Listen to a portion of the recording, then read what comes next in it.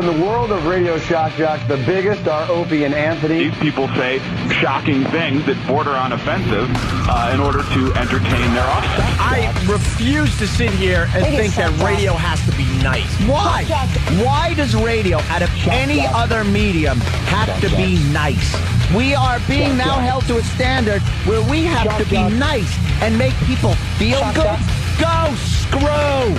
Radio bad boys, Opie and Anthony. Controversial radio personalities, Opie and Anthony. Infamous DJs, Opie and Anthony. Talk show radio hosts, Opie and Anthony. Opie and Anthony. Opie and Anthony. Radio shock jocks, Opie and Anthony. Opie and Anthony. Shock jocks, Opie and Anthony. Shock jocks, Opie and Anthony. Opie and Anthony. Shock jocks, Opie and Anthony. Opie and Anthony. Two mentally retarded women strapped with remote control explosive were used as unwitting suicide bombers. Run! It is Pete Rose! This is where entertainment is going. You're a drunken pig and you're not sexy. I hope you're killed by a drunk driver that isn't you. I hope you're killed by a drunk driver when you're sober. They are sick freaks. What was the biggest piece of you're involved with? I think that's the way to go with this interview, I'm thinking. This show. It's time for people to understand these are words. If you don't like them, turn the dial. But enough of this palaver. Let's get the show on the road.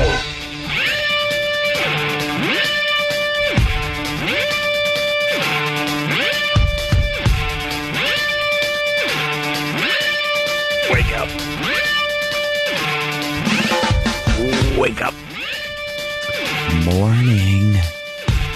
Good morning. Up. Wake up. You. Don't hit that snooze. That's what I was doing. Hitting the snooze today? Snooze a little bit. Hitting the snooze. Just a tad. I got up early this morning. You did you? Because my gut was grumbling. Were you percolating? Oh, man, was I. And then for some reason decided to make beef stew at 4:15 in the morning. That doesn't sound like a healthy breakfast. Why would you make beef stew? Oh, my God. Did it fill the house up with a nice aroma of beef stew? Boy, did it. Wow. That is disgusting. It was truly beef stew. Want to say, what? What happened? It's beef stew. What happened, Jimmy? Because you got to be careful when you're making beef stew that early. Sometimes you get on the back of your legs. Yeah. Yeah. Clumsily you cook it. Yeah. Well, it depends how you dump it out of the can. All right. All right. Well, you ever see it? Comes in a can. Wow, that was a good one. There's a little bit of beef stew on the tip of your white shoe. That was a rough night. Let's say good morning to the people out there. It's the Opie and Anthony Show. Hi. Want to say good morning to all the cheeseheads. Our phone number is 877-212-ONA. If you're a cheesehead and you want to call our show today. A cheesehead? Just proving that Obama's got this nomination. How is he winning Wisconsin? How is he winning Wisconsin? He's winning. Yeah, he's going to be the nomination. The guy's, he's definitely on line to be the Democratic nominee. He was accused of plagiarism. It didn't even slow him down a bit. Didn't even slow him down. Well, that was a pretty weak tack they took on that one. Hey, he's got a friend who says things, and he said the same thing. Right. Meanwhile, so a speechwriter may have actually done that because sometimes speechwriters write for these guys. Yeah. Let's just say a couple of the out-of-work TV writers. Somebody wrote for Clinton and Obama. These speechwriters. So who knows? Somebody might have written that. Yeah. Of course. Does it really matter either? It reminds me of when I was in college and I was paying for, final exams and papers. Good old Coach in Geneseo writing my fine Russian history paper. Cost me $200 for a B- because I didn't want to alert the teacher and all of a sudden get an A. That would be crazy. They're going to come back now and take your diploma, and you're not going to be able to get a job. That's my scary dream I have over and over and over again. They take your diploma, and you get kicked out of your job. That's my scary dream, that I never graduated college. Technically, I didn't. I cheated. I cheated the last year and a half. Cheated your way through. Yeah, because I was Good bored. Man. And I was already doing radio. I'm like, well, Why am I going to like work really hard in the Russian history class when I have a radio show to do? Yeah. For 15 to 20 people. Busy. Right. So what, you actually really, does that work? As you were saying that, I'm like, I wonder if that like is something that like freaks them out. Because you mentioned that once in a while. Are you like really afraid that they'll find out or that they'll come and take the diploma? I don't know. You know, it's just one of those weird, like, scary dreams. I think a lot of people have them. It's a good thing you've kept it to yourself. I know. Hey, E-Rock, keep this under your hat if you ever heard. Along with that haircut. You know, God rest his soul. Coach is no longer with us, but he took care of a lot of us back in the day. You had to find him in the smoky idle hour way in the back. He had his own table like he was a mafia boss. He's over there. Yeah. Oh, God. Well, I'm gonna down a pitcher of rum and cokes before I go over there. And then you kind of saunter over, and he was very intimidating, and he's like, yeah, what do you want?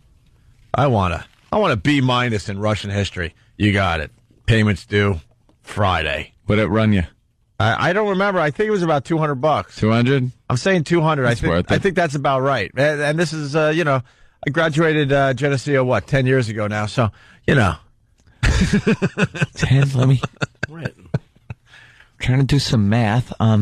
Okay. 30. Hey, well, congrats. 30. Do you ever feel like guilty about it or no? What? No, not at all. Okay. No, I thought my schooling was a waste of time. I learned a lot about myself, and I got to do a radio show. The classes that I thought were useful, yeah, I worked hard in. I took film classes and whatnot. But these dumb, like, core courses, all of a sudden they insist you have to learn about Russian history or whatever the hell it was. Why? It might have been European history. They might have lumped a bunch of countries together. I don't remember. Yeah, exactly why. That's great if you just want to learn about that yourself. And if you do, you could probably do it out of school. Mm-hmm. You just go to the library, get some books on it, and there you are. Yeah, I think, whatever. I think they got to restructure the entire school system if you really want to get into this. It's such a waste of time, a lot of these classes they throw at you, especially in high school. It's like, look, man, don't give a crap. And then they always come up with some cockamamie idea why you need it. They just want to, they want to keep you busy. Yeah, it's busy work. So you don't try to make out with girls and stuff behind the school. They just want to keep you busy. Don't put Visine in the shop teacher's coffee or something. Yeah, it's busy work. Yeah. Oh, man, I had more fun trying to figure out how to, cheat. Yeah. I've made the smallest cheat sheet ever. I challenge anyone. I had it down to... Little tiny letters. I had it down to my thumb. Wow. A piece of paper down to my thumb. Wow, what'd you write on the back of a list of E-Rock's accomplishments? Oh, E-Rock.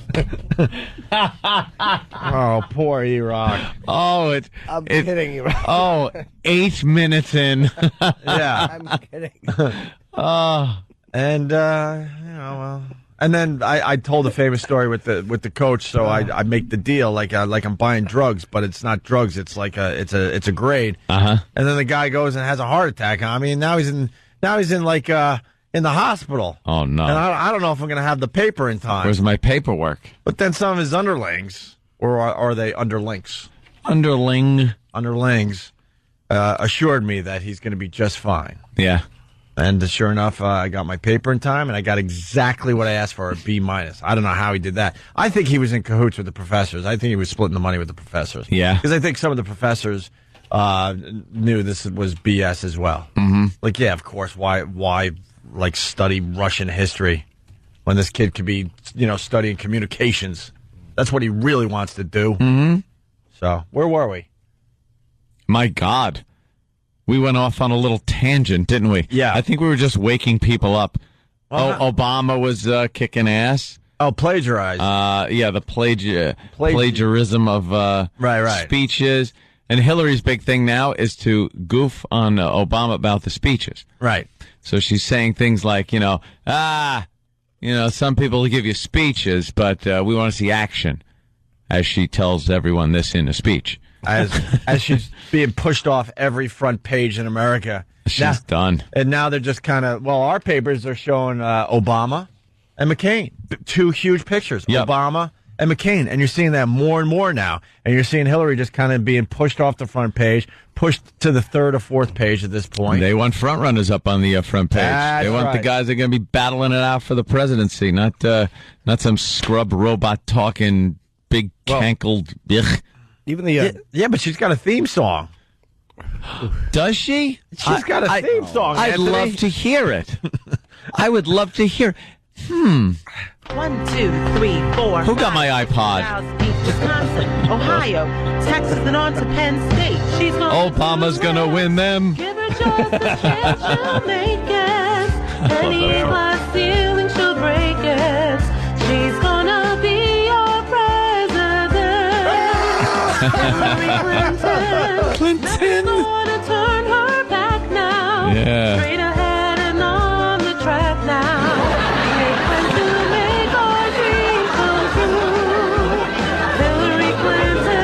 Whining. Terrific. Nothing she can do.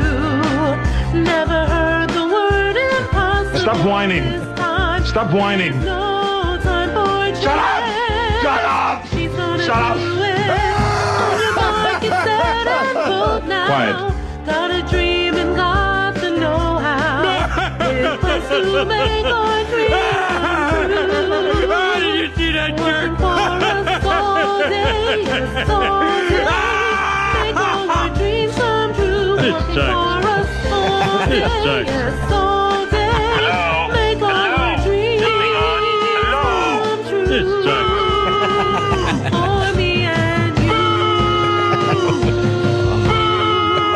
I found it, Jimmy. We rarely use this one. You're going to be hearing that a lot in the coming weeks. I had to point out to Anthony just before Jimmy arrived that my favorite part of the song is when it just kicks in. Yeah. And it makes me laugh so hard. There's the beginning part where she's just kind of talking. Just do that part. And then when she kicks it in. Where she sounds like a tranny? Yeah. The first 5 seconds, she sounds like a tranny. But then when when it kicks in, that is fantastic. This just part listen. is the tranny. 1, 2, 3, 4, 5, 6, 2008, Wisconsin, Ohio, Texas, and on to Penn State. And That's then, a tranny. But you got to hear the other part. You got to do that. I love the change. And then this is the part that cracks me up. She's gonna do it. Oh, shut up. She's gonna be our president. Right. Jesus. Shut up. No, she's not. Is that a white woman or a black woman? I don't know why I'm picturing a black woman singing. That's got to be a black woman. I don't know. She sounds pretty white. Really? Really? Yeah. Really? Really? I come in prepared now because I know you're going to be yelling and screaming about Obama and black and white. I'm almost resigning blah, myself blah, to the blah. fact. Let me give you some stats from Wisconsin. Okay? He won about half of the white women vote, a group dominated by Clinton in previous elections. He cleaned up among white men, 59%, to Clinton's 38%. Obama picked up half of the voters with incomes, under $50,000 per year. Yeah. He was favored by 6 of 10 independents, and about 50% were first-time voters who like Obama's change message. Yeah. So I'll give you 2 out of the 5 over there. But everyone is voting for this guy. Every demo. I think Drudge Report was basically saying he won every demo. Every demo, every breakdown. But do they know what he's planning? Huh? But do they know what he's planning? It doesn't matter. He'll just sound good messing That's up. all. He'll sound good messing up the country. Yeah. He'll just sound. Let's say hi to Fred in Wisconsin. Fred. Hello, Fred. Fred? Hello. Hey, Rick. What you boys doing this morning? We're talking to cheeseheads. Oh, I'm one of those. Hey, I know how Barack won. How? He just burned up the phone lines. I got 8 phone calls, 3 from robo-dialers, and 5 real people called me. Just vote for Barack. And did you go out and vote for Barack? Hell no. Yeah, see, that marketing doesn't work. They think phone it does. call. The phone call doesn't The work. old cold call, yeah. Look, you know what, Anthony, if Barack Obama personally called you, him himself. Yeah, think this out. Hello, before Anthony. you answer. Okay. And he actually called you personally and said, please vote for me. You would have to vote for him because now you would have some kind of connection to the guy. If I was Barack Obama, I would just be calling radio guys. Radio guys. Yeah, start with radio guys. I'd actually probably, no, I'm not in the same, I would probably say, how did you get my number? And do you also have my address? Then I'd have the locks changed. Would you yell, prank caller, prank caller? Prank caller, prank caller. I don't know you. Yeah. Well, there you go, the cheeseheads. Cheeseheads. Oh, yeah. All of them seem to like Obama, huh? Yeah. That's great. Congrats to Obama. Oh, boy, we're due. Gary in Atlanta, what's up? What's going on, man? Atlanta. What's up, Gary? Freaknik. Yo, we're going to Freaknik. I think they shut down Freaknik. Yes, they did. They call it something else now.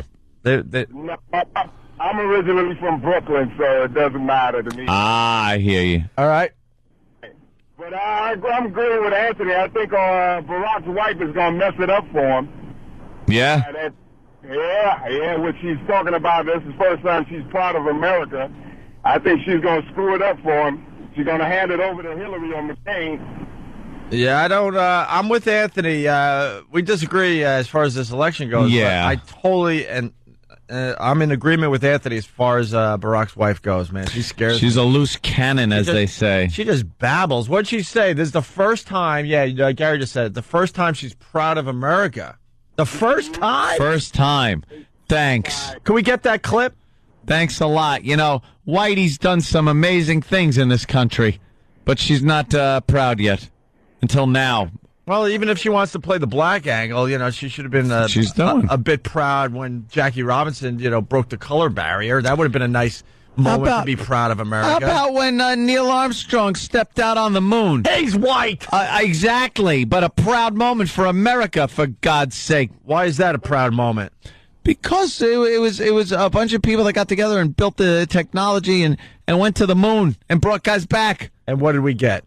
Some rocks. What did we really get from that? Cool pictures. What else? The ability to say that we beat you, you Rushkis. Yeah, but the other planets laugh at us. They're like, the planet is fighting over what part of the planet got to the moon first. Yeah, I know. That is stupid.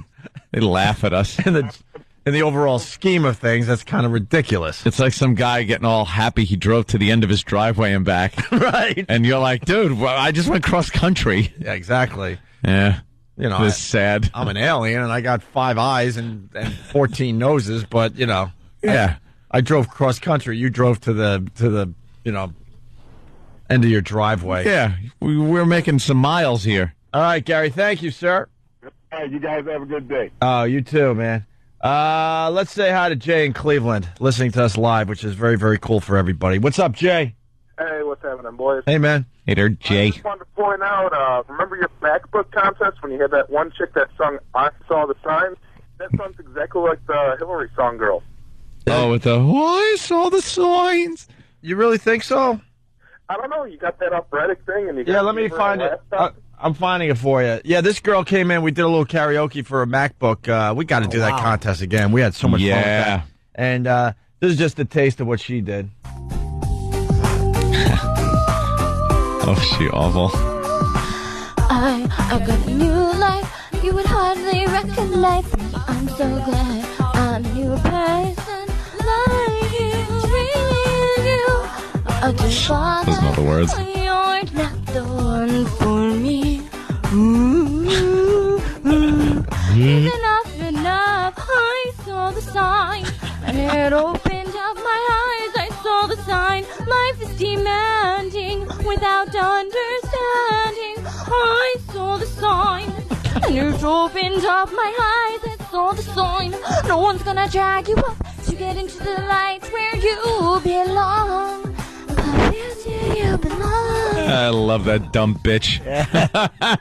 Pamela from Deer Park. Sexy too, man. Pamela, you dunce. Yeah. It's fantastically bad. 3, 4, 5, 6, 2000, East Wisconsin, Ohio. Get ready. Texas, When it kicks in, here we go, everybody. She's gonna do it. Just a chance she'll make it. No, she won't. Any glass ceiling she'll break No, she can't. She's gonna be your president. No, she won't. That sounds very similar, though, huh? Yeah, that's just awful. What are you doing over there? Nothing. You're up to something. What are you doing over there? What are you doing? What are you doing? I was just thinking, she's going to be our president, beating the... Just add in a few more lines and maybe, punch it up a little.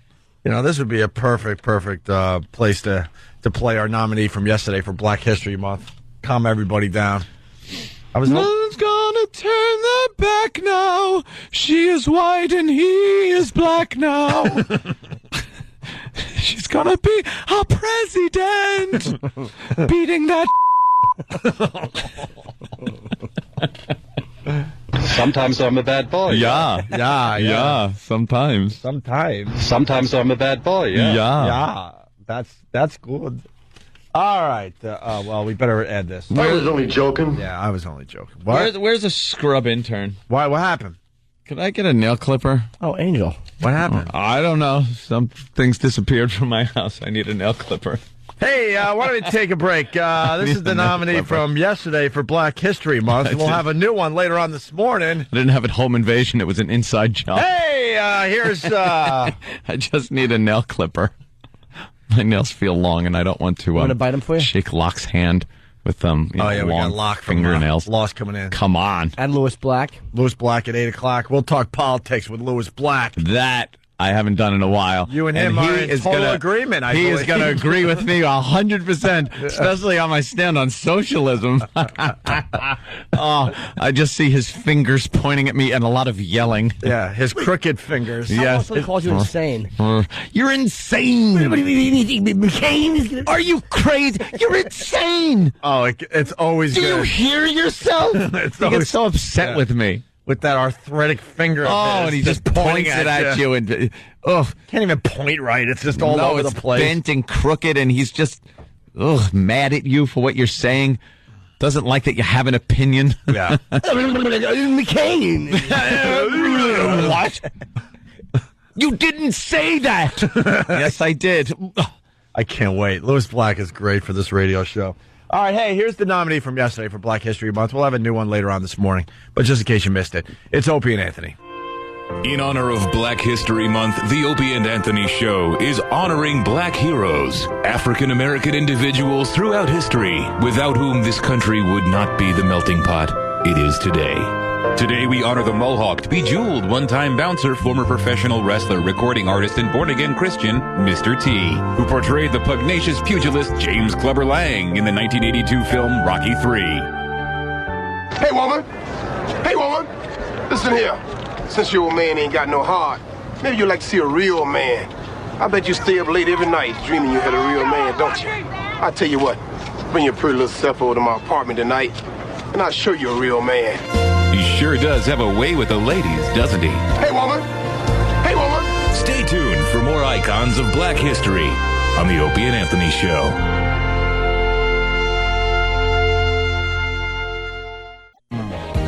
Hey, this is Jim Norton. The second half of my tour is on sale now. Go to my MySpace page, which is myspace.com/Jim Norton for all the different ticket links. Seattle, Washington, March 28th. Portland, Oregon, March 29th. April 22nd is Detroit. April 17th through the 9th through the 20th is Caroline's here in New York. April 25th, Chicago. And May 2nd, Pittsburgh.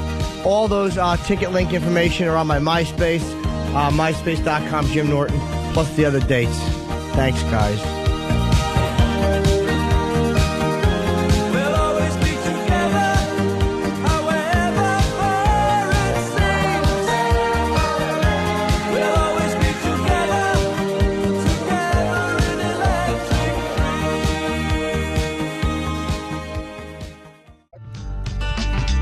Hey, good morning. Opie and Anthony.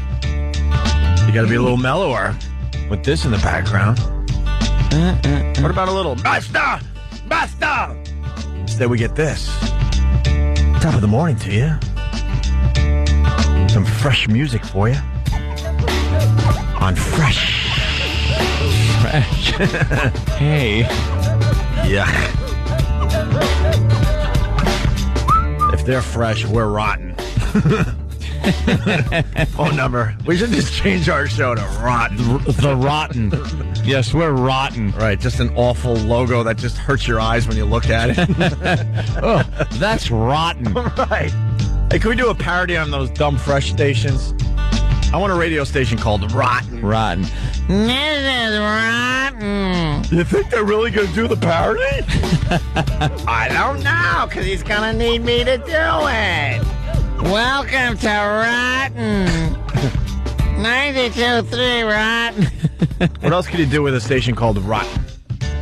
Have homeless DJs. Oh, yeah, that just stink. Yeah. Like a tippy. All right. So I was watching American Idol. We're going to have to get into this a little later.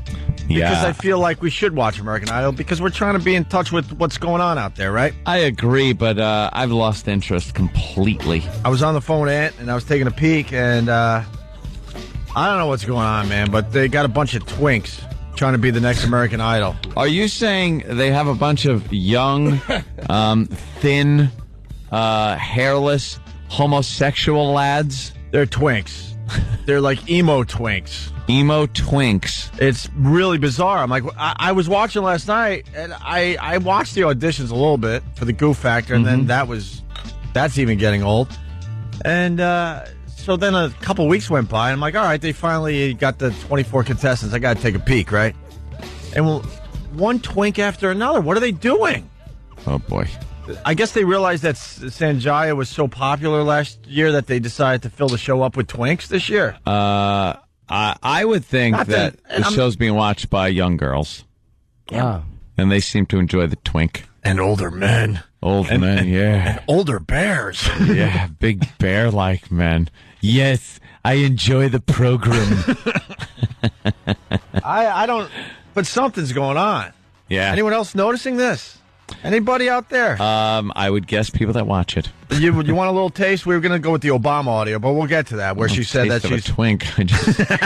I'll listen to it. But she's saying she's proud of America for the first time. We'll get to that audio, but yeah, what the hell? It's an observation I had last night. I don't know. See if I'm onto something here. Okay, we meet a guy named Colton. Colton.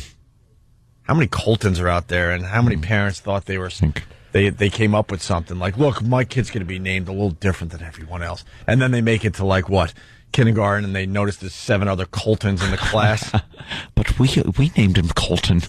They were copycats. Because everyone got the New Age baby naming book, you idiots. When does the twink named Travis show up on the... Well, they all look kind of like a Travis. Look at this thing. What is that? That's not a guy. That's... Colton Berry. That's a girl with a tie. Tell you what, I'd like to bury and... Looks like Ellen. Yeah. Oh, God. Yes, exactly. Here's Colton. Listen to this. I'm 18 years old. I'm from Stanton, Virginia, and I'm a student. I decided to audition for American Idol just because it was kind of my dream. I followed it from season 1 and been enjoying the ride. It's a blast. So I was sitting there with the rest of the top 50 on the Final Judgment show. And I have a wonderful technique of singing the Teletubbies theme song in my head whenever I feel nervous. And that's what I did for about 3 hours. All right. Look, I got nothing against the homosexual people. I'm not even saying that. But they obviously are going for something here. That's what I'm saying. I would say, based on what he was talking about and the way he was saying it, that in my personal opinion, I would peg him as a gay guy. A twink. A twink. I'm not going to say he's gay, but I'll bet there's not a pillow in that house without teeth prints in it. I'll bet he can tie his shoes. His face probably touches his shin when he ties his shoes. Let's say hi to Flounder. He has no idea what it's like to sleep on his back. Not at all. Why would he? No surprises can wake you up. Ooh, what's that? It's called a ceiling. All houses have them. Flounder. What's going on, guys? Hey. Hope you are totally onto something. These kids are beyond homosexual, though. They're more like what Jimmy Scrolls for in Manhattan. These kids should be dressed as girls. Yeah, wait a minute. They're extremely... Jimmy into this. a bunch of them are extremely feminine. I mean, I know every year they cast they cast like they're casting a reality show. So you have to have the black dude that's down on his luck. You got to get the gay guy, the person that doesn't think he's gay. You got the big fat black woman. You got the rocker dude. The rocker. You got the little girl from a little town that wants to sing country. I mean, they're casting these roles every single season, but something's going on this year, man. It's not even fun to watch. Yeah, what happened to Chris Daughtry, where he's just rocking. He's just rocking out those He was the rocker. All right. Well, that was Colton. Now we meet David, just in case you thought I was, crazy here. I'm 17, and I'm from Murray, Utah, and go to Murray High School. It was really fun when Randy started singing along with me. It's like, oh, cool, I'm singing with Randy. They said I was through to the top 24, and it was just like, oh, what a feeling. That's nice. Is it? What was your favorite quote, Eric? There was a quote. They have quotes for them on the site. You'll never be lonely if you learn to befriend yourself. Yeah, I bet. And then you'll never be lonely if you bring a drill to a rest area. Never be lonely if you have a wide stance.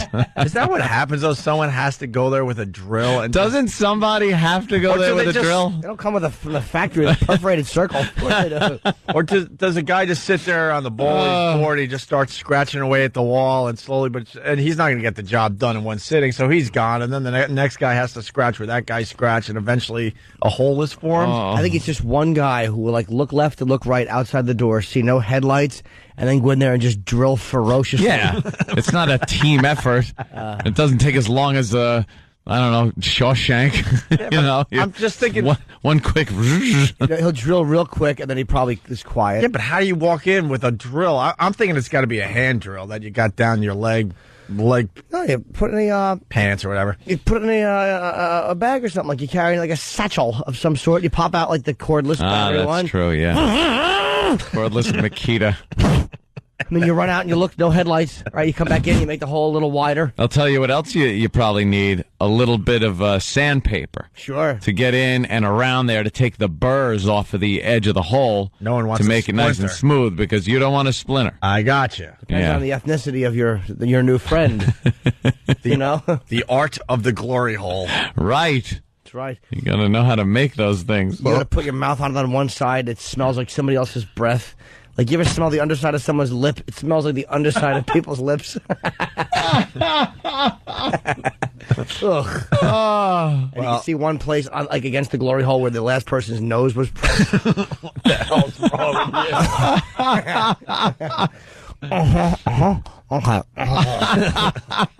you? Hey, oh, God. We got more David audio. Because Ryan starts flirting with the guy. And then they bring up chicks. Chicks, yeah, I bet. I wasn't expecting that, yeah. What were you expecting? Well, I was just, I don't know if it was like my best, so, I'm really odd that came out of them. Wow. You're so likable. You feel extremely comfortable on stage during the song. I love it, man, especially with the audience here, wow. Yeah. No, go ahead, enjoy them. Oh, no. No. Only vote for him. You actually can't adopt him, so. I'm 17. No, I know, but the ladies love you. Oh, great. Do they have to? They love you. We'll be right back in a few. I love the fact that women that age have no clue. No, he's so cute. You don't understand, you have no do you? idea, man. You poor little girl. You don't even get it. Right. See, there's a certain part you have that disgusts him. That makes him go, ew. He looks at that the way most of us look at garbage juice at the bottom of the truck. Yeah, you ever see a garbage truck driving down the road and it's just pouring out the back? Yeah. That's what you have. Yeah, he has a better shot of laying under that and drinking that fluid than of kissing that disgusting part you have. He hates it. That gaping wound, basically, where something's missing. Yeah. He doesn't like that at all. Mainstream media has a problem with homosexuality. They don't want to acknowledge that these people could possibly be gay. Yeah. I remember it was Regis, and I can't remember who was actually on with him. And Regis is like, when are you gonna get married? And, was it Clay Aiken or something? He's done it to Clay, I believe, but it was somebody else that it's so freaking obvious. Well, he's inept anyway. Yeah, and Regis is just wondering when you're gonna get a girlfriend. So you've been out on the scene for a while. I see a lot of girls are your fan base. When are you getting married? When are you popping the big question? You gotta like the vagina, don't you? And you sit at home, you watch this, and you get uncomfortable. You're like, Regis, come on. Now, our next guest, I'm going to ask him when he's getting hooked up. Let's bring him out, Charles Nelson Riley. When are you getting married, for God's sake? Thank you, Steve from Bayshore. You got that. I think they used to ask Liberace. Liberace, you're a great piano player. I'm sure a lot of girls find that very romantic. When are you getting married? I wish we could find audio of that, because it's like, what are you talking about? Oh, God, what is he? Now, here's a man that just gets the girls swooning. He's the star of Macmillan in Life. Let's bring him out, Rock Hudson. Rock Hudson, how do you do it? There's girls everywhere just fawning over you. What do you mean you want to be buried upside down? That old gag. Maybe the boys could find some of that in the back. That might be a tough. That might be a tough find. But Regis talking to obvious. I don't guys get about it. Chicks. Let's bring out a single man. I don't understand why the girls, why he doesn't have a girl. Yeah. He tries to keep in shape. Mr. Richard Simmons. Richard Simmons, come on out. Girls adore you. I think they might. They're fatties, but they love you. I think they might have done it to Nathan Lane. Nathan Lane. It's like what? He just doesn't know. Regis doesn't understand it either. He's so old school. He doesn't get that there was this sexual revolution and gay people came out. Right. He just doesn't understand. Lead singer of a very popular band these days. The band's Queen. Let's bring out Freddie Mercury. Where's your girlfriend? Here it is, a beloved father through the 60s and 70s. Yeah. Raising 3 boys on his own until he met that wife of his, but not in real life. Robin Reed, where's the girl? He does it to women, too, like Billie Jean King is coming in. Yeah. Billie Jean King! When are you going to settle down with a man? Settle down! That's right, Mr. Elton John! Where's your girl? Just completely clueless. All right. Hey, well, now we meet the third twink trying to become the next American Idol. Oh, I don't know what the hell's going on. They're all the same. Look at this. Look at the pictures. Yeah. Look at them. You got the young, Leif Garrett looking thing. Garrett Haley. Colton Berry. Wow, look at him. Wow. Gay to want to canoodle with Colton Berry. That is a guy. I don't know if it's gay, because look how, feminine they are, Jimmy. How old's Garrett Haley? 17. They're just 17-year-old, You're a young boy. There's plenty of time to find the right woman to settle down with. You know what the right woman is, don't you? I do. For you, one with a big... Well, we meet Danny. Let's see Danny's picture. I'm 18 years old. I'm from Azusa, California. It's the same voice. I like to wear nail polish. I like to wear fingernail polish. Yeah, it's all the same voice. What is that? That swishy kind of. That is a girl. That's Janet from Three's Company. Danny Noriega. That is a girl. What is that? Come on, really, seriously. That is a girl. There's more. That's more feminine than male. But this is what's going on American Idol. It's amazing how this sissy male. That's what women want. That's it. Sissy. They don't like men. They like sissies. Oh. I'm 18 years old. I'm from Azusa, California, and I'm currently unemployed. You got a very good voice, Danny. Mm-hmm. Thank you very much, Simon. Last year, I got cut the first day in Hollywood on stage. That was pretty bad. It was pretty hard. I was like bawling for like the next week over. The week after that, I was like, Mom, I think I want to audition again. I want to do this again. And she's like, this kid's crazy. My name is William, and I like fingernail polish. My name is William, and I like to wear dresses. I'm gonna get rid of all my male clothes and get only girl clothes. I would be happy looking like a woman. Last year I tried to create this little image that I thought the judges were looking for, and I was going about it all wrong. I was not being myself. Tonight when I perform my song, I want to bring my swagger and attitude on stage. I want to be hot. So. Oh, my God. You know what it is, too? I bet a lot of gay guys watch this show. Yeah. Love it. And they know that a huge part of their audience is, like you said, young girls and gay guys. You can act like a man! What's the matter with you? They completely switched it up, though, Jimmy. That's what I'm getting at. I got my swagger and attitude, do you? I don't even remember. Well, you had Sanjaya last year, but he was even more manly than these guys we've been playing. That's a bold statement. But he was, man. Yeah. Listen to this voice. This is a female. I see you nodding your head and agreeing with. That sounds like grotesque. And nodding his head. Yes. Grotesque, like, well, it obviously means bad, but like I didn't really, It's the opposite of good. But you did say at one point when you saw him he was the best of the day, and then the other end of the spectrum, grotesque. What do you think went wrong? What happened? That's true. God, right. Song choice, I guess. I don't know. I kind of liked the song. I thought it'd be fun for a first show, but I don't know. Some people weren't liking it.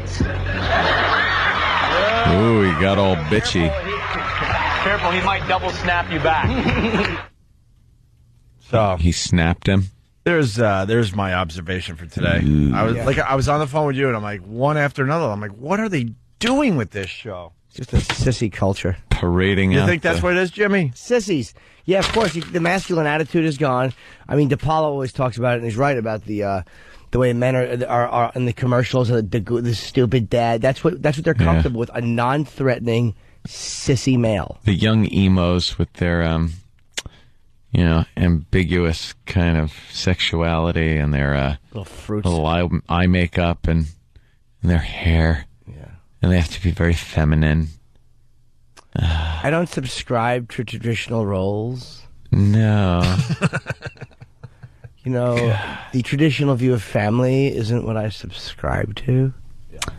I like families with two dads. Do you? Yes, I like penguins who sleep together. Let's say hi to Derek in Jersey. Derek. Hey, what's up? Hey. Hey, I want to know if Steve C is the fourth judge for American Idol. Yeah. Longer! I like this young lad. It's very good. I saw a lot of emotion. He reminds me of myself when I was in Foundry, except he can sing and he's not wearing a dress. It's not 8,000 pounds. I like his attitude and swagger. Let's go to Mike in Jersey. Mikey. Hey, boys, how you doing? Pretty good, bro. Hey, listen, these guys remind me of Gay Marco. Maybe you could play that clip where he eats a peach. Big. Wow, that's one that will get you fired if you do that nowadays.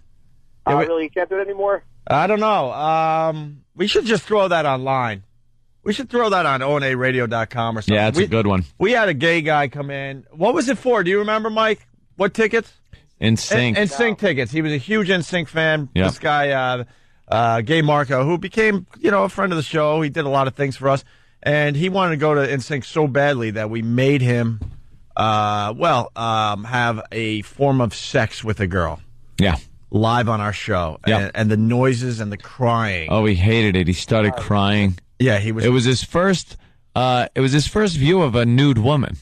Is what it was, and I remember him just going, "Ew, what is that?" Like he didn't know anything. Can we at least get that clip, Iraq? Where what is that? You don't have to explain it, but we could at least have the clip of him going, "Ew, what is that?" And then him just breaking down and crying. Huh?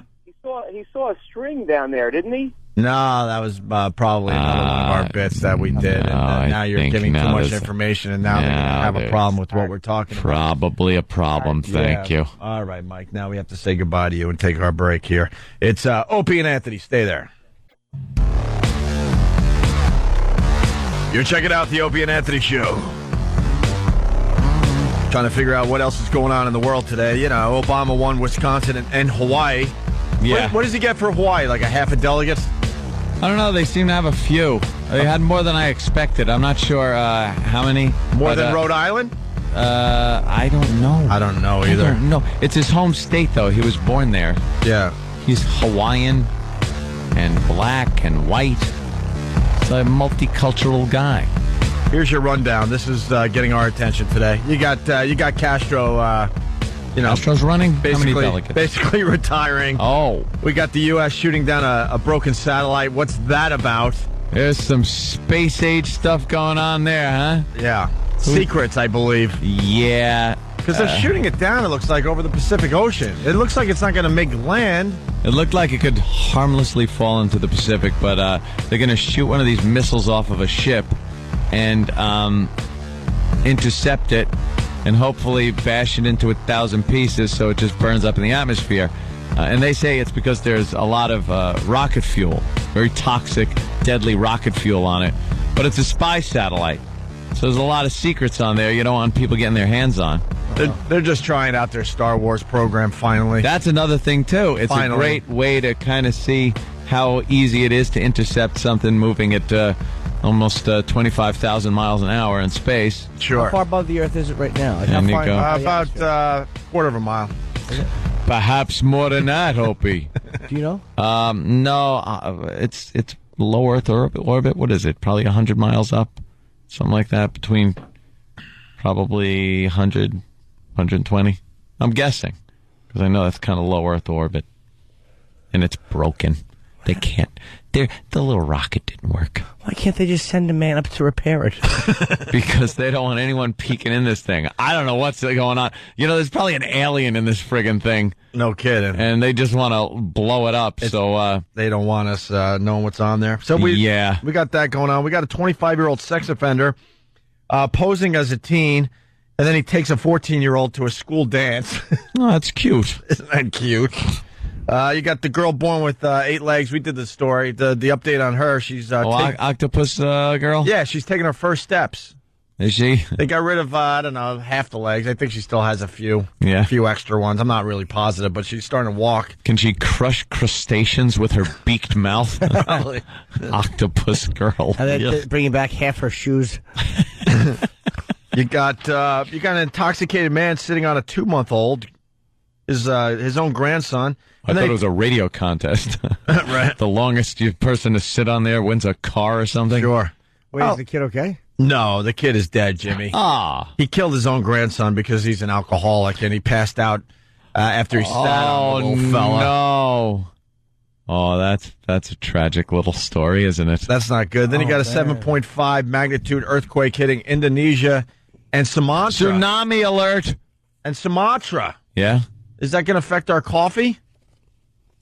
Hope not. When I go into, quick check. When I go into one of these coffee joints and I see Sumatra. Yeah. I didn't know it was named after an actual place. Yes, it's part of Javariety. The country of Javariety? Yes. I've visited Javariety. It's a wonderful place. And then you got a Gene Simmons sex tape, and Jimmy ran out of the studio to check it out. And what do you think, Jimmy? He wanted to confirm. Well, it's black and white, and it's smoking the girl whose ass it brings tears to your eyes.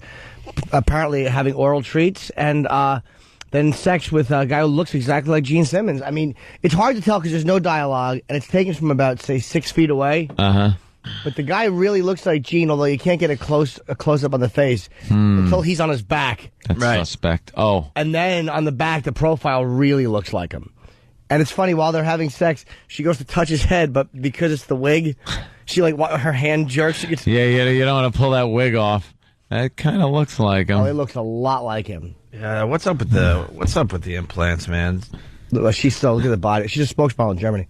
Really? Oh, yeah. Beautiful body, man. They're just gee, what's she doing there? Wow, there's a couple. Wow, there's like a split screen here. You got a bunch of action going on. How we doing, people? He's talking, all right? Is he freaking using his BlackBerry as she does her thing to his thing? Then it's definitely him. He's probably trying to make money off of the tape they haven't yet made. He's putting something over it to just make sure. Oh, is that what was going on? Because it looked like he was like emailing someone on a BlackBerry, but there was something in his hand that he needed for the act. I love the fact that his dumb pants are still out. Now watch a second. Right now they're going at it a little bit. Gene's just starting, and he's watch. You see her go to touch the hair and jerk her hand back? Jerked her hand back. Yeah. Well, what do we know about this tape, by the way? Does he know about it? Was it I'm sure he does. Secretly? Well, he knows now, but I mean, did he know ahead of time, or did this look like it? No. Like this lady decided to just film him? I think so. Yeah, but it's obviously a hidden camera. Yeah. So what do we got on this? What do we know about this? I don't know, Steve. And word on the street. And are we allowed to? Why would Steve be close as we talk about this? He's the only one that knows about this sex tape. This was taken. I was hiding in a closet. Steve, what do we know about this? Yeah, what's going on? It just hit the. I saw it on AVN.com last night, and it was one of the websites. I think it's on there. GeneSecret.com released it, and it's one of these sex tape brokers. And I'm not sure if he knows or if he's fighting it yet, but I'm sure he's going to have a statement soon. Look at her ass. I mean, she's really fantastic. Why would he fight it? He was secretly taped. Unless that's the gag, unless that's the gimmick. Yeah, because now you don't know. Because like Joey Buttafuoco's claiming that he was secretly taped because they were at some kind of party and he decided to go have sex with his chick in the middle of a party in a room in this place and then said that they were secretly taped. It's like, stop. Right. That's the angle. That's the gag. The gag is we were secretly taped, you know? But that's Joey Buttafuoco. This is Gene Simmons, worth substantially more, and a tape like this could be substantially more damaging if it is him. So how is it damaging? He openly admits that he bangs everything in sight. Yeah, he's banging at 10. This won't hurt Gene at all. And it's not clear enough. It's not a good enough tape that would be set up by Gene. Like, it's not clear enough or the sex isn't hot enough for it to have been something he would go, yeah, that's good, let's release that and pretend I don't know. Yeah, because he would have definitely had a lot of, like, profile shots and a lot of close-ups on his face. Yeah. Because it's all about Gene. Oh, wow, there's more for Always. Yeah. Oh, so. Is there? All right, well, there you go. Check it out before they get rid of it. I'm sure they're going to get rid of it, right? I'm sure. I'll tell you what it is. He must have, if it's Gene, he was obviously having something with this woman because there's a bunch of footage of them having sex, so she probably just set him up. Could be. Yeah. All right. And in other news, before the break, we were talking about Gay Marco and what he did for NSYNC tickets. No. We can't play the bit, but we could play one clip that I think is really, really funny because basically Gay Marco was desperate for NSYNC tickets. He said he would do anything, and he's as gay as they come, man. There's no question None whatsoever. more gay. And we made him do something to a girl for the NSYNC tickets. Mm-hmm. Yeah, it's, a practice that is usually reserved to some type of foreplay. Yes. If a gentleman is doing this to a young lady, he usually would find it very difficult to whistle a happy tune as he was doing it. That's right. Well, listen to the clip. This is the trooper, the girl that came in. Yeah. Getting ready. Mm-hmm. And then Gay Marco's reaction is just classic. Oh, my God. No, Marco, get up. Don't leave. Marco, come here. Marco, come here. Come back. Marco, come here. Come here. Marco, he's confused. Like, no, Marco, come here. Come here. What was that? No, Marco, it's a woman. It's a woman, Marco. I wish we could play that whole thing. He lost his mind looking at a woman and the most womanly of areas. Yeah. He didn't know what it looked like, so he didn't know what to expect. Right. So when he saw it, he just lost his mind. Well, someone's got. What is that? Someone's got to host that bit for us because I think the newbies need to hear that. You replay it on regular radio, you're fired. Simple as that. That's just the way it is. It was extremely graphic for this day. I think heterosexual guys know that certain areas come in many shapes, sizes, colors, textures. There's sometimes everything is very neat. Sometimes it looks a little sloppier, let's say. And I think he had this illusion that all of them were the same and everything was, like a clamshell that's hard to shuck, you know? And meanwhile, I think he was looking at some, I don't know, mussels that were cooked in marinara. And it scared the crap out of him. It was a very, very fun day. Oh, yeah. All right, moving forward here. So we got the audio finally of Obama's wife. She's going to just mess up Barack's campaign. Like Anthony... She better start now. Anthony said this months ago, and I'm so with him. He's running away with this. Well... She's loose cannon. Yeah, this is what she said, in case you missed it. For the first time in my adult lifetime, I'm really proud of my country. And not just because Barack has done well, but because I think people are hungry for change. You think that's just a slip up, or does she really... change thing. Or does she really mean that she's happy for the first time? She said she's happy with the country for the first time. And it's all because... her husband, black guy, has the opportunity to be a president. Everything before that sucked and reeked of racism. So she's, a little upset with the way America was run. Forget the fact that, throughout history and, of course, during the industrial age, everything that the world depends on now pretty much came out of this country or Germany. Yeah, forget about that. Now we can be proud. Thank God for Mrs. Barack Obama. Yuck. She wasn't proud when the NHL finally accepted the first black player? No, apparently not. This is the first time. Which was 2 years ago? Yeah. Than's pointing out Did Hillary Clinton, I'm sorry, does she have Botox? Maybe she, look at her, it looks like she's storing like those things that you put those frozen packs on your a wound or an injury? Right. She looks like she has one in each cheek. She doesn't look natural at all. Yeah. Well, did you say Hillary? I did, Opie. Why? I'm just wondering. I wonder how she's going to do. 1, 2, 3, 4, 5, 6, 2008, Wisconsin, Ohio, Texas, and on to Penn State. She's going to do it. Give her just a chance, she'll make it. Any glass ceiling, she'll break it. She's going to be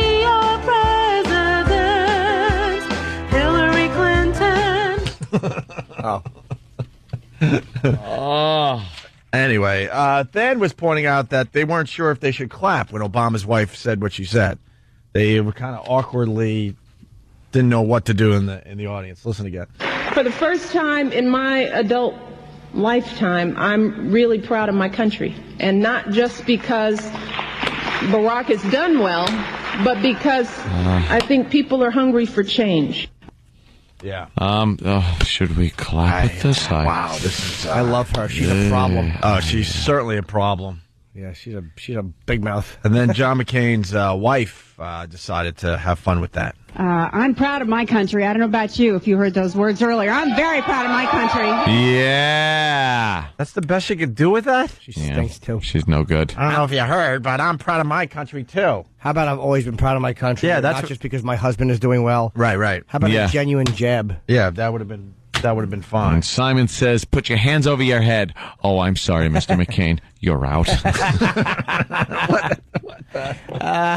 He got tortured. I know, the poor bastard at Hanoi Hilton. Vietnam. He was in country getting beat up. Oof, poor guy. His crab arms. I want to dip his arms in butter and enjoy them. Butter sauce. Leave him alone. Yeah. Speaking of Vietnam, I brought in a bit of audio today. Spuds Buckley in the Nam? No. Didn't me and you fly a blimp over Hanoi? No. And bomb? No? Oh, I thought we did something like that. Well, we started a bit, I don't know, over a month ago now, old school Opie and Anthony. Basically because I'm finally unloading, boxes and boxes of stuff. And today I bring to the show a radio show from 1970. I remember that was the year we first got together. No! We were in Vietnam. Old school Opie and Anthony doesn't mean it's all just our stuff. Oh. It's just stuff I've had in boxes for a very, very long time. And I found this, and wow, it's Dave Rabbit. This guy, Like, E-Rock was doing some research on this guy. I had no idea. I've had this tape. Actually, my good friend Stork.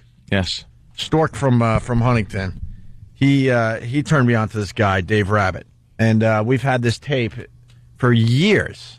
Like, I've had this tape probably for like 20 years at this point. And I gave it to E-Rock. It's on a cassette, another one of these cassettes. And E-Rock went through it and did some research. And I guess he's a hero on the internet, right? Yeah, there's been this big thing surrounding him. They never knew who the actual guy was up until a couple of years ago, when the guy finally came out and said, "No, this was that me." was me." And there's been clips of his broadcast circulated through the military for years, and nobody knew who he was. He has merchandise and everything that he made by hand back in 1970, where he was just drawing on old made out of ears and teeth. No kidding. He would have some kind of paint, and he would just draw on these old sweatshirts and have Vietnamese kids selling them on the street for like $2-3. Wow! And these things are big collector's items. And now he's residing in Dallas, Texas. So how old is he? He's gotta be 40. Late 50s. That's it? Yeah. Well, this tape is what, 37 Wait a minute. to 38 years? No, he's got to be late 50s, 1970. Well, maybe is 37 years ago. So he could have been 20. Okay, I suppose. so. Yeah, I guess. The youngsters were going to Vietnam, so I think he's like 59. all right, that's about right. All right, let's call him right around 60. And this isn't Good Morning Vietnam stuff, by the way, because Jimmy asked me before the show. And This is not high energy. This is a guy that is smoking a lot of weed or dropping something, because he talks about acid a lot. Some of the dope. And he's just doing a show for the guys in the field, and these guys are listening on their little transistor radios, wondering if they're going to survive the day. Yeah. Oh, is that him? Yeah. Yeah. Why has he got to wear camo if he's on the radio? I don't know.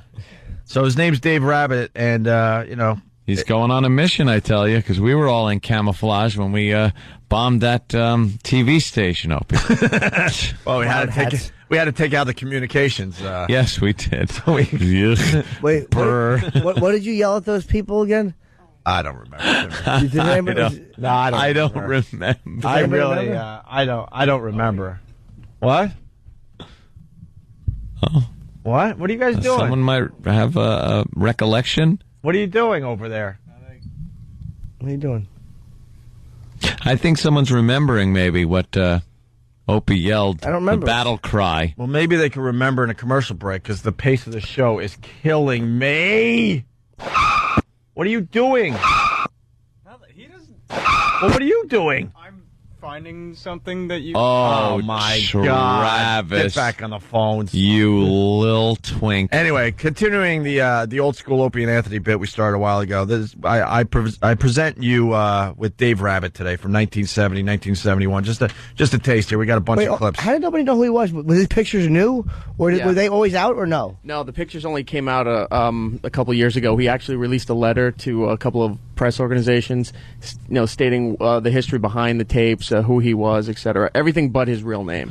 Yeah, I need to know more about this guy. So here we go. Dave brings the truth and hard acid rock. Listen to this. Good evening again, ladies and gentlemen. This is your host for the next 3 hours of hard acid rock music, Dave Rabbit. For those of you who have just recently come into the Republic of Vietnam, I'd like to give you a little information about it, so your mind won't be quite so blown when you hear such words as and words of that nature. We're an underground radio station here, and we say what we feel like saying. And we bring the truth to the first termers in the Republic of Vietnam. You got to change your evil ways. We also bring you hard acid rock music all through the night. The up-to-date music of today's American youth. I like this guy, man. That's cool pretty is cool. that? That's not good, but Vietnam. That's like, this is the real deal, man. That's history. How crazy is that? I like that stuff. Guys, he sounds like he has a cool voice, Yeah. like Rod Serling. Yeah. And he just sounds high. Yeah. Oh, he's probably so goddamn high. Yeah. Now, underground, does that mean like he ran it or he was renting space? How does that work? Do you know You know what? I didn't know anything about this guy. E-Rock is actually helping me out. He tried to get a job on the Armed Force Radio Network. He was interning there. Which is the Good Morning Vietnam type of guys. Right. They wouldn't let him go on the air. They wouldn't let him touch any of the equipment, so he just hung around and watched how they did everything. Through some creative trading, he got some equipment and was renting a room in the back of a whorehouse in Vietnam. And they tiled the studio with these 1-inch tiles and mattresses so to kind of deaden the sound so you wouldn't hear all the sex going on around while they were broadcasting. So it's him and 2 other servicemen are doing their show in the back room and just transmitting. First, they started illegally. They were tapping over the Armed Forces Radio Network signal before their time check and everything at 8 o'clock. At 7:59, they were saying Armed Forces opening up a second channel, flip to 69 on your FM dial there, and listen to Radio First Termer. And then at 8 o'clock, the signal would hit and the radio network would kick in. So then everybody flipped over to 69 and started listening to this for like a year and a half. Did you intern for them, Iraq? Because I know you made the rounds, a lot of radio stations. Yeah.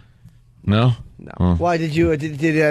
This is what's his name? David Rabbit. And I like the garlic butter saw. Garlic butter saw here in country. Isn't that a great story? That was underground radio, man. He was like telling the real truth of what was going on, in the field. This is your first time in the Republic of Vietnam. Try the garlic butter saw and the acid.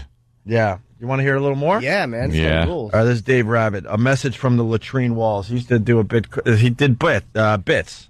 Simple bits, but it was called A Message from the Latrine Walls, giving you information. During the night, we're going to be reading some of the things off the latrine walls around the Republic of Vietnam. One of them. While I'm home, my wife is my right hand. While I'm away, my right hand is my wife. Cooking from the Big 69. From the Who. The Who. From the Rock Opera Tommy. Pinball Wizard. How cool is that? As you just blast in a 50 cal over a trench. Right. Oh, yeah. Wonderful. Yeah, I think they were trying to find this guy too. He was getting way too popular. They didn't want. They didn't. Pretty dirty for the day, huh? Yeah. Well, there was no FCC, right? You're in the middle of nowhere. Of course not. You want one more before the break? I want many more. I love this guy. This guy's got a great delivery. More. Yeah, more. I want to start doing that. More Dave Rabbit. Yeah, let's just all talk as much like him. Dave Rabbit. Pinball Wizard by The Who. I've had quite a few letters recently concerning some of the different items that Radio First Termer has to offer his followers. And one of the biggest things is the official Dave Rabbit sweatshirt. For those of you who are unaware of what a Dave Rabbit sweatshirt is, I'll tell you. It's a white sweatshirt. On the front of it, it has a large white rabbit. And the rabbit is completely The rabbit is carrying a sign. On the sign, it reads, it, before it you. If you like one of these Dave Rabbit sweatshirts, send a postcard along with $2.98. Dave Rabbit sweatshirt, Radio Saigon, Underground, APO in Country, 96969. Cream. White cream. And the hits just keep on coming. How cool is that? He's my favorite radio person ever. Yeah, that guy's delivery's great. The material's great. I've had this tape for over 20 years, man. Finally found it in a box. Let me ask you a question, though. With this guy, if he's giving out an address and stuff like that, and he's got letters, how could he do that? If the government wanted him gone, they would have traced him. So how did that happen? From what I understand, a lot of that stuff, the government was having a hard time because it would go to fake businesses or just farm people. Like, here's the address, and then there'd just be a farmhouse there. And they would just drop the mail off at these places, and somebody would eventually come around and pick it up. Oh, okay. The guy was just a tech geek that figured out how to freaking do a radio show in the middle of Vietnam, like a real one. Do we know his real name now? No, we're gonna find out more about this guy. But I guess I didn't even know that I have like gold in my possession, because I guess the clips on the internet are really, really bad quality. Yeah.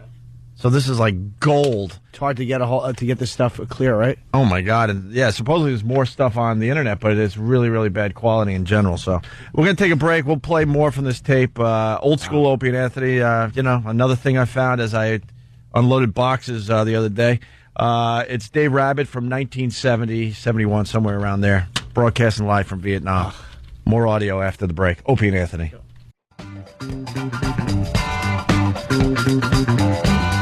You're checking out the Opie and Anthony Show. A busy one today, by the way. We got Locke from Lost coming in about an hour. Yes. What's his name? Terry O'Quinn. I just know him as Locke, and I don't even watch the show, but I know that much. I'm going to watch the show after The Wire. Can I tell you something? Yeah. The Wire devastated me yesterday. What happened, Jimmy? Don't tell me! I'm not going to spoil it. It ruined... I was actually depressed. Really? That means someone big died.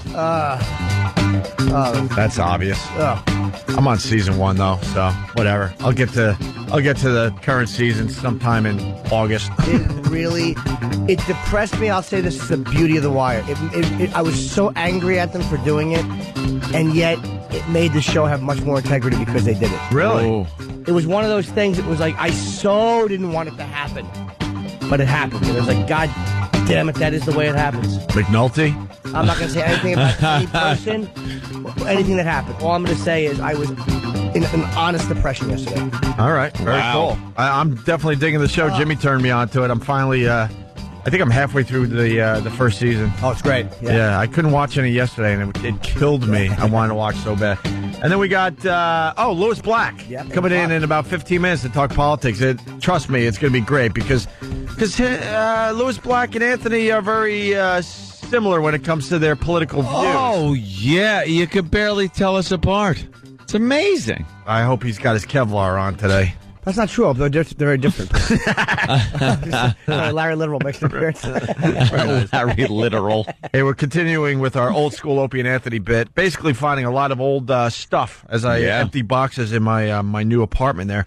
And I found this Dave Rabbit tape. It's not about us today. It's about this guy, Dave Rabbit. He did a underground radio show in Vietnam back in 1970, 1971. That was very, very different than what the government was putting out. Yeah. And much better than what the government was putting out. Oh, sure. Well, they blew Adrian Cronauer away. Yeah, we all know Vietnam radio from, of course, Good Morning Vietnam. And I don't feel like really screaming it. But this guy was doing the complete opposite. He was tripping and just kind of talking like a real person. Dirty jokes. Oh, yeah, dirty jokes and all sorts of stuff. So let's go right back to the tape. It's Dave Rabbit, 1970, 1971. And he talks about taking a bathroom break here. Listen to this. Cream with white room. Oh, he was a chatty Cathy, by the way, because he was talking after every song, I noticed. Oh, boy, would the PD have a field day with this guy. He was talking well into the song, too. Oh, I know. Over the vocals. He didn't give a crap. That's why I love this guy. Breaking all the rules. Yeah. Cream with white room. White. We're going to let this next one roll on through. Why? Well, for one reason, I've got to go take a big, heavy... Heavy. Barring unforeseen incidences that may occur during my trip to the latrine, such as being picked up for marijuana or stopping in and getting a quick with one of the whores down the hall, I'll be back to finish this goddamn program. I love this guy. Hilarious.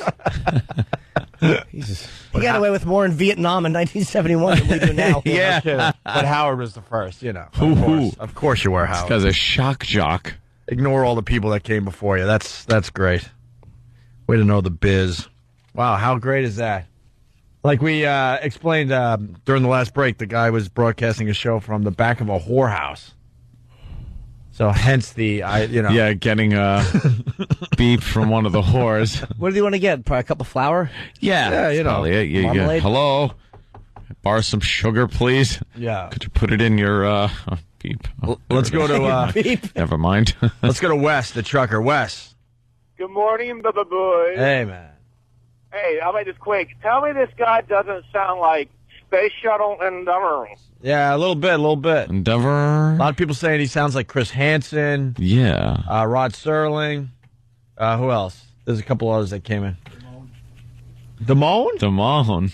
No, it's all about Rod Serling. Yeah. Come on. Let's hear more of this. All right, here we That's go. all I want to hear. Well, let's cancel Lewis Black and cancel Terry O'Quinn and listen to him. Now we'll play more tomorrow, because tomorrow I'm saving the good stuff for tomorrow, where he's tripping on the air, completely tripping on the air, and openly admitting it because he has no bosses. I'd love to know who was able to trip in Vietnam. Wow. Yeah, well, that would be a creepy trip. I hear it was very popular. Oh, well, of course. Tom just came down the hall and told me I can't mention that because they're not advertised. This doesn't. It doesn't make good radio to trip on the air. No, that's right. You kidding me? Someone is tripping on the air. I'm listening every day. Of course, every day. Here's well, we get to meet Captain Ivan Pansy, and he does the weather for Dave Rabbit. I haven't listened to this tape, by the way, in easily 10 years. Time for another weather report from the 22nd Attachment of the 30th Weather Squadron with Captain Ivan Pansy. Oh, my darling. All right, Captain, you're on the air.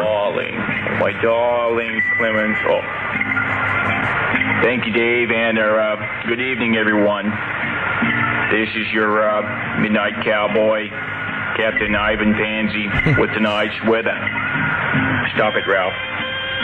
Tonight's weather is kind of screwed up, mainly because I've been kind of hopped up on goofballs and haven't made the report up yet. Anyway, we'll give it a go and see how badly I can screw it up tonight. Today's high was 146 degrees in the shade.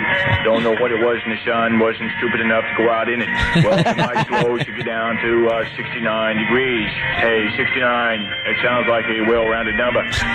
The sun will rise at 0645 hours for you lifers and 6:45 a.m. for you first termers. It will shed at 19:45 hours for the maggots and 7:45 p.m. for the first termers. Well, Dave, that's about the way it looks on the weather scene for tonight. This is your Midnight Cowboy for the Saigon, the Trang, Phan Rang area. Captain Ivan Pansy, wishing you all a good... excuse me, a good evening. Now, Ralph, now stop it. Now, how many times have I told you to stop it? Thank you, Captain Pansy and Ralph. Ralph. Thank you, Captain Pansy and Ralph. Captain Pansy rules. They were just having a good old time.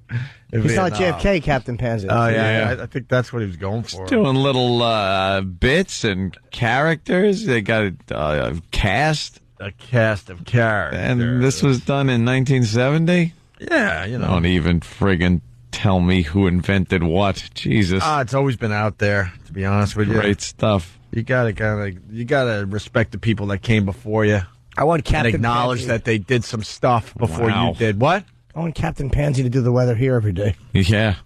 Steve? No, it's General. He's been promoted. He sure has. I've gotten a promotion. General Fruit. With I'm a 4-star pansy. Let's go.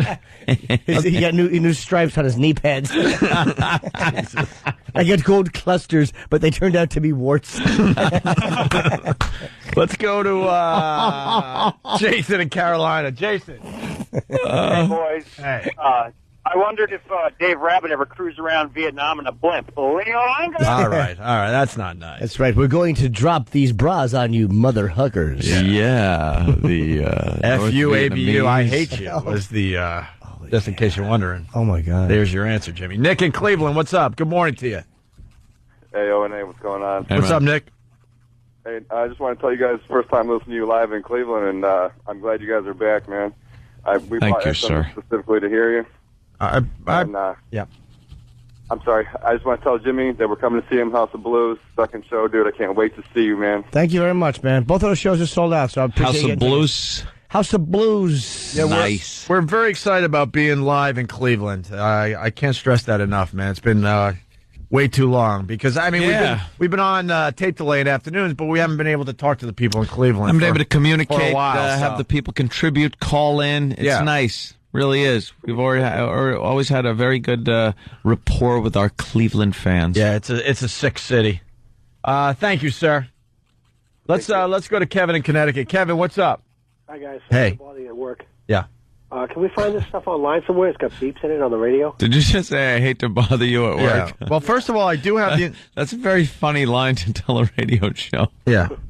I do have the uncensored stuff that we're going to play a little bit later on. A little later, huh? And I'm starting to learn that I got gold in my hand here. I don't know if I want to just throw it on the internet. Oh. Maybe it's time to make a buck or two. Jeez. No, I'll throw it out there. We'll figure it out. Maybe throw a couple clips on ONARadio.com later today, because I think Stephen S. wants it for the rundown. Thanks, guys. All right, and then we'll put the whole thing that I got. I only got one show. I mean, one show. I got about 30 clips. That's about it. Huh? Good stuff. Yeah, I think it's great. Let's go back to a matter of You know fact. how many lost breaks there are? How many lost air checks and just things that no one ever recorded? Yeah, absolutely. Gone. Just from my dopey radio career, I'm like, why wasn't I taping? Well, you think you feel bad. You know some of the original Tonight shows? The dummies at NBC wanted to save money on tape, so they just started taping years ago over some of the original Carsons there are no copies in existence. So dumb. Oh, there's audio? Wow. Why didn't the people that came before us realize that maybe somebody wants to listen to this crap someday? Eventually. Because then they do that with the Honeymooners too. There's a few that they just don't have tapes of or something like that, or they got very, very strange versions of it. Probably some of the originals, maybe from the Jackie Gleason show. Maybe, Cavalcade, yeah. and they were Yeah. doing sketches. All right, let's get back to Dave Rabbit, 1970-71, underground radio from Vietnam. Oh yeah, this is good. Another message from the latrine walls. His bit. Cactus. You can't judge a book by looking at its cover. Here's another quickie from the latrines in the Republic of Vietnam. This guy writes, fighting for someone else's freedom is like for someone else's virginity. Yeah. Power. What did he say? Hold on, I'll show you. Something power? Oh, you're writing it down? Oh, wow. Yeah, well, of course. Yeah. Basically, he said, power. Yeah. But use the T word for that. After I remove the ice pack, I use a deep pore cleanser lotion. In the shower, I use a water-activated gel cleanser, then a honey almond body scrub, and on the face, an exfoliating gel scrub. What is that? Patrick Bateman. They're picking up on your nail filing, by the way. Oh, I'm sorry. They're really freaking out. What the hell is that? In caps, they're going, What do you got in there, a beaver? Enough with the nail filing. Oh, I'm sorry, About guys. the filing. I was just doing it because I don't have, my girlfriend always complains that my nails are too long. I apologize, guys. That's hysterical. Me and Jimmy are just filing away. I'm not filing nails, though. That's kind of... No, you're filing a scab. That's healthy. That's kind of gay. I'm just filing a Healthy. scab. Well, yeah, so I can't pick it anymore. It's time to, make this go away. How about just you don't pick it? Yeah, Well, that would be wonderful, and it goes Jimmy. away. How about you once go, I'm not going to pick it? Yeah, that would be wonderful. I would love to do that. But obviously I can't. So now I got to go to this stage where I file it down so it's so smooth I can't get at anything. Okay. And then it'll go away, hopefully. I'll put the file down. My apologies. I didn't know that was going on over the air. No. Had I known, I would have done this.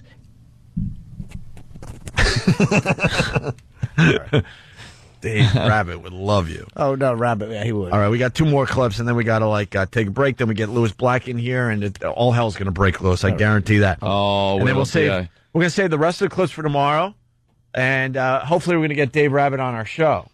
E-Rock's in communications with this guy. Dave has a complaint right here. This is so goddamn long. I could have gone downstairs and got a shot of back. Rambling. What is that? And you laughed. A shot of back? What is that? It sounds like he could have got one of the whores. Oh, really? Yeah. I was wondering if it was a drug reference. I've never heard shot of back before. Could be a drink over there. Back could be some kind of Vietnamese, corn liquor or something. Who knows? Yeah. All right. I don't know. I instantly thought it was sexual. Yeah, I don't know well, why. it might be. He was complaining because the song was way too long. Because, this guy liked to talk. This Oh, this was in the middle of the song? The song was still going. It was like 6 minutes in, and then he just comes on and says how annoyed he is. That's great. I love this. You sure this guy isn't related to me? Just seems annoyed at everything. This is so goddamn long. I could have gone downstairs and got a shot of back. A shot of back. Rattling on with more music. Iron Butterfly. Soul Experience.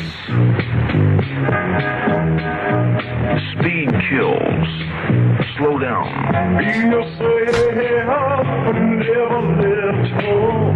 Smoke grass.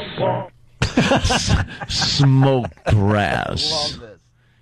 Just babbling into the mic. And don't ruin it for me and show me a current day picture of this guy. I just want... Oh, I got an image. Really? He's hardcore.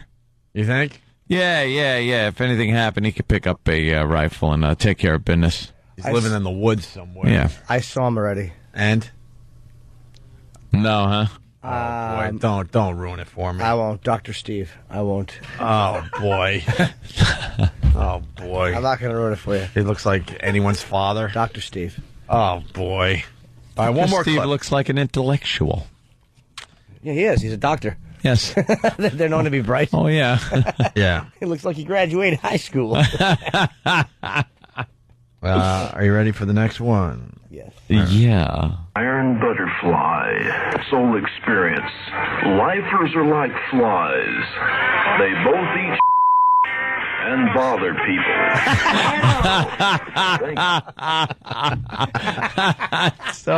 So subtle, man. That's a great delivery.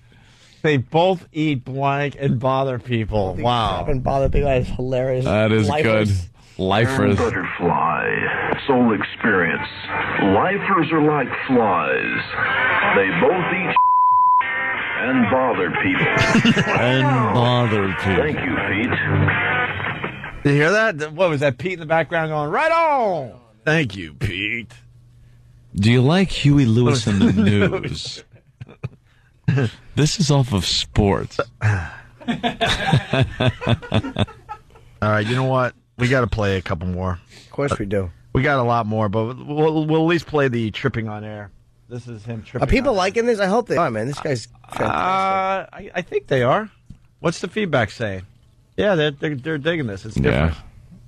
Yeah. It's cool. It's like we're the History Channel today. Yeah, well, it's part of our old school Opie and Anthony. Yeah. Just stuff I've been finding as I love this unload guy. boxes Great. of crap.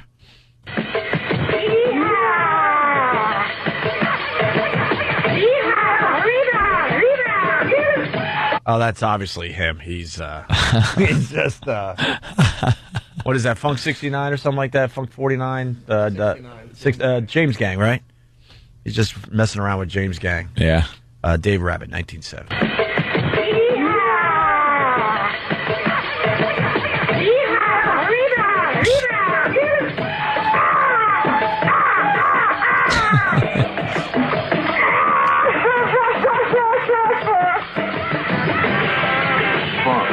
Number 69, James Gang. Sorry about that yelling and screaming, but Pete and I are on a trip, and we thought we'd have to get in on that song.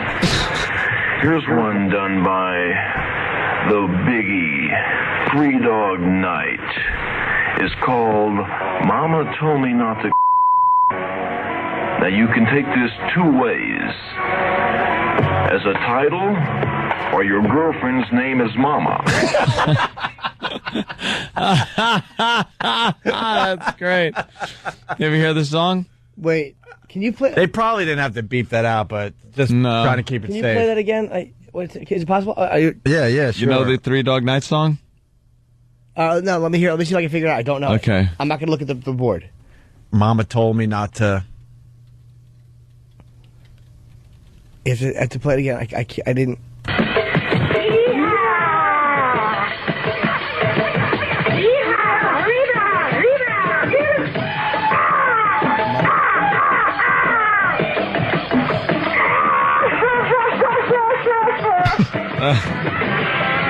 Funk number 69, James Gang.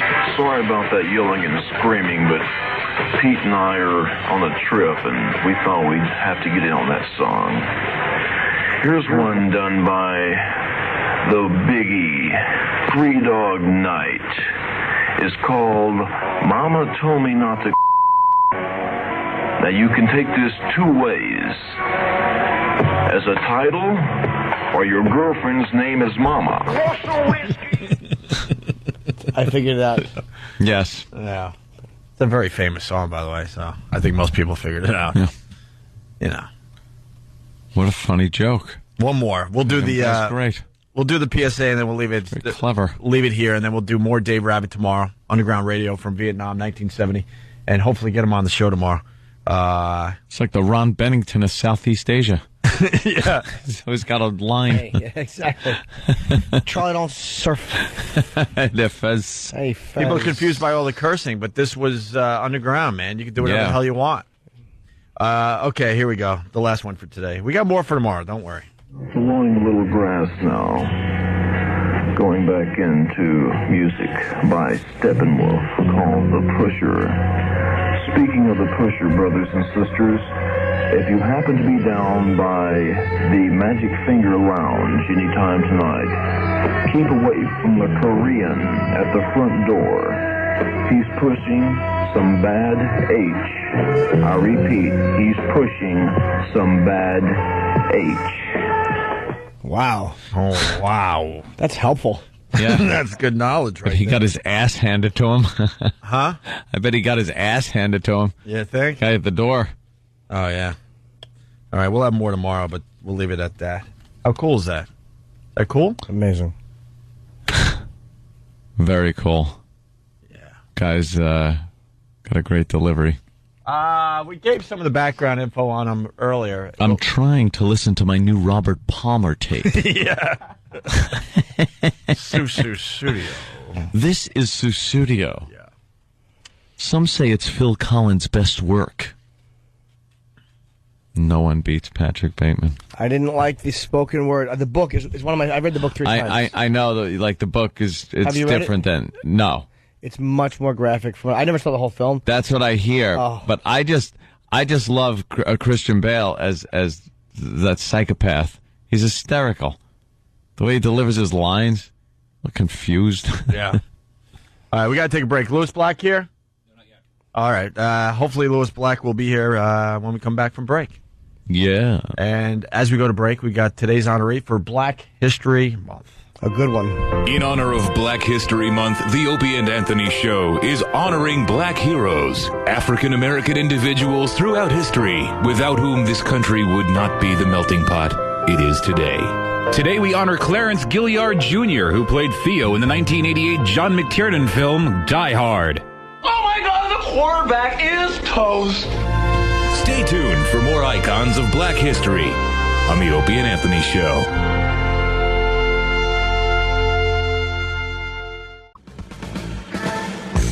We're back with the Opie and Anthony Show. Lewis Black in studio. And we're very, very happy about that. Yes, Jimmy. Before I forget, this Friday night, coming February 22nd, I will be at the Egg in Albany. For tickets, 518-473-1845. It's a different hour than the HBO hour. So come out if you're in Albany, the Egg, this Friday night. I think I'm supposed to promote some stuff, too, here. The Egg for me? The Egg for Jim Norton. I got to remind people they got a chance to win $2,000. I hope people know about this contest by now. Ooh. We're doing a original animated bit contest. So basically, You take a bit from our show. I think we have a bunch of them up on onaradio.com. You choose one of those, you animate it, and the best animation is going to win $2,000. How cool is that? You go to onaradio.com for all the details. It's courtesy of Be Kind Rewind, starring Jack Black. You name it, we shoot it in theaters Friday. What's up, Lewis? That was smooth, right? That was really good. And $2,000. Black. You can either do the cartoon or rob a 7-Eleven. Whatever works. Whichever works. Come on. Might be easier to rob the 7-Eleven. Some people are a little better at animation. Some people are better at scaring people. Yeah, sure. All depends on your color. We haven't seen Lewis in a while since our fine comedy tour. Yeah. Remember when we Yes. exchanged numbers while we were drinking wine at 3 a.m, signing autographs that went for days? Weeks on end. And you said, we'll do sushi soon. That was 5 months ago, Louis. And now here we are. And now here we are is right. But, Louis, always love having you on when something's going on like this ridiculous election. It's pretty good, huh? It's fun to watch. A lot of people, have you noticed a lot of people getting into it, kind of really concentrating on the candidates and what's happening? I haven't seen this in a while, you know? Well, we actually haven't had an election in a while. So. Yeah. Well, that'll kind of do it. Well, the other reason they're doing it is because nobody's paying attention to him. When did we have a president who for 8 years just said, well, what do you I don't really care what you think. Yeah. You got an opinion? I don't care what your opinion is. I'm right. You're wrong. Screw you. So anybody shows up who looks like they might listen for 5 minutes, people are going to pay attention. Yeah. Well, that's obvious. But this, I've called this Obama thing the cult of personality because a lot of people are saying they're voting for him. But a lot of people have no idea what he stands for. Well, it's perfect after this president, isn't it? Wouldn't you want to not know what they stand for? You knew what the other guy stood for, and you didn't even get what he stood for. In the end, you didn't get what he said he stood for in the first place. So why not take somebody who's got nothing? What I hate... Lewis makes sense. I tell you what I hate is hope. Don't give me hope. You don't. What do I want hope for? What do I need that for? I am miserable now after the last 8 years. And you know what I want? I want somebody to say, I'll get you some sherbet. We'll put you in a hospital for 10 minutes. I don't need hope. No, it's like vertigo. You can't go from zero to hope. You got to take baby steps. You got to say, okay, maybe we'll do something tomorrow. Yeah. Maybe is better than hope. Well, that should be his campaign slogan. Maybe is better than hope. Well, they sure are. They're pushing the hope thing. They're saying that it's time for a change. That's Obama's big thing: is change. And it's everybody's. Everybody's a little scary. Well, they're all saying it. Even McCain. Yeah, but Obama's got the big sign that he stands, back of or whatever. Well, change means you keep thinking of it in terms of change. It's change. Like will we get quarters for $1 or nickels? Yeah. They've said it so much. It just means a change. It just means change. Oh, I thought it was going to change things in Washington. No, it'll be different types of change. Business Sometimes you'll get 50 pennies. And 50 cents, 2 quarters and 50. Is that the economic stimulus plan? Some change? Did you like that plan? What a plan that is. Those two parties get together. Let's give everybody a cupcake a day. What fruits?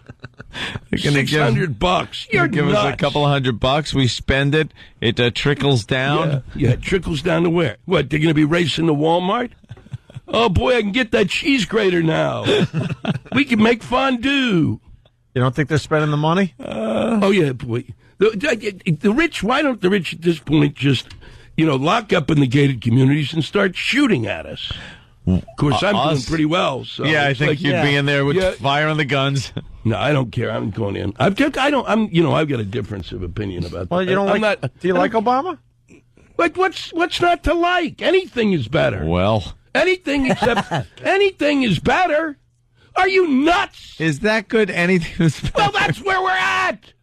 What do you want? What did you think? Leadership was going to arise out of a sewer? I thought maybe McCain. Oh, for Christ. You got to be kidding me. I think maybe McCain is a little more liberal than these conservative Republicans like Bush, and perhaps he'll be able to reach both sides. I think Obama is a little too much on the socialist side for me.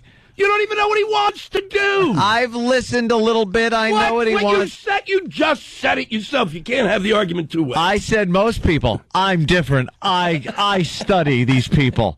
And I know that there's going to be a lot of Democratic liberal tax and spend. He's coming up with all these programs he wants. Where's that money coming from? Me. Wait a second. Me. Wait. Yeah. Have you been just oblivious to the last 8 years that they were just like taking money Oh, they didn't do it. This was not a tax. This was. We're not taxing. We're just spending. So now we got nothing, schmuck. We got nothing. We basically, they own us. The world owns us. So you're gonna have to. How do we get out of taxes? But how do you want to do that? You don't want to tax the oil companies? But I like the way Bush kind of put in tax breaks for the upper echelon. So because oh boy, what did we need? What, an extra pair of long underwear? What did you get out of it? In the end, you're still wearing the same schmucky cap and T-shirt. but under Obama, I see a lot of taxes going to healthcare. This wacky universal healthcare thing is just, it can't work. We cannot give a man, woman, and child in this country free health care. It just doesn't work. Oh, yeah, you can. How is that? You do it by going to the drug companies, and you have people with guns, and they go, guess what? It doesn't cost that much, you pig. All right? I like how Lewis thinks. I agree with Lewis. Here's some of your solutions. You got to cut to the chase. We need a revolution, right? It doesn't cost that much, you pig. Here's my problem. That should be Obama's slogan right there. Screw the change sign. But I don't know why I end up defending it, because I'm not a big defender of Obama or Hillary. Well, you like Hillary. It's obvious. Oh, yeah, boy. Oh, yeah. Oh, yeah. Lewis is a big Hillary That's right. They have the same haircut.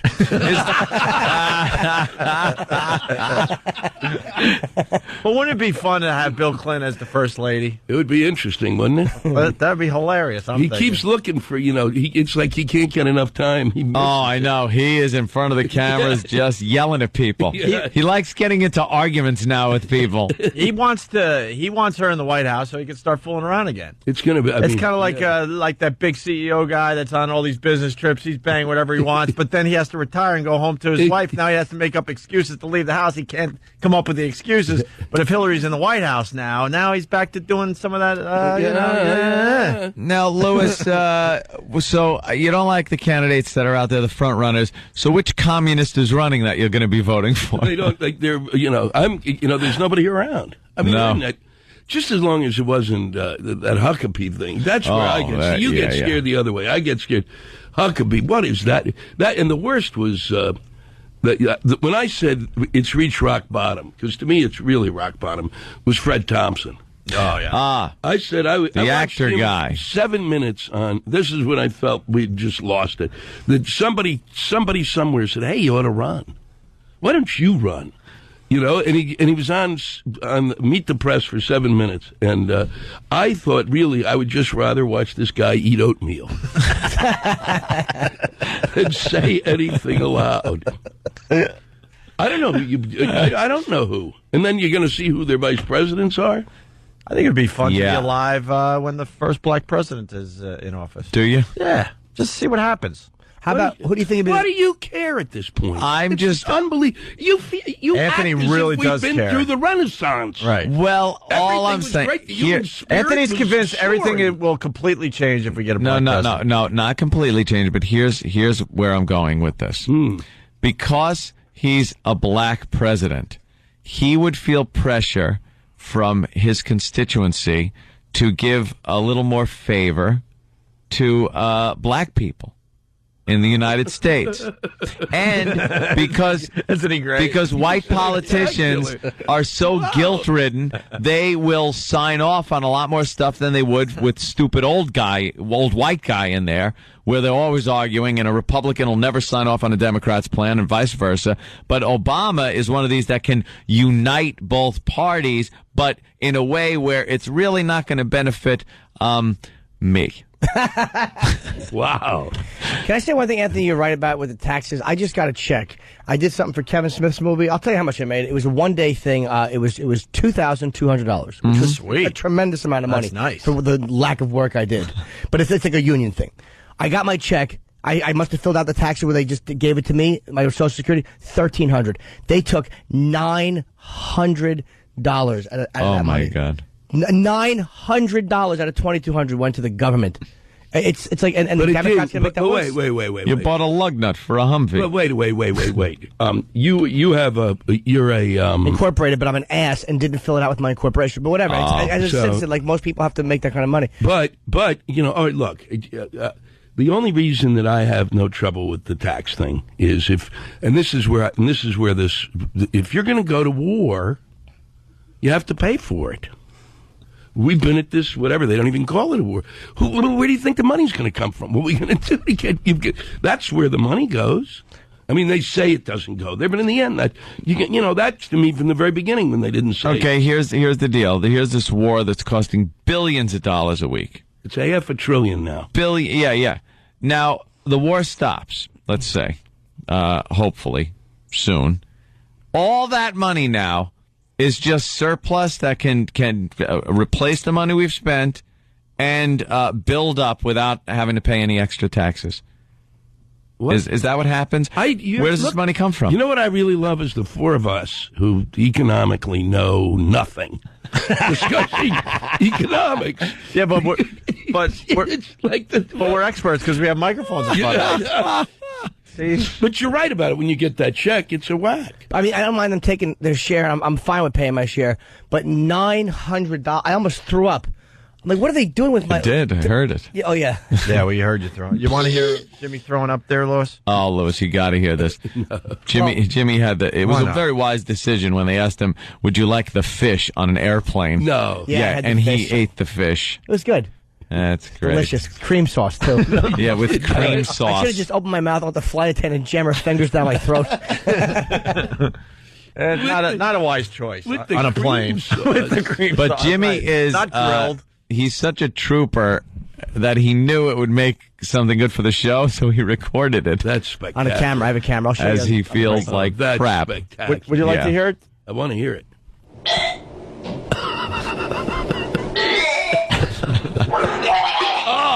Oh, that's a bad one, isn't it? Wow. Oh.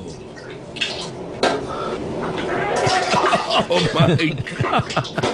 Oh, man. Wow.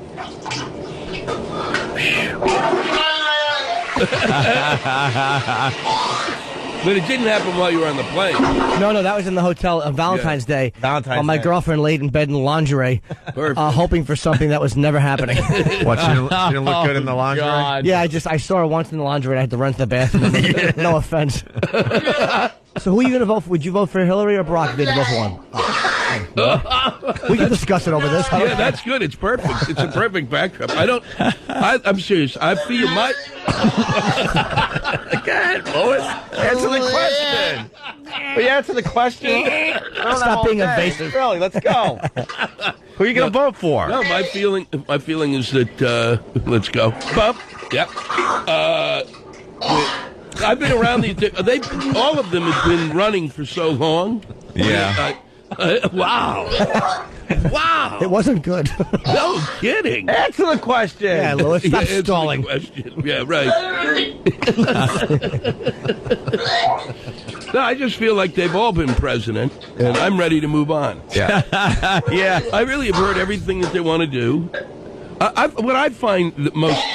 all right, go. Good. That's unbelievable. How long did that go on? A while. Wow. And that wasn't the sitting portion. That was the sitting portion was the matinee, and that was the appetizer right there. No, I'm just amazed that we don't have better choices, Louis. Well, out of all the people that could possibly run for the presidency, you get this. What's amazing is to have a leadership void for, and let's just give them the benefit of the doubt. Let's say 2 years. Let's say since Katrina, since you didn't know how to deal with a catastrophe, right? That no one that really came out of either party, and let's say certainly the Democrats first, who could come up and go and take the lead. Because there really we shouldn't be at a point of trying to figure out who the next one is. If it was going to be a Democrat, it should be someone who have grabbed everybody's attention by going, "This is nuts." Right. You know, who did the job? None of them did. You know, they're all. It's it's so sad. You want to hear something else before we go to break? What is this? Well, it's all about pop culture during this election, and you get like little goofy songs and stuff. Oh, I love this one. You love Hillary, right? Shut up. I just adore her. 1, 2, 3, 4, 5, 6, 2008, Wisconsin, Ohio, Texas, and on to Penn State. She's gonna do it. Give her just a chance, she'll make it. Any glass ceiling, she'll break it. She's gonna be your president. Hillary Clinton. Gonna turn her back now. Straight ahead and on. Wow. Yeah. With plans to make our dreams come true. Wow. Dreams come true. Hillary Clinton. We don't have to do the whole thing for you. Hillary's very in touch with what the young people are listening to and doing. Yeah. It's good. She's got the kids wrapped around her finger. All right, we got to take a break. From a 30-year-old sitcom. That's wonderful. We got Terry O'Quinn, who's a big fan of yours, Lewis. That really makes me very jealous. Outside the studio, he's like, Lewis is here. He freaked out. He was listening to the last segment. You know, he doesn't actually remember, but when we were both doing theater, which means just a little left of gay, when we were both doing theater, I met him actually. He used to work in Baltimore at a theater down there that my friends used to work. Wow. Yeah. Oh, you didn't act with him, did you act with him? No, they didn't allow me to act then. You know who you acted with? Me. In a B movie. That's who you acted with. But that was a good movie. That's a great movie. Which one? Side Splitters. That we I love Side Splitters. That's a good movie. I think it's hilarious. Funny, but I'm just saying that the caliber of actor. All right, listen, we got to take a break so we get Terry O'Neill in here. Terry O'Quinn. O'Quinn. Ryan O'Neill. Ryan O'Neill. No, Ryan O'Neill hits the kids. Terry O'Quinn. No, of course, Lost on Terry an Island. O'Quinn. Lock from Lost. Yeah. Of course. Locke hits everyone else. Yeah. He really has turned into a son of a bitch, hasn't he? Oh, my God. He's brutal. I love it. I just got to remind people we're hosting a private semi-pro screening this coming Tuesday. This Tuesday at the AMC Empire. Where's that? 234 West 42nd Street in Manhattan at 11 a.m. right after our radio show. The first 75 people will get to attend the screening and get a free corn dog. Wow. Well, then you can listen to, and then you can actually do the tape. That's really cool. Corn dog. Okay, you got to be kidding. All the hot giveaways we They do on the didn't show. really. Somebody handed you copyright, and then you wonder why there's no leadership. And get a free corn Get dog. a free corn dog. That's it. Look, Lois, first come, first serve. Semi-pro starring Will Ferrell. With a corn dog. Putting the funk into the dunk. I like that first come, first serve, which means somebody will get there and go, what do you mean there's none left? Well, sir, you should have gotten here earlier. For your free corn dog. That's right. I hope it's all homeless people online. Yeah. Just wanting a free corn dog and booing the movie. Semi-pro is in theaters, a week from Friday. Okay. How many sports movies has he done? It's a lot. He parodies a lot three, of sports. It's a lot of sports. I mean, at some point, doesn't it run out of... I know. It's Yeah. Speaking of movies, we got an Oscar moment as we go to break. More with Lewis Black. And, of course, Terry O'Quinn. Yes, Terry O'Quinn. Yeah. Locke from Lost after the break. The Opie and Anthony Show presents Oscar Moments, memorable scenes from Academy Award-nominated films. Today's Oscar moment comes from the film There Will Be Blood, presented by Rich Voss and Bob Kelly. Say it, say it. I have abandoned my child. Say it louder. Say it louder. I have abandoned my child. I have abandoned my child. I have abandoned my boy. Hell, pay for the blood. Just give me the blood, Eli. Let me get out of here. Give me the blood, Lord, and let me get away. Stay tuned for more Oscar moments, presented by the Opie and Anthony Show.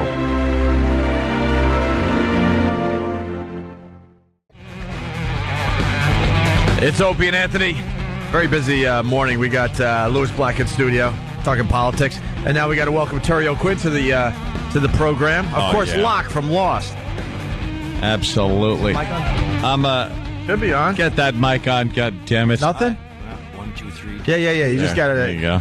You just gotta eat the Pull mic it a in. little bit. Oh, jeez, okay. There you go. He's soft spoken. Yeah. So we'll turn him up a little bit.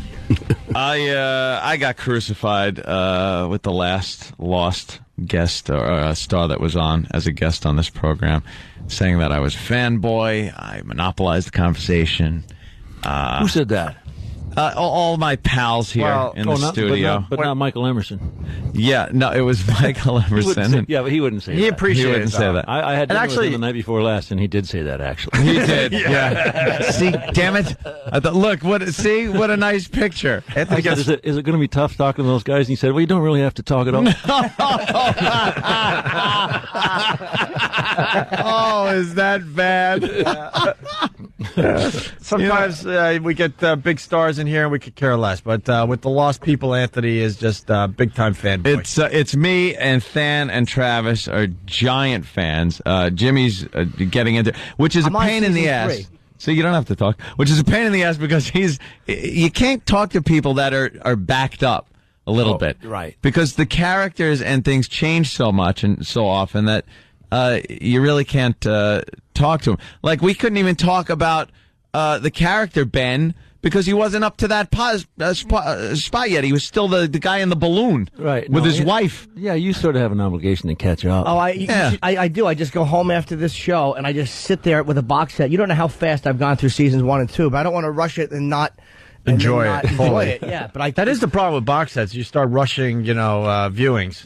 You want to slow down a little bit and take it in a little bit. I'm sitting there with my wife, and we shot this season so long ago now because of the strike. I don't even remember what we shot. So we're watching the show, and if somebody coughs and someone's mouth is moving on the screen, you got to go back because they might have said, they might have said somebody's name or some piece of information. So, do you, as one of the stars of the show, because like every time I think I figure out what they're doing, I realize I have no idea what they're doing. So it's like, do you really know exactly what's going on, or do you just kind of learn like week to week with the script like the rest of us? No, week to week. Well, yeah. I mean, I know what we've shot. That's all I know. I don't even know what the next script that we're going to go shoot when we start shooting again in March. We're going back to work. I don't know what that script. What that holds in store. So you don't know the ultimate reveal, whatever the ultimate reveal is. No, I got no idea. I'm assuming somebody knows. I mean, I certainly hope they do at this point. Yeah, that'd be kind of awkward at the end. Yeah, we all just want to flight home. You don't know. We have 40 episodes left to shoot, and so you're hoping they know where this is going. I think I'm thinking because I think these first 3 in this season were pretty strong. So I think it's like the old horse that smells a barn. They're perking up a little bit. And you guys are going back to Hawaii in March now. Does Hawaii get boring after a while? Yeah. Well, Hawaii's I'm thinking it might, though. It's the best place I've ever worked. And, but do they set you up nice, like a condo or something, or are you living out of a hotel? They give you a pittance to relocate. The contracts they have for TV now they give you a relocation fee, and after that you're on your own, getting to work and getting home and going wherever you go. Oh, no kidding! Your digs. So if you want to spend some good money, you could live large in Hawaii. Sure, or we maybe bought a house there. I mean, I figured I was optimistic. Couldn't I wait until everything got as expensive as it could possibly get, and I bought a house. Did you expect the show to take off like it did? No, I didn't. I didn't buy a house in the first season. No, I waited. I don't. You've been doing it as long as me. You don't expect. You expect the worst, or you hope for the best. Yeah, I was looking at your resume. You've been in a lot of stuff. Is this the most successful show you've done? Oh yeah. Oh yeah, easily. Because for years you were, hey, it's that guy. I've seen this guy. I know him. Yeah, you shop at Home Depot? It's one of those things, yeah. Sometimes he's got a mustache. Like J.T. Walsh. You know the face for many years, but a lot of people didn't know the name. And all of a sudden, one role, or Frank Vincent. Yeah. I mean, it isn't about most successful. I've been in shows that were more successful. This was the first time that I got paid for it. Oh, really? Yeah. Well, you did theater. Yeah. And there's nothing more successful than theater. Well, there you go. They roll in every night, all 180 of them. I was so successful. I can't wait to see Shakespeare's dog. Making fans 180 at a time. Wow. That's right. Those Instead of being on Lost with all the ladies of the club that have the same blinking lapel pin. And you're mesmerized as you're going through O'Neill and sliding down somebody's sweaty arm. It would take 100 years of theater to reach the same audience of one episode of Lost, basically. Yeah. Well, that's the thing about Lost is, many people watch an episode of Lost is watch a big Oscar-nominated motion picture in the whole in its lifetime, and that happens on one night. So that's amazing. That's what I was saying was so great about the show is it comes off like a major motion picture, which is you don't get that a lot, especially with an ensemble cast. You never get as much into the personalities as you have with Lost. That's one thing I think it's going to be hard to tie all this up because you really kind of care about all the characters. There's not as many peripheral characters, and then just focal point on a couple of people. Yeah, I don't think they're going to be able to satisfy everybody. No. But one of the things that's attractive about the show is we didn't know who any of these people were. I mean, people didn't know who I was, and they didn't know who Michael Emerson was, and they might have seen us before. But to me, having a big star in any particular role is always a distraction I have to get past. If I'm going to enjoy a movie or a television show, it's something I have to get past. And so when I tell my wife that, she says, well, you've managed to avoid that. You've been really successful. Are you telling me people don't recognize you as Chuck McBride from Remington Steele? That's kind of you could say characters' names to me, and I go, I didn't know that I was him. No, you didn't. No. You were this person on the X-Files. I didn't know what his name was. I'll go with Goldberg. Yeah. The movie. Yeah. You got blown up pretty good in the X-Files movie. That was a good entrance and a good exit. Yeah, absolutely. Has anything happened to your character? Like, because they do so many different changes, and there's so many shots to the past. Is there anything that happened with your character in the show that you didn't like at first, or that you like, ugh, I wish they didn't do that, but then wound up working? I didn't know. No, I think they're amazing writers. So at the end of last season, I can't. You have to I don't want to ruin this. Okay, no, it's okay. Go ahead. You can just say it. I threw a knife into a woman's back, and I called them and I beefed about that. I said that's kind of crazy. That's a little bit out of character, a little radical. And they said, well, he does it. And I said, I don't mind the fact that I do that, but then I can't even shoot the guy Jack in the knee. I said, what's that? That's just puss. Yeah. You should be able to, carry through on it. And I like how they've shown you do that, previously on Lost, and there you are, whack with that knife. They can't get enough of showing you with that knife. I know. I said that seems a little gratuitous. Jimmy, something with a knife. That's okay. Yeah. Was it a bris? Yeah. A bris? No. Aside from a bris, aside from Ben. I think Locke is one of the more mysterious characters on the show, right from the beginning. I mean, finding out. I think your character was one of the most interesting in finding out where you came from in the flashbacks. He has the best backstory. Absolutely. I think it's over now, but that was a great run. And it was a really nice contrast between him before and him now. Just such a beaten down, kind of bitter guy with never having to buy a Father's Day card, I'll tell you that much. A sad dude with really bad hair. Absolutely. Trying to get a phone sex operator to go on vacation. You ruled. Come on, you've been there. Oh, yeah. Of course I have. Wow, yeah, no doubt. I say your character, more than anybody else's character, has gone through different changes. And there's times where I like you, and there's times where I'm like, ugh, he's really irritating me. Like, you're doing these things that Locke does. I'm like, I don't like what he's doing right now. Where everybody else has remained, I kind of like that. You've changed a lot, and then you come back and I'm like, oh, okay, it was for a good reason that he was doing that. He wasn't just being a creep. Yeah, well, I mean, hopefully it'll keep on going that way. I mean, he's in one of those stages right now where he's a little freaked out. Well, what happened was that you don't know about. Okay. Boy. Here you go. Earmuffs. Something or somebody pulled him out of this hole. He got shot through the middle by Ben, and he was laying in a hole full of bones, and somebody saved him. Some person's island saved him. So now he's got religion, which, as we all know, it makes people crazy. A little crazy. So he's got religion, and he's really dangerous now. Little religion goes a long way. You've done that back and forth over the course of the show, where you kind of do things and go, "What? Yeah, what is he doing? Yeah. Why is you tend to divide up the group a lot." Yeah. Some people want to follow you. Divisive character, yeah. And I loved the Colonel Kurtz reference that was made to you. He's got all the good ones. That was a great line. It's like, all right, Colonel Kurtz. Colonel Kurtz, yeah. That wouldn't buy a lot of people, but they do. These guys they're really smart. I mean, they're really smart. These are the guys who were in high school, and they were the ones that people locked in the lockers in gym class. And they're calling all the shots now, and they know everything. And they're when I do complain, on the few occasions that I have complained, basically they say, you got the check, right? Yeah, I got the check. Okay. All right. Say the lines, and if they listened to the actors, we'd be off the air. It'd be boring, boring as hell. It really is one of the best written shows I've ever seen, and I didn't want to like it because I always think I'm like this stupid maverick, like I won't like what everybody else likes. Netflix, and the first episode I watched, I got hooked on it. Now, don't you hate that? Oh, I'm such an ass. It was You don't brilliantly admit to written. watching American Idol or Dancing with the Stars. Yeah. I admit to Dancing with the Stars. I mean, the chicks are so hot on that show. How can you not watch How can you not watch that show? I met that little blonde-haired girl at the Kentucky Derby. You know, Did the you? one the last couple of years. God, she's remarkable. What would you do to her? What would you do to her? Put her in a wheelchair. Lock her in some underground bunker.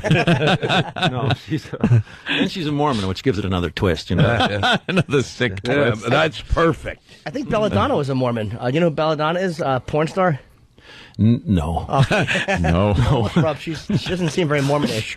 I don't know if, You have a great recognition factor. I mean, and I assume that's been since Lost started. I mean, you've been in a lot of stuff before that, but Lost is huge, and you're very recognizable walking around like that.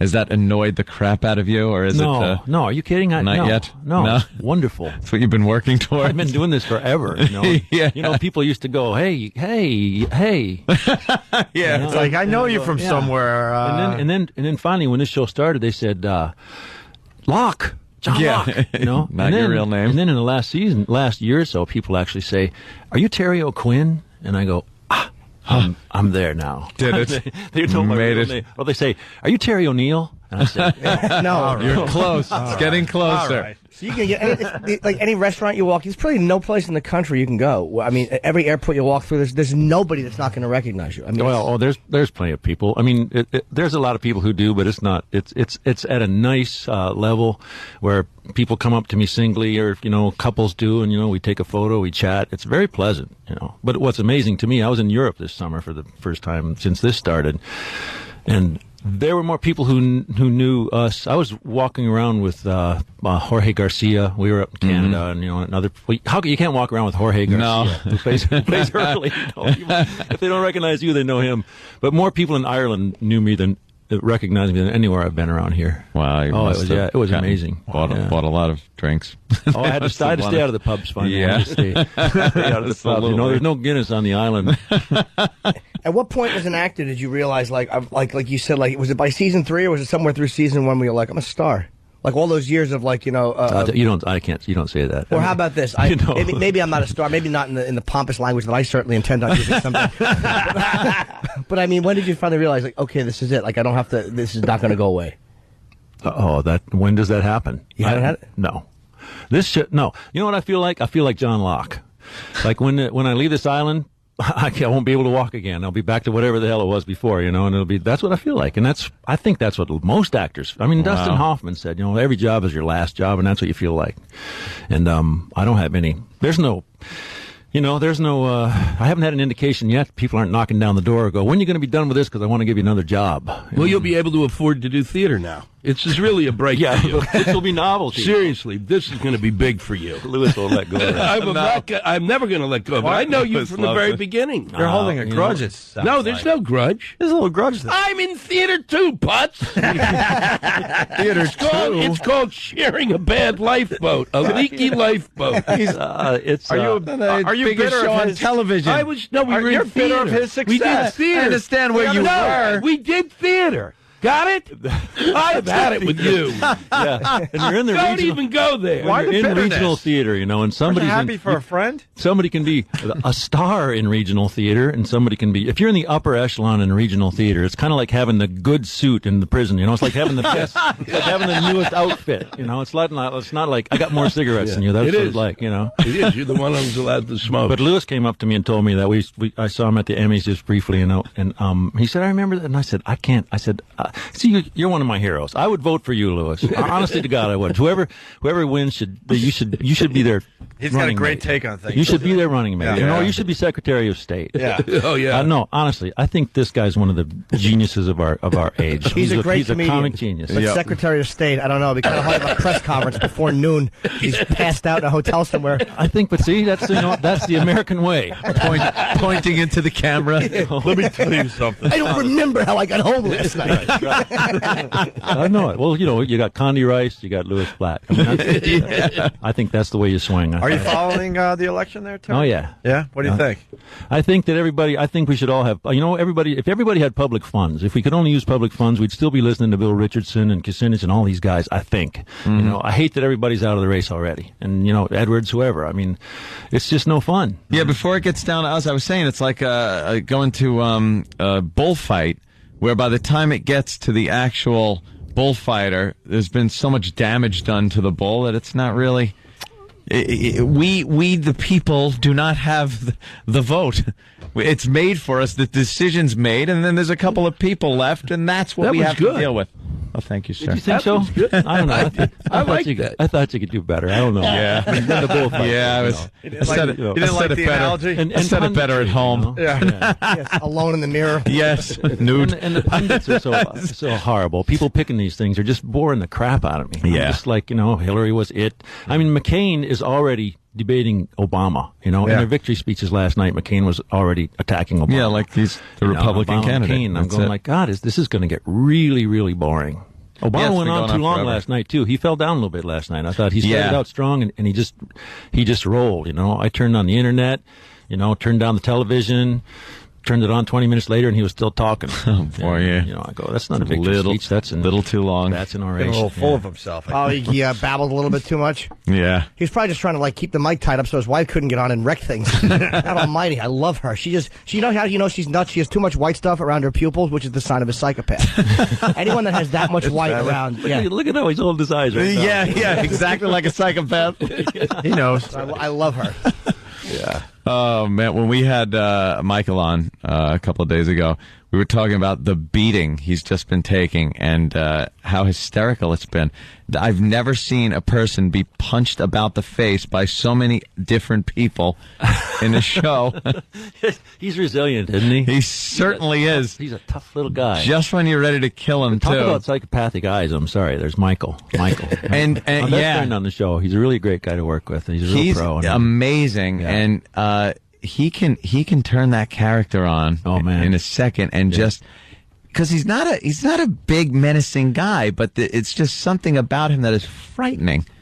Yeah, Very well, psychological. He's got that real psychopathic edge down. He can do that in a minute.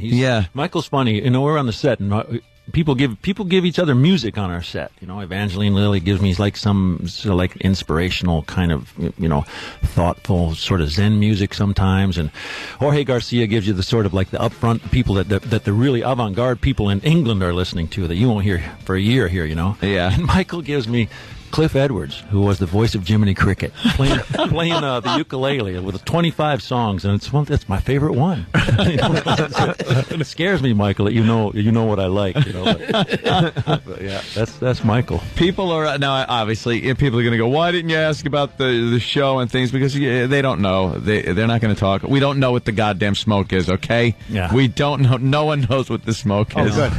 No, I don't. No, when I first met the smoke, I was kind of disappointed because I thought there was going to be something. It was some big creature. Yeah. But you heard it rumbling and it's kind of strange smoke. But I'm cool with the smoke now. Yeah. Hopefully we'll find out what it is. Eventually we'll find out. No more polar bears. Yeah. I know more polar bears. They don't TCG, whatever that thing is. They don't do polar bears very well. The CGI? Yeah. It kind of looks like something from the, what were those old Christmas specials they would have with the rickety polar bear and Night Before Christmas. Rudolph the Red-Nosed Reindeer. How do I not know that? All right, we are running out of time here. They're cutting us off. Damn. We end at 5 of 9. But obviously, Terry O'Quinn on Lost, which is Lost every Thursday.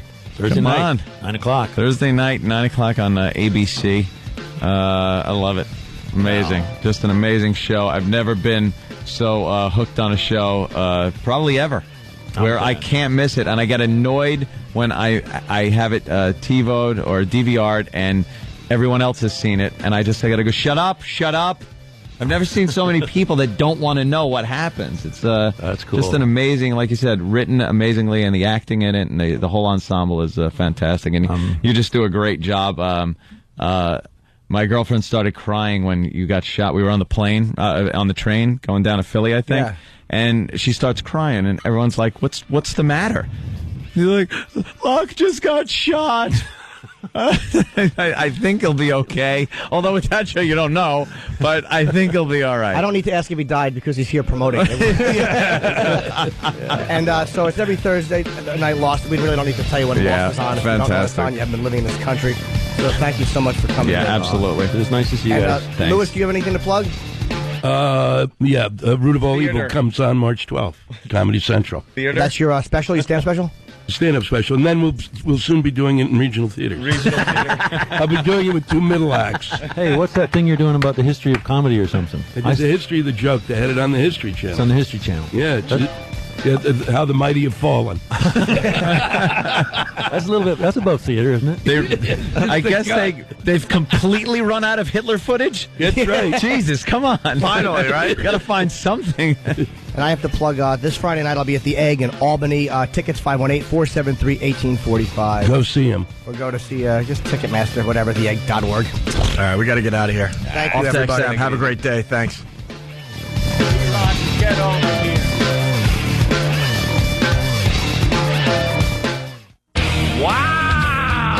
Wow! But girls, it's Whip 'em Out Wednesday. Who can improve on that? And who would want to? It's the Opie and Anthony Show. The Opie and Anthony Show. The virus is spreading.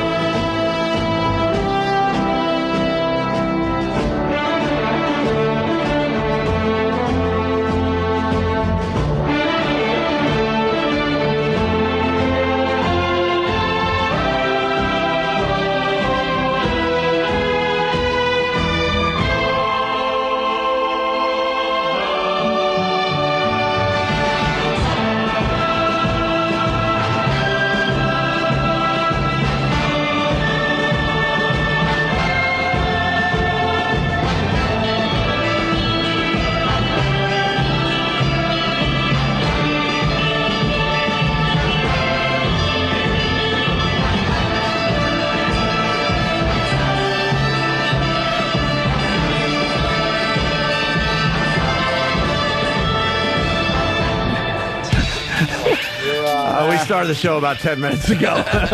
Yeah. Fucking This is in progress. We joined the Opie and Anthony show in progress. Already in progress. There it is. Already in progress. Lewis went to Iraq, which I think is I've gone on the USO tour with Kid Rock. And what's that show-off's name? Lance Armstrong. But that's not where this started, though. Robin Williams. I want to start with what you were telling me on the way over here, and then we'll get into the USO tour, which you started yelling at people. I mean, the thing about... But you were noticing that Anthony is quite... Anthony is gay. I am stunned. The closet thing, I had no idea. What happened? But once you were on with Terry, I have never seen... You have been like one of the meanest pricks I've ever known in my life. Thank you. He came on, and all of a sudden, you're like little Mr. Fruitcake. We were doing after-show promos, and I was saying... Why did you have to put both your hands under your chin to listen to the answer? I wasn't doing that to your question. Yeah. Look, and then when he did, and then when he shined his shoes, I thought that was a little much.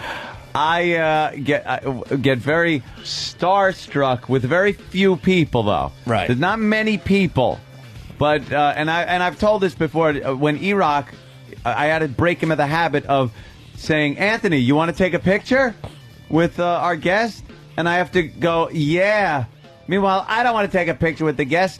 Yeah, E-Rock always fucks you with that. He would do that. He goes, Anthony, picture? He's the fucking worst. He has no skills and what are you going to say at that why point? Why would I want a picture with Pauly Shore for? Yeah, it's like, nah. And then the person feels like what am I shit. gonna do with that? So I goes, don't mention the camera. I'll do it. Yeah. So then, with Lost Cast, I've gotten up and just gone, E-Rock, camera.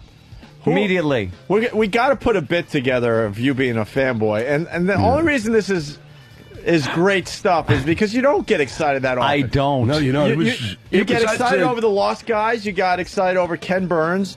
You got excited over Shawnee Smith. Ken Burns, he's a documentary guy. Yeah, I know. You are gay. I mean, I could see liking Ken Burns. He does some great work. The War was amazing, and then the Civil War documentary. And then it was amazing. Yeah, Shawnee Smith. Who else? Shawnee Smith, Joseph Goebbels.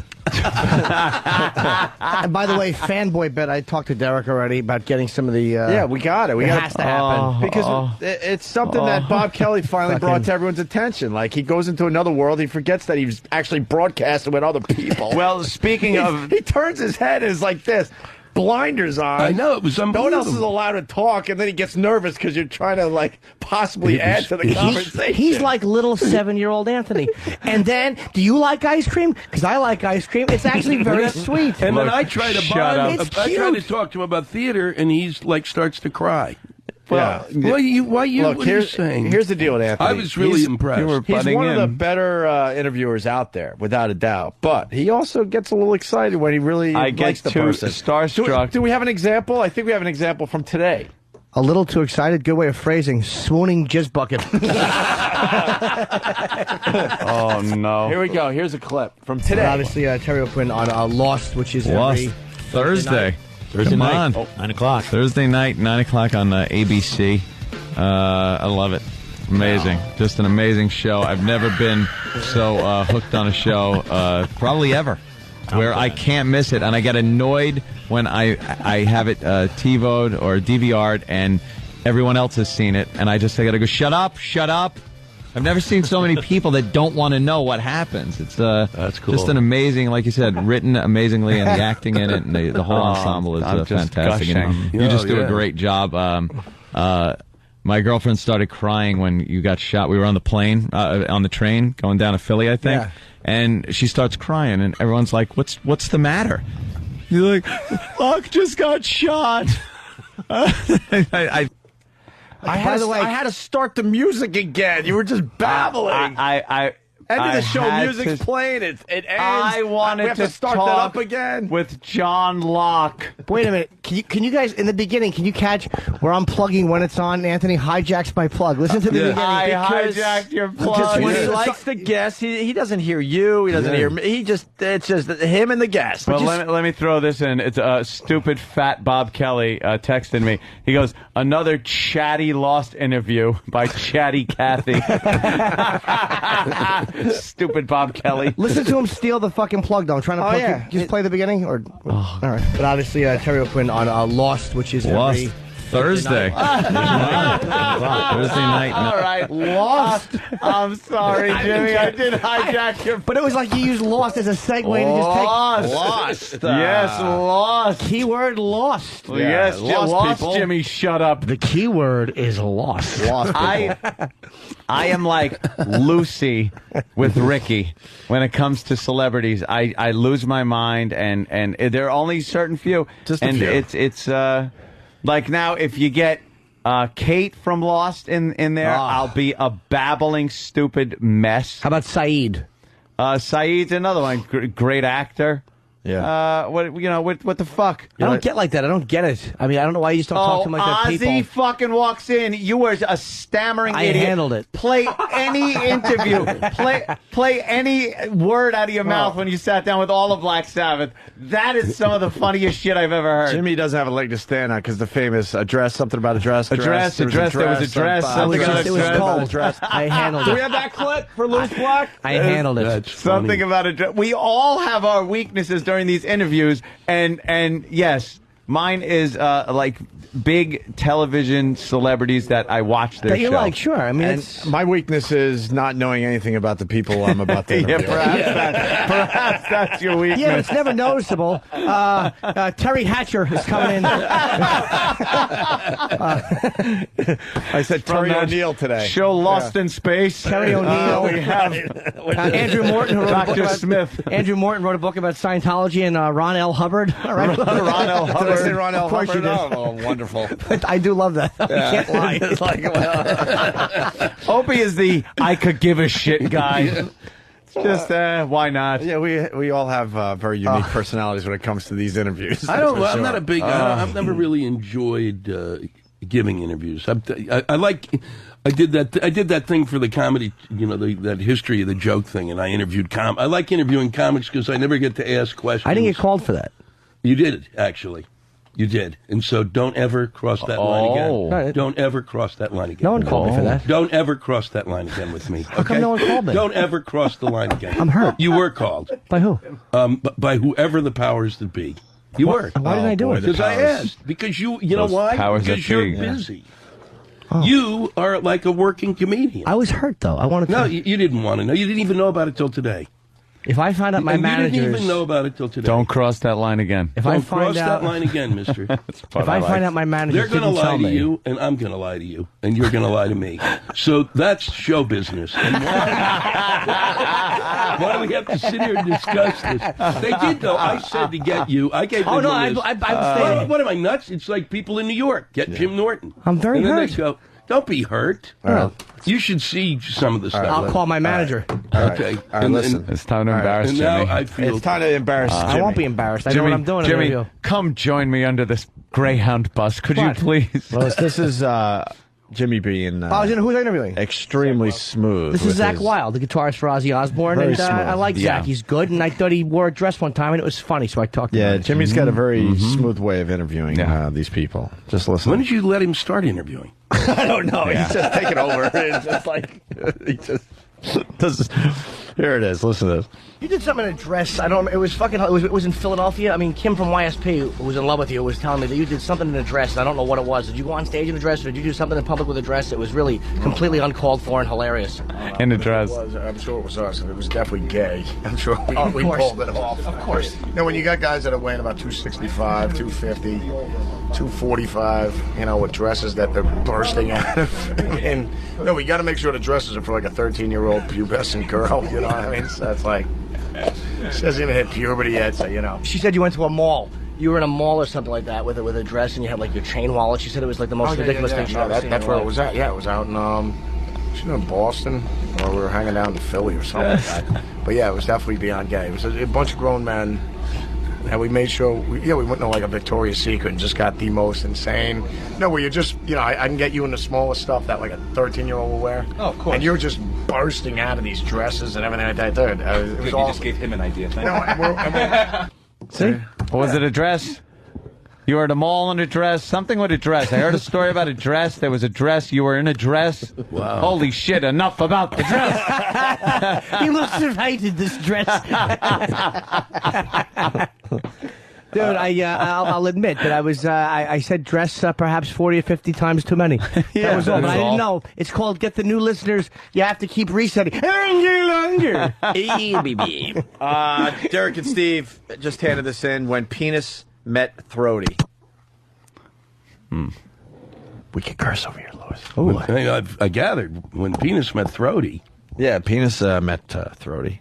Are they going to explain this, or we just push play on this one? I'd say push play. They just ran. They're hiding. All right. He was a comedian looking for love in all the wrong places. So I'm standing in line in a towel. Washed 7 other men. Enduring one failed relationship after another. She was like trying to be dominating and sexy, but I just wanted to kick her in the face. But one trip to San Francisco changed everything. Jim Norton from The Opie and Anthony Show in his most heartwarming performance ever.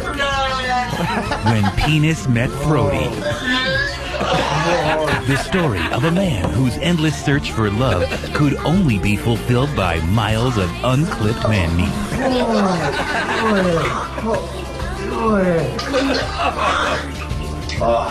Where relationships fail, incessant hardcore throat fucking succeeds. When Penis Met Throaty. Coming to a gay bathhouse near you. That's pretty good. That's pretty funny. I would just end with more of him puking. Yeah. Right after that last line. Absolutely, yeah. That was exactly the one mistake I saw. Yes. Fade out. After that, yeah, because all waiting. And cut the gay bathhouse reference. Nobody goes to a gay bathhouse. No. What's a How about coming to a theater near you? I don't know. Where do they go then? I think they just do it online. Yes, we have very mild. Thank you, sweet potato. We're Steve. We have very mild criticisms. Louis, what's wrong?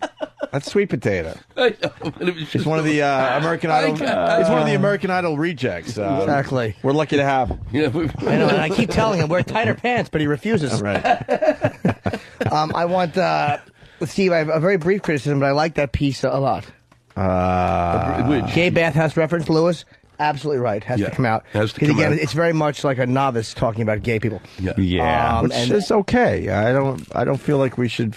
No, comedically, I mean. Like it's almost, again, it's like an on crack reference. It's like in the gay bath. First of all, bathhouse is enough. No one would think a straight bathhouse. And, are there straight bathhouses? Of course there's not. There's not even gay ones. How about coming to a theater near you? Because that's funnier. The throat, fucking cock throat, whatever it's called. It's When Penis Met Throaty. That's going to be in a real theater. You have to promote like it's a real movie. I love when Penis Met Throaty. Of course. That's hilarious. How can you not love it? No, that was good. We got to get the Weinsteins involved, or the Weinsteins, or whatever. Weinstein. I go with Weinstein. Hey, USO tour. It drove you nuts, huh, Louis? No, it was great, except it was too long. No, I just have never been through. It was like doing a 7-day acid trip. It was really your mind gets blown every day. We flew 16 hours. It's just you do stuff you've never done. Did you fly over with the Joint Chiefs and Robin and the whole and David and the whole and you fly there. What do you do for 16 hours on a plane? And it's not a comfortable plane, right? Or is it? No, it is. It's like Air Force 2. That's a what? We flew on Air Force 2. So I made sure I took a dump where Cheney would dump. Whoa. Yeah. So what's Air Force 2? That's better than Air Force 1? Or It's the one, whatever. Air Force 1 is the president. Air Force 2 is who's like the Joint Chiefs, the vice president, Condoleezza Rice. How big was the plane? It's a big jumbo. 747. The seats go all the way back? Seats go all the way seats back. Seats don't go all the way back. What But the they go fuck? back. They don't even have I the know. seats as good as United. No, and it's a United plane actually. They should have sleeper seats for you, Louis. No, they don't. You could get a little snooze. No, it's the same as you get on first class on a plane, and it goes back about 3/4 of the way, and you take a pill and knock yourself out for 6 hours, and then you still got 10 hours to go. What's in the back? Wow. You watch probably a lot of movies and stuff. And Yeah, your you food watch is movies, good, right? and then there's like the in the front of the plane is all of this area where try to stay awake while I'm talking. Yeah, I'm giving it a whirl. In the fucking Air Force 2. If it was Air Force 1, it would have been good. Well, but yeah, I know. Terry O'Quinn, Louis. Yeah, I know, Yeah. exactly. It's like he'd had sex with Terry O'Quinn. I was and now- awake during his interview. That doesn't give you confidence, huh, Lewis? When you see one of the hosts just yawning openly at you as you're trying to tell But it's perfect. an interesting Lewis, story. tell the story. I got a text. It makes me feel like I'm on the right track if he's yawning. Right. Tell the story. I got a text. I want to know because I always thought they would have sleeper seats and you'd be able to do what you want. Yeah, Did you you'd sit think next it to would be- Robin? I sat across from Robin and next to Lance Armstrong and across from Kid Rock. Did Lance Armstrong tie his ball bag off like the end of a balloon? No, like Joaquin Phoenix's cleft lip? But Lance kept saying after a while that he was going to whip me into shape, and I kept saying to him he didn't understand that I was an evolutionary jump ahead of him. Yeah. That I'd reached the point, he's still worried about his body, I'm living way beyond it. As a matter of fact, the body is just what I enter to kind of do this stuff, and then most of the time I'm floating around. I got to ask you, Lewis. Yeah. Can you tell that he only had one testicle? Yeah, because it's on the side of his face. But in photos, they airbrush it out. That's funny. What would he do if he was sleeping? Did you walk around when he fell asleep and try poking the front of his pants to see what side the fucking deflated balloon was on? I would have poked his bag in his fucking jeans. God. Hopefully he wore like sportabouts, like fucking light blue sportabouts. Wow. Because your balls are so visible. He's a hero, Jimmy. Is he? This Lance Armstrong. He fucking rode a bike with one ball. Applause. Go fuck yourself. Well, you try to Big ride deal. a bike straight down the road with one ball. Why would I? I'd fucking hop in a cab. Take me. I got one ball. I'm tired. Fucking beat it, show off. What are you going to do with director scrotum skin? He probably wraps around his cock like a fucking cocktail wiener and tells jokes. Wow. Fuck you. Wow. They love this guy, though, this Lance. Yeah, do They loved him. Yeah, good for him. Zip around the mountain again. Fucking Mister, it's all about you. And fucking eat Sheryl Crow's ass. You're boring me. Always making left turns because he has one ball. Of course he is. He's really good at karate on one side. Hiya! And the other leg just won't lift up. Oh my God. Fucking talk to me about your nut. We get it. But he survived ball cancer, I mean, Jimmy. I think that's good that he did that. I respect that. He's got an inspirational story with a lot of people that are fighting the big C out Yeah, there. he does. He fucking just keeps removing things so he's lighter and he can ride faster. It's fucking cheating. Why don't you just have your arms taken off? Fucking tape your face to the handlebars so you're a little lighter. Fighting the big C, Sheryl Crow. Oh my God. Wow. So, well. I didn't mean a word of that, by the way. Yeah, I know. Of course not. Of course I did. Yeah. Yeah, no, it was one of the most insane things I've ever done. We literally flew 16 hours, got off, did a show, got in Qatar, which I thought was actually, if you look it up, I thought that means permanent cold is when you have a Qatar. Then we flew to Kuwait, did a show there. We flew to Iraq, did 2 shows in Iraq. Did you take a different plane, or they landed Air Force? We landed Air Force 2, then we got on one of those. We got say. on every different type of plane. We were on a. Say, I ain't gonna fly Air Force 2 into Iraq. I don't think that'd be a nice prize for an insurgent. No, you get in we got in a whatever troop carrier. We came in. There were 2 different troop carriers around. We were on choppers. They put. I said it's the only place in my entire life that I felt when I was there for the 7 days. I felt like a pussy. They put flak jackets on you when you go to Iraq and Afghanistan, and you put the hat on your head and the whole thing. And I was like too much exercise. It's like an 18-pound jacket. I would rather Not even like running with all this shit on, just putting it on. 20 pounds. It's like 25 pounds of stuff. And then they handed me a rifle. I said, well, what's this like? Give me the rifle. I was like, I said, you'd have to take me around in a wheelchair. It was like absurd. Who was on the show? How was that structured? The show was structured as follows, James. The show was who headlined it? How did it work? It's a cool show. Well, Lance Armstrong's the headliner. No, Miss USA. Miss USA opened. Okay. She must have been terrific. What does she do? Except look good. Besides way down the fucking entertainment value. What could she have done? Yeah. Hi, look at my tits. Wow. I have nothing to say. Yeah, Wow. she looked good for the first 2 rows, and then everyone else is not close enough to the stage to see that she looks good. Suck on Lance's empty sack like a balloon and try to puff it up. Act like it's fucking taffy on the boardwalk. Wow. What's wrong, Lewis? Well, it's just interesting that the USO tour takes place, kind of like to help the guys out. I got America's favorite Nazi over here, we can't send enough troops over there. We go to entertain them. He immediately, you guys just start sliding slicing and dicing these I'm poor with people. you with this story. I've been nobody's nice the with whole me. time. That is very nice. I am literally here It to is just very serve nice. I've up. been through the shit. You know. Okay, I was there. Yeah. Yeah. That's right. Wait, I went with fucking Laurie Kilmartin and old cancer legs, Colin Quinn. Old fucking, yes, those fucking camel-legged idiots. I want to hear the lineup, though. It starts with the... Well, yeah, it started with her. She was great because she basically did a paragraph. Yeah. And What does she do, though? She just introed me. She flew 16 hours to say a paragraph? Yeah, it's and called make you do morale. all the heavy fucking lifting? It's morale boosting. What was she in a hot outfit? Yeah. Like what? Like probably like a one-piece swimsuit. So they used to do in the it's Nom. Remember when they actually brought in too the cold. Playboy bunnies in the Nom? But it's actually but you got to see it's nipple weird back now. then. It's weird, but it's weird now because You see nip? There's women there are women there, so it's weirder. It's not like Nom. There are women in and some of the women in uniform were hot. I mean, seriously hot. There were some women working there. You went, yeah, but you used to do really? theater too, so. I'm used to occasionally a muskox looks good to me if there's a 48-hour period where there's the thing is and there's semen backup. So I'm certainly no. So she flies 16 hours and she reads a paragraph and introduces you. Yeah, and That's she all hangs. does. But they also you do.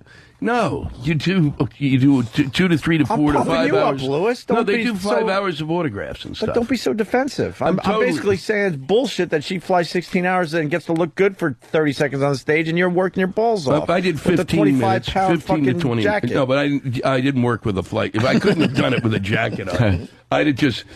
Then I do, and then she introduces me. I come on. Yeah. I introduce Lance. He comes on. What does he do? What does Lance do? Because I know what you do. You're brilliant. You're a Lance brilliant talks comedian. about. Lance basically talked about how we were put in a room. They at one point we couldn't get into Baghdad to do the show, so we were stuck in this place. They had no room for us, and they put us in a room with four bunk beds, 8 people. And I will tell you that. Fuck you is all I have to say.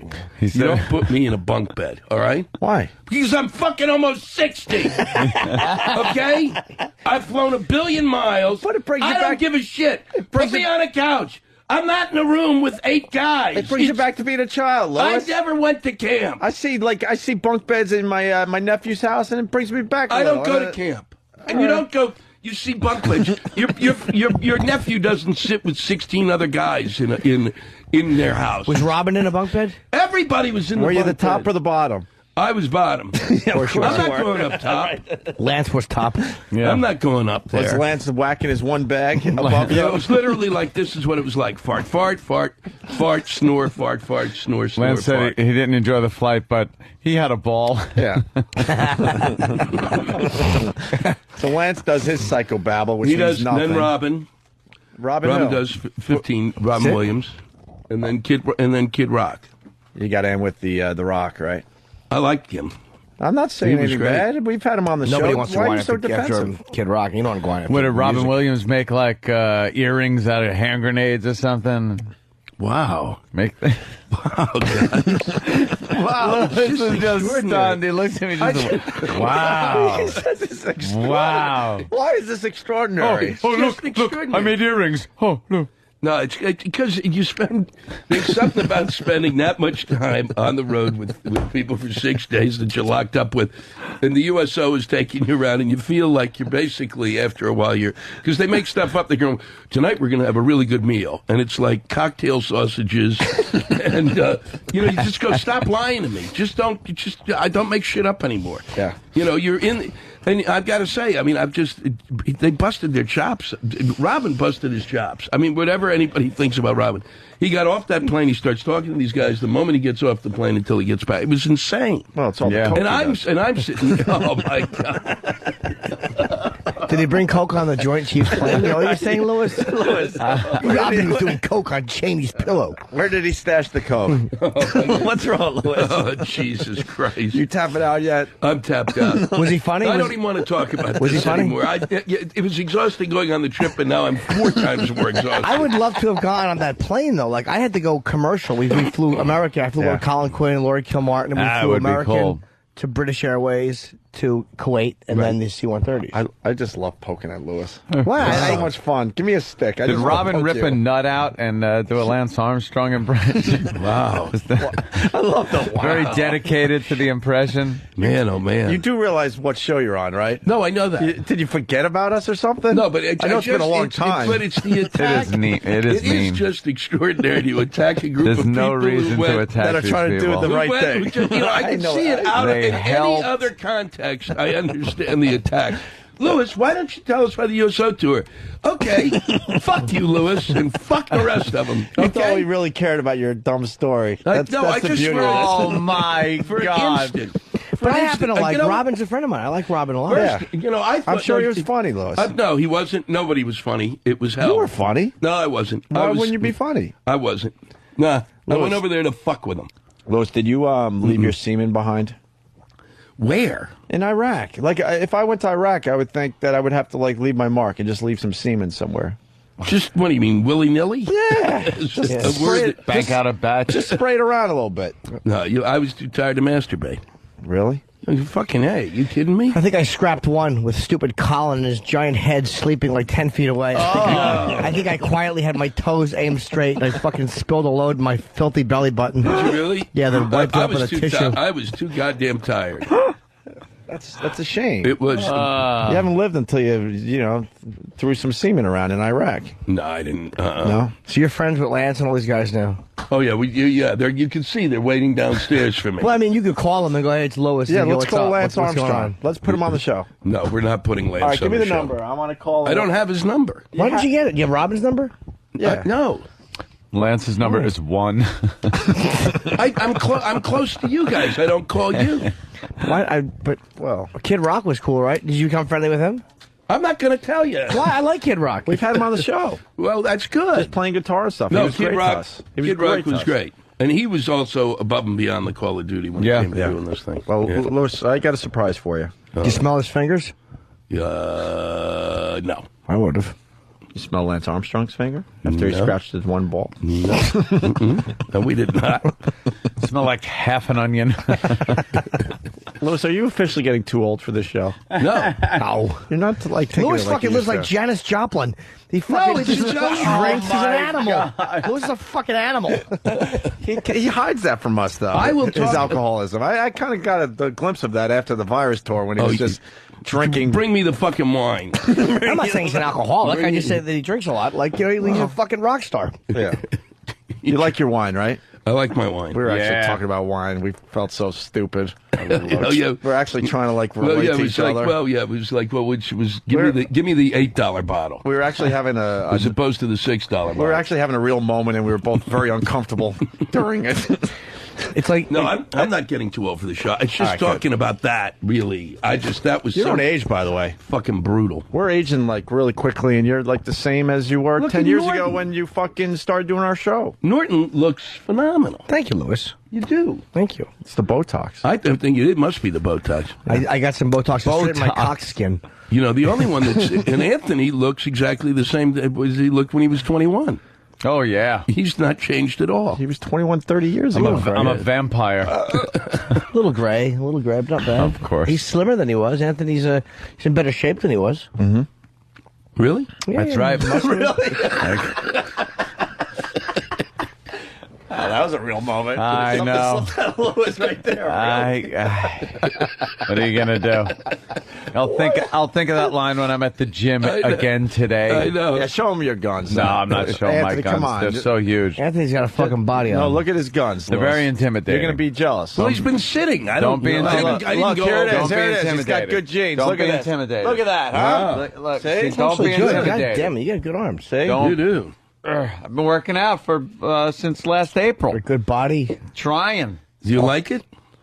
No, it stinks. You like no, I do like it. Do you like it? Get, what do they call it? Pheromones? What is that fucking shit you get in your It's head? called, I don't know what it is, but it makes you fucking tired. Where you feel good. With Yeah, it. no, you kind of you feel good because you did something that you know is good for you. The exercise itself just makes you fucking tired. You're right, but it helps you sleep better. Yeah. Does it? I haven't been exercising as well. I haven't if been anybody sleeping. wants to know, I really haven't. I was doing well, and then I stopped. Yeah. I'm not big. You go to a gym? Yeah. Yeah. I hate those. You have to, though. I hate those. You have to do something regimented. I don't make it care. the same time, No. the same day. I can't walk in there with those people. No. No. I could go to a gym with you guys where there's a sense of humor, but these guys in there, bum, bum, bum, bum, bum, bum, look at, I've got, arms of whatever, these bands of steel, whatever the fuck it is they do. And then it costs like $300 to dress up to get into the gym. Yeah, you got. What are you fucking, you're fucking working out, butts. I just got sweatpants. Yeah, you got sweatpants. You know what they're saying about you? I got sweaty. And they go, sweatpants. here comes douchebag. I don't give a Here shit. comes douchebag exerciser. I just don't like it. I feel like I've always felt when the first time I went into one of those places that I'm like in a gay bathhouse. Do you upkeep on your health and stuff? Like, do you get checkups and stuff? Are you good at that? You mean checkups? See a doc? No, I mean, yeah. Like, are you good at that, or you like just ignore it and go? Oh no! I see a doctor every 3 days. That's funny. Hey, I missed the seg, but we're gonna go backwards anyway. Talking about the USO tour earlier this morning. Did you hear us playing the Dave Rabbit tapes? No. Oh, this guy's the fucking greatest. Shit, this is good. Seriously, we're gonna all relate. Apparently, this is very rare too. Supposedly, I got 1 of 2 copies. I'm learning. What? I don't know. It was this guy, Dave Rabbit. He was in Vietnam, and he did an underground radio show. Oh, is this the guy I just... And he was smart enough. Where's Z-Rock? He's got all the info on the guy, but basically he just was doing underground radio. He did the show in Vietnam? Vietnam. Out of a whorehouse, right? Out of a whorehouse, a back room of a whorehouse. Here's Z-Rock to just reset the bit. Z-Rock, reset. Go. Yeah, just a really interesting guy. We don't know much about him, but we're finding more info online as we speak. Yeah, he rented out the back room of a whorehouse, built the bedroom into a studio with mattresses and tile to prevent you hearing sex going on around in the rooms around him. And he would just broadcast, sometimes illegally, on the Armed Force Radio Network signal. And I was reading online. It turns out his show was more popular outside of Vietnam. Like in Germany and other European countries where people were stationed, they used to trade these tapes around. So somebody was taping him in Vietnam and then mail him out all throughout the service. Well, was he like the Good Morning Vietnam guy? No, completely, but he's not completely different. Completely the other side. Why did I hear? I just heard about him. Instead of high energy, he was tripping. He was high. He was really mellow, but really witty, really funny with the one-liners. Can we have one? I want to hear him. Well, this is the one that we had to bleep on the other side, but we have new ones for over here where he talks about like hand jobs, blow jobs, the latest specials that the whorehouse is running. But here's Dave Rabbit from 1971 in Vietnam. How cool Guys is in this the guy? field are just listening to this shit as they're hoping that they're going to survive another day.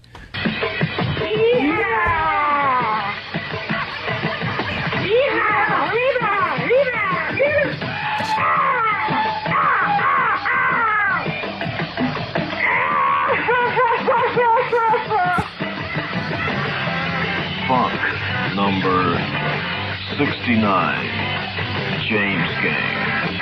Sorry about that yelling and screaming, but Pete and I are on a trip and we thought we'd have to get in on that song. Here's one done by the Biggie, 3 Dog Night. It's called Mama Told Me Not to Come. Now you can take this 2 ways. As a title, or your girlfriend's name is Mama. How great is that? Wow. Isn't that Yeah. awesome? 1970 or 71. Yeah. But in Nam, Yeah. in a warehouse. Yeah. Which clips do we have to bleep It's out that are amazing. really The good, lifers, the lifers are like flies. That's a funny one too. Oh wait, this is Yeah. this one we should replay the T-shirt because they had to bleep the shit out of it today.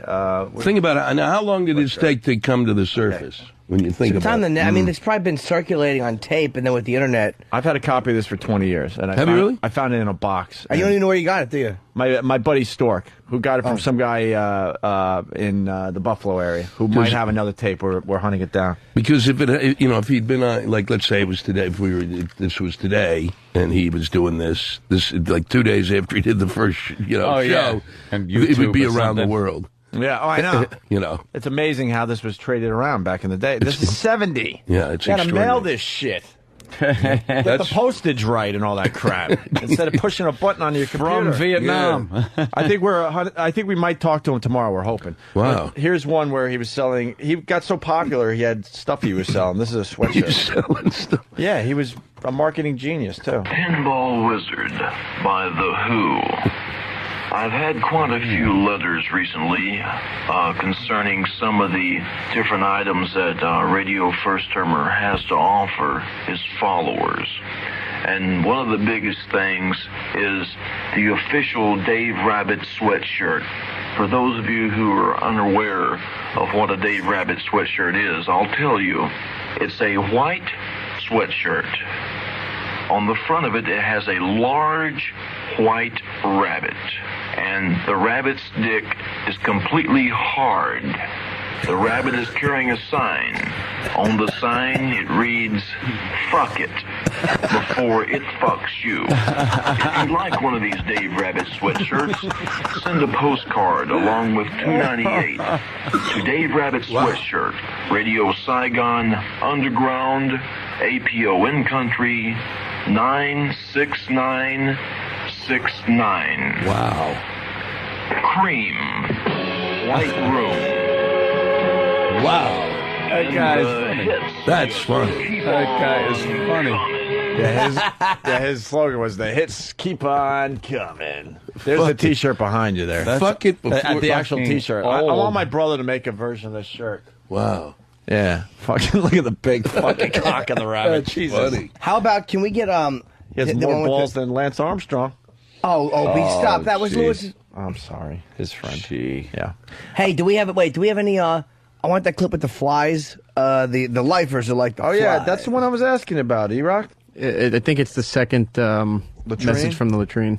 It's 22 maybe. All right, we're going to play new clips because I know people have been with us all morning. We got new clips just for XM where they're talking about the hand jobs, the blow jobs. I mean, this is just online. You can just pick it up. I mean, do you buy it? I don't know. You can download that. I found the tape, brought Wow. it in, and I had no idea how popular the guy actually is still. So That's why. here we go.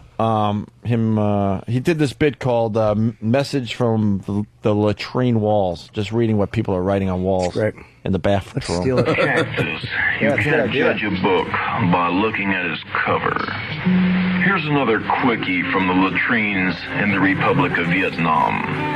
This guy writes, "Fighting for someone else's freedom is like fucking for someone else's virginity."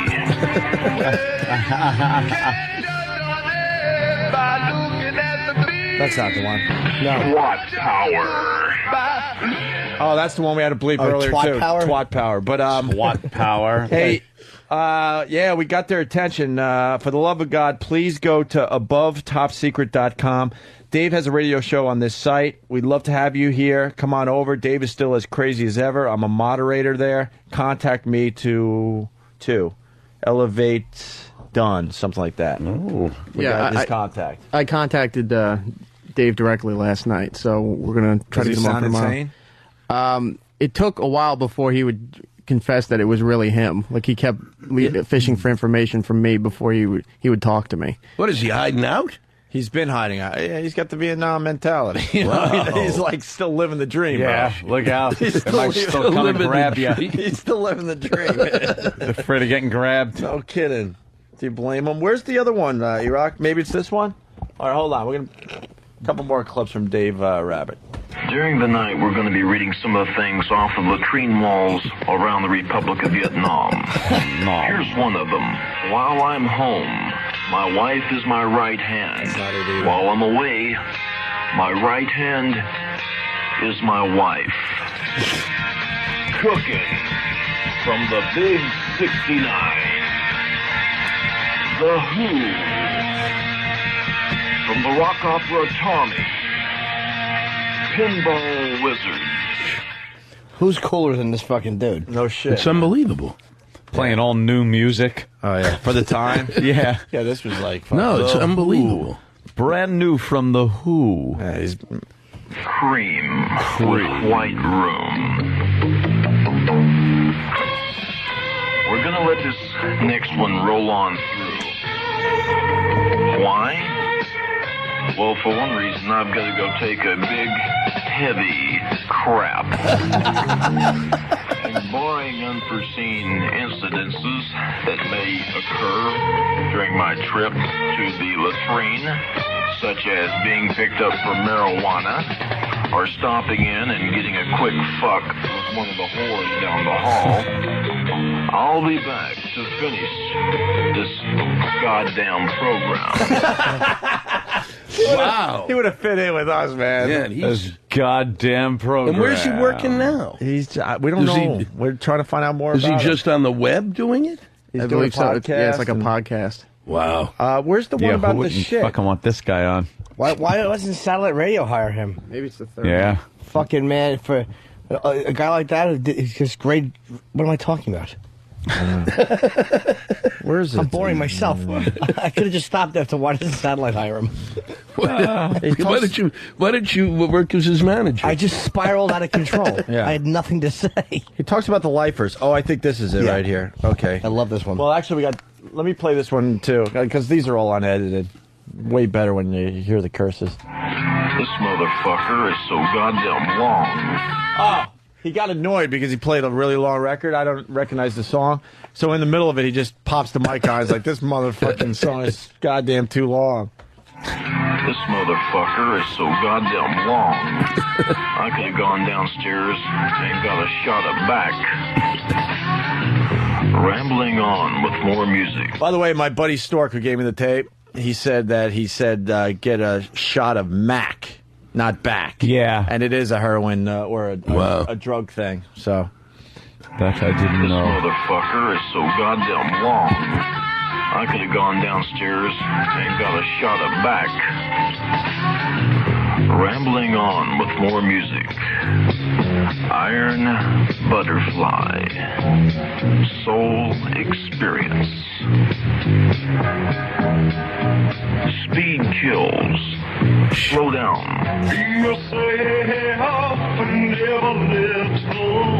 Smoke grass.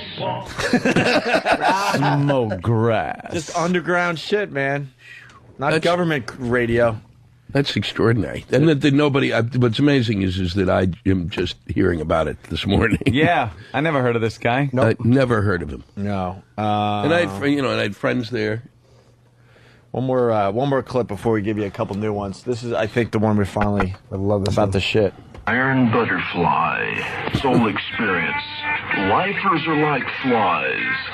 They both eat shit and bother people. Thank you, Pete. He's got his fucking high friend in the background, Lois. He goes, you missed it. He goes, right on. Listen to the background. Pete. Iron Butterfly. Soul Experience. Lifers are like flies. They both eat shit and bother people. Wow. Thank you, Pete. Thank you, Pete. What delivery this fucking dude has. He's great delivery. This guy was having a ball. All right. And bother people. And bother people. Finally, bother me. Finally, new clips, because people have been with us all morning. These 3 clips are for XM only, man. Talking about the hand jobs, the blow jobs. Here's more of Dave Rabbit from 1970, 1971 when he was in Vietnam doing underground radio for everybody.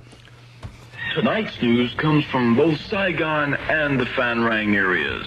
First off, from Saigon, we find that a new massage house has recently opened up near the Korean tailor shop. The following services are available: steam bath, back massage, hand jobs, and blow jobs.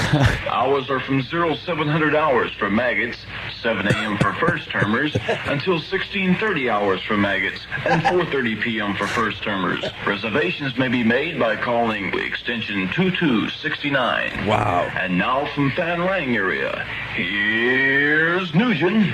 The Nha flights have been reopened and have a new Champagne flight that leaves Phan Rang at 8 a.m. It will operate on a first-come, first-go basis. The commander also recommends that you take an ample supply of rubbers, as they have a shit pot full of new whores at the bars. The commander's motto, keep morale high on the base. And that's the news for this early edition. Wow. Next news will be later on. Next local news will be later on, too. Good night, Nugent. Good night, Dave. And good night for this early edition of Radio First Termer News. Wow. This shit right pod. at the end there, with the news, he cuts his signal. So every time he does the news thing, he goes right into static, and then before it cuts out and goes dead. Why? He only broadcasts for a certain amount of hours a day, so I guess when he does the news is pretty much towards the end of his broadcast, and then he just flips the switch and his signal goes dead. Wow. Sounds like he did it yesterday. It sounds it's more modern than what the shit we have to listen to now. Well, yeah. That's great. Then you got Howard saying he invented this whole thing. Obviously, this shit was being done a long time ago. You got to acknowledge the people that came before you, man. Holy crap, this guy was an original. Yeah. I wonder if he ever had a real radio career after he got back from the war and stuff. I never heard of him. Yeah, I don't know. Maybe he went by another name and was kind of doing more legit shit. I don't know. No who would know is get stupid Abrams on the phone. Lee. You know Lee Abrams? Yeah. Stupid Abrams. He bores us with his stories, but we'll give it a shot today. But he does know his shit. He knows his shit. That's what I'm getting at. He does know his shit. Yep. He just bores you. He knows, though. Don't ask him about flying. Holy crap. Yeah. Oh, my God. Here's Dave Rabbit's philosophy. And he does theater listings. I can only imagine what movies he's reviewing here. Here's a Dave Rabbit philosophy. Pussy is the breakfast of champions. Well, it's time to take a look and see what's happening at the Viking Theater at Van Rang, the theaters at Saigon, the Trang, and the Cam Bay area. Tonight, the movie is Lust, Sex, and Greed, starring Brigitte Bardot, Samantha Abbott, Tim Conway, Jonathan Winters, and Hugo Montenegro. The following night is Bambi, a Walt Disney production of A Little Deer and How He Got Shafted. The next one is Fear and Chills as the blood of Dracula rolls down on all the patrons. Here's a chance to really throw some money away. Wow. My fucking favorite, this guy. Guy is great. Right on. You want more or what? Yes. All right. Of course.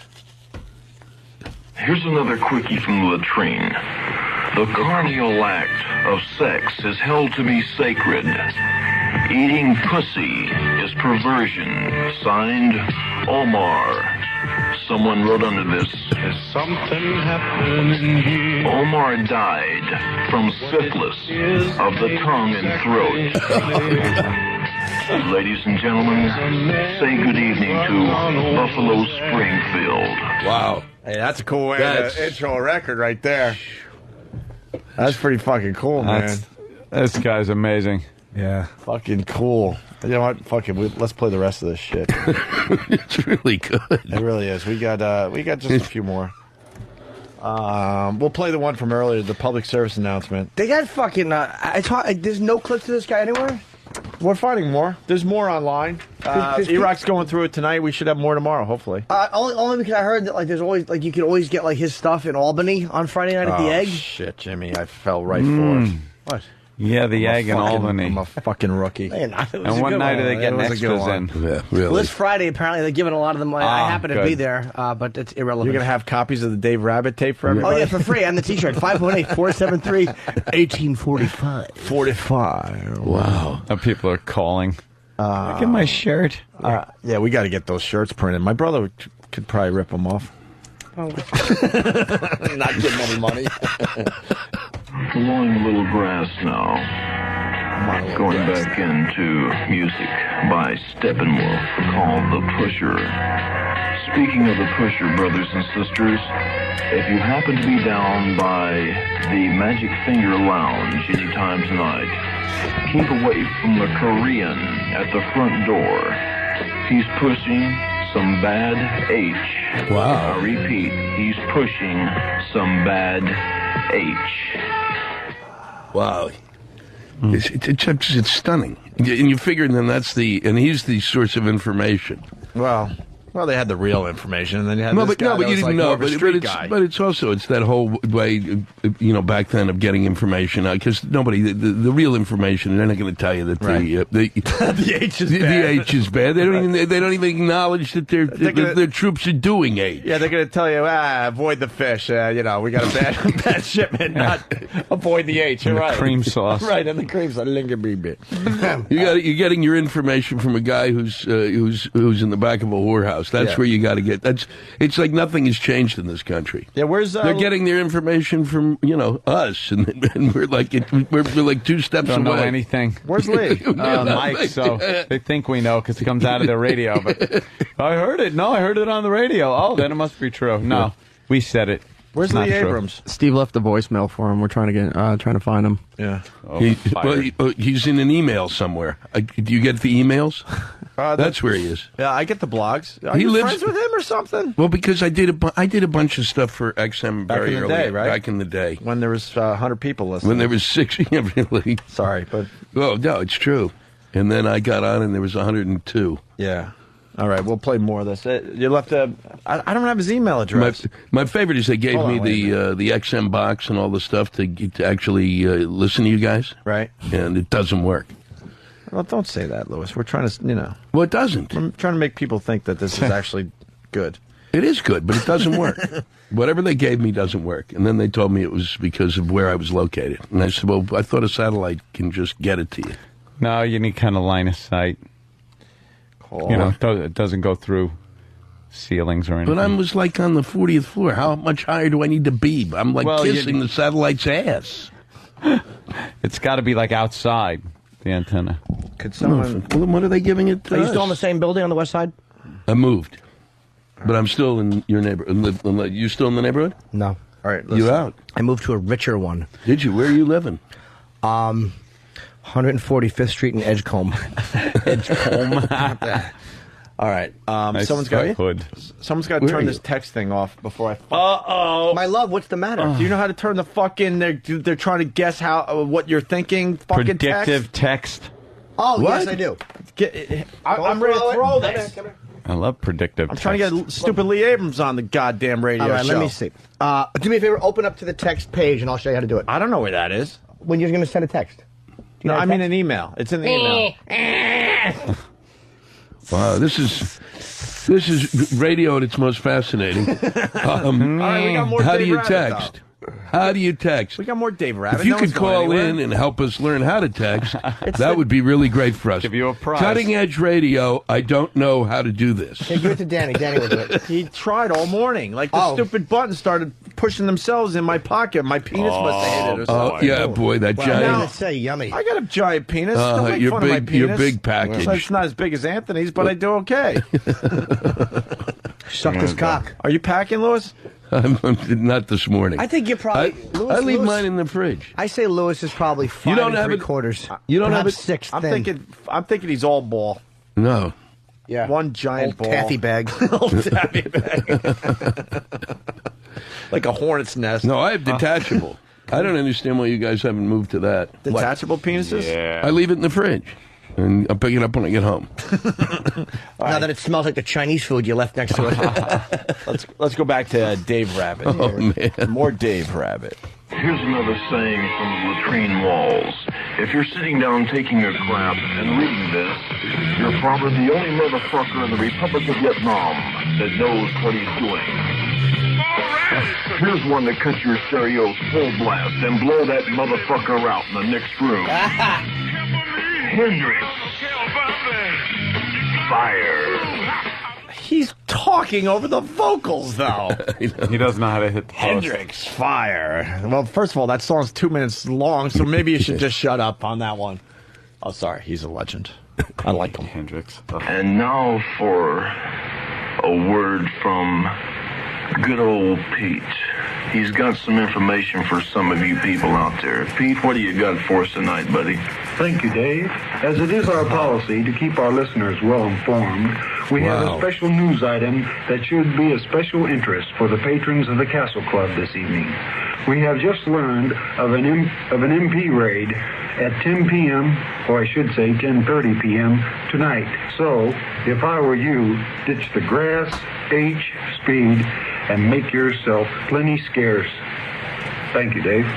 Thank you, Pete, for those wise words. And I would take heed to what Pete says. He hangs around at all these joints out there, and he knows. He's the nose that knows, if you can dig what I'm saying. I could dig it. Was anyone fighting over there? They sound like Yeah, they're right? having a great time. Just hanging. Just hanging out in whorehouses, doing H, listening to Hendrix. That's not a bad life right there. He had some kind of connection where he would reveal where officers were maybe dining out for the evening. And anytime the MPs were going to set like a drug bust or a surprise inspection, they'd get the information, start broadcasting right away, right as the MPs are heading to wherever the troops are. Wow. All right, we got another clip. What, warn the troops? Yeah. We got, he does a dedication to the U.S. Army. I can only imagine what this sounds like. God. Instant request line. Spencer Davis Group. I'm a man. This is a dedication to the United States Army. Army sucks. That was called in by General Creighton W. Abrams. Oh, man. Holy shit. Called in by General Creighton. Was he in the service? This guy? Yeah. I mean, or was he just, did he just show up? He was in there for a year and then was discharged or released because they screwed up his paperwork. So he was labeled as something called a 1H, which he asked what was, and they said it's classified. We can't tell you. Classified. So he did a year and then was released, but decided to hang around and do this radio station. Oh, really? Yeah. That's amazing. Oh, so he wasn't Army when this was happening? No, he'd already served his time. Oh, cool. Oh, So I right couldn't on. fuck with him. I bet you. I wonder if he's afraid of saying who he really is because he's afraid that his Army pension or something will be affected, his military pension. Yeah. Here's another quickie from the latrine walls in the Republic of Vietnam. This joker writes, 18 days until I can go home to picket and protest this fucking waste of human lives that lifers and the government call a war. Hoss Cartwright is a fairy. Signed, his mother. Oh, shit. Signed his mother. Wow. He he knows how to twist that shit, right? It's good. It's so solid. That's anti-military commie this guy was. No kidding, man. Let's find him. Can you wait Been to play a talking clip? I gotta pee. Yeah, we'll take a break. Yeah. So that's it for today. I think we did all our clips. We're going to try to find more, E-Rock? Yeah. Good quality? All right. We'll hopefully have more tomorrow. We'll continue down this road with Dave Rabbit from the Big 69. I got to track him down today. That's great. And the hits just keep on coming. Hendrix, I know he's singing, but I'm high. There's one other guy that's. I wonder what you could have to ask Abrams, but there's another guy who had that kind of a voice. Yeah. Yeah, in the 70s and back that style. When I first started in, I think I've told the story a couple times, but when I first started in radio, I was just a schmuck. I was like the E-Rock back in the day, and one of my jobs, I had to find all these old DJs from WCMF in Rochester. They were doing their 20th anniversary or 25th anniversary, something like that. And I had to contact all these people. They knew where they lived, I guess. And I had to try to get all their air checks. And they sent air checks. Every day I'm opening up my mail and finding this amazing shit. And all these guys were just so fucking high, just babbling about nothing. They're talking about how they're just looking out the window and watching the snowfall. They weren't giving you any info. They were just hanging in between the records. I think I got some of those tapes as well. I got to find them, but there you go. Louis Black, the big promotion there, Louis. What are you promoting again? Root of All Evil, Comedy Central, March 12th. It'll be advertised so much by the time it comes on, you'll think you've already seen it. You'll go, why am I going to watch it tonight? Yeah, so you don't even have to be here. You're just hanging because you're a friend. Yeah, and because I need the abuse. I This don't is get good enough therapy, right? once I saw my. You know. We did. Let's go after this. But my father celebrated his 90th birthday on Monday. Wow. Shit. Congratulations. My mother calls it overtime. How old's your mom? She's 89. Oh, my God. Yeah. Wow. That's great. And they're still fucking with me. Fucking? Fucking with me. Oh. Sorry, Louis. No, I don't even want to. I don't even want to think about that. That's just. It was terrifying enough thinking about it years ago. Yeah. But it was pretty. It was a wild party. Yeah. It was actually pretty much fun. Yeah. Is he still with it? Yeah, he's still with it, and she's really with it. She's like scary with it. What's the big thing he still does that you brag about?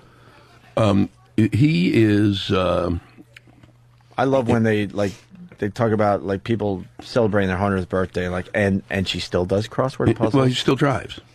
Wow, so that's the one you brag about. 90 and driving. 90 and driving, and I go in, and every time I'm down there, like I see him 3 or 4 times a year, and I'll get in the car with him and go, okay, you drive. Let's see if you can really still do this. Oh my God, That's not something you should experiment with. He's good. Can he drive? He's No. really good. He's seriously because it's like he is totally focused. That's I think what he said. That's the toughest one would be giving up driving. But they do back roads. They don't ever get on a highway. They do they get on it takes them 50 minutes to get somewhere that's probably 15 minutes away. Yeah, it's a 5-minute ride, but it's that's what they do for that day. But his thing was that's their event for the day. My father's big on cleavage. My father really loves cleavage. Yeah. We were. They'd gone to. They did a cruise. They were on a cruise ship. They're in Puerto Rico, and my mother calls. This is about a couple of years ago, and I say, "How's the trip, Pop?" He goes, "The trip is good, but the cleavage is excellent." And he was a mechanical engineer, and he said he was sitting around one day, and he goes, "The only thing I regret," he said, "I think I should have come up with an instrument for measuring cleavage." He said, "I believe that's the most important." He said, the total measurements don't matter as much as the cleavage matters." Are you a fan of cleavage? Not as much as he is. I like cleavage. He's from a different era, though, where you couldn't just see tits and box all over the place, so cleavage was the turn on. You'd see a little bit of naughty cleavage. That was hardcore shit back then. That was seeing the brown eye, right? Yeah. Seeing cleavage back in the 40s was like seeing somebody shit in somebody else's mouth in a wedding dress. I'm just... Oh, God. He makes a good point, though, Louis. I mean, you got to give it to him on that one. Well, he certainly did. I hate to find out my dad's a big scat movie fan. 2 Girls, 1 Cup. Have you seen 2 Girls, 1 Cup? I've seen 2 Girls, 1 Cup. Fantastic. Really. Are you sure? Or are you just like... Yeah, have I seen it? Yes. Okay. When you would not make that up. All right. Why would you even begin to make Have you seen Mr. Hands? No, that I have not seen. You want to see Mr. Hands today? Should. Sure, why not? Have you seen Meat Spin? No, I've not seen Meat Lemon Spin. Party? Lemon Party? No. I'm not. You look like one of the guys from Lemon Party. I don't. I feel You like certainly one of the act like guys. all 3 of them. You want to see Lemon Party real fast before we take a break? Sure. It's actually sexy. You sure? It's actually, if he thinks it's sexy, I can't wait to It's see it. extremely good. Yeah, I bet it is. It's one of our favorite videos. Yeah. Well, there he is. Well, it should be beat watching Tim Russell. All right, turn around, Louis, so you can see Lemon Party. No, over here. Over here. Yeah, there's Lemon Party. Excellent. Wow. So the question we ask every person that checks out Lemon Party: which guy would you rather be? Wow. If you had to be one of the guys, which one? I'd be the one kissing the guy. That's it. That's as far as I'm going. That's all I want to do. See, we're thinking if you're actually kissing, No. that's what makes it gay. No. What Like that guy, he's just looking for a snack. Wait, you mean the sucking the cock is nothing? That's not gay. I think your definition of gay may be clinically insane. I think the kissing of another guy, there's like a little love involved, and that makes it a bit gay. No, I think the sucking of the cock is a bit gay. That's a little gay. That's fruitous. More gay than kissing a man and feeling his whiskers and stuff. Well, I'll tell you this: the mob guys kiss each other. So Not like that, Louis. Yeah, they do. Like that. Yes. Okay. Pull out each other's cock? No, that's a different thing. Okay. No, I'm not sucking the cock, and I don't want my cock sucked. So Why? I don't have it. I don't. But wait, Louis, let's You look don't at like this your dick sucked? logically. Not by a You close woman, your eyes, not you don't by know a that's guy. you close your eyes, you don't know that's a guy. You don't know that Arnold Palmer looking dude is a guy. Yeah, you do. How? If your eyes are closed. Your brain goes, it's a guy! Okay? That's how you know. Just like that, huh? Yeah, and it does it over and over again. No, it doesn't. All right, we're going to take a break. I think we got Mythbusters guys calling in, right? Oh. I have some myths that I'd like to ask questions about. Ooh. What are they promoting? I'm going to have to get going. Why? You can't go. Oh, you can never got go. like an audition or something. No audition. No, Lewis I is got offer no only. audition. Yeah, what do you got, Louis? No, I just moved into this place, and I got to get back. Cause What floor are you on? I'm on the 6th. Is it that? Is it that? Yeah. Wow, fucking nice. It's new, right? Yeah. Oh. Wait. How many bed? Where? Two. So nice. Are You you renting at or the, buying? are you at the... No. Did you buy? You're over there. Did you buy or you're renting? I bought. Oh, finally. I didn't know they sold in that building. About time. Jesus. Yep. Cool. It's a good location, You get too. a 30-year mortgage? Whatever it is, I don't know. Oh, wow. Pay You cash. think I know anything? Fucking pay cash. You're Lewis Black. Yeah. Two gigs, your apartment's paid for. That's right. Selling out all over the place. I guess you're not a fan of Mythbusters. That's why you're leaving. No, I'll make sure I tell the According guys. to Lewis, it Please stinks do. and it's shit. Yeah, yeah. That'll All be right. good. All right, I'm not going to stay around to go. No, I'm a fan of Mythbusters. I really am. No, seriously. You really got to go? What are you doing? Yeah. No, I got to go back. Is it really a house I thing? literally just moved in, and I have had no fucking time to deal with moving in. I got back like a week ago, right, from doing all this shit, and I want to actually move into the place before I have to go fucking leave again. When are we doing sushi? We're gonna do sushi Thursday. This really? No, I'm lying. Oh, okay. I got excited. Pulls a No, date but out I'm of his around ass. this. I'm around. You're around for a while? Yes. All right, I'm we're gonna do around. I sushi. leave next week, but then I'm back for the week. We'll do it. We'll fucking make a day to do Language. it. All right, and if you want me to join you in... What? My ears are not garbage cans. Wow. God. Dog Day Afternoon. When he's cursing. My ears are not garbage cans. Oh. That's so funny. And I'll join you in your alcoholism if it's a Friday. I can't drink during the week. But All right. Friday, I'll join you for some of that fine red wine. Okay. No, it's the place right down on 58th. What is? 56th. The sushi joint? Yeah. Where Not you- the one you used to go to. The Patsy's. Oh, the new place the you new said we place. got to check Yeah. out. Is it good? It's great. He You says ever eat it's a sushi one- in Ozawa? In LA? No. I've tried to come up with a joke. I fucking nothing. What's the no jokes with sushi in Ozawa? It's With good. Sushi Zawa. Nozawa. I'll talk about it off the air. Okay. I can't sound like a bigger faggot than I do right now. I'm sipping my fucking... Yeah, your my, Jamba Juice. My Jamba Juice talking about sushi in La La Land. Sushi. Oh, but the fish is to die for. All right, Andrew Heim. Hello. Denton, Texas. He never listens live. He wants to hear his name. There you go. Lewis Black might be here. We'll twist your arm. We'll make you stay. Fuck you. You got half a sandwich to still eat. All right. And some promotion to do. I've got Love you, promotion. Lewis. Yeah, this is going to get me over the edge. Whip 'em out Wednesday. Generally speaking, the sight of the female breast or contact with it produces a sexually arousing reaction in the male.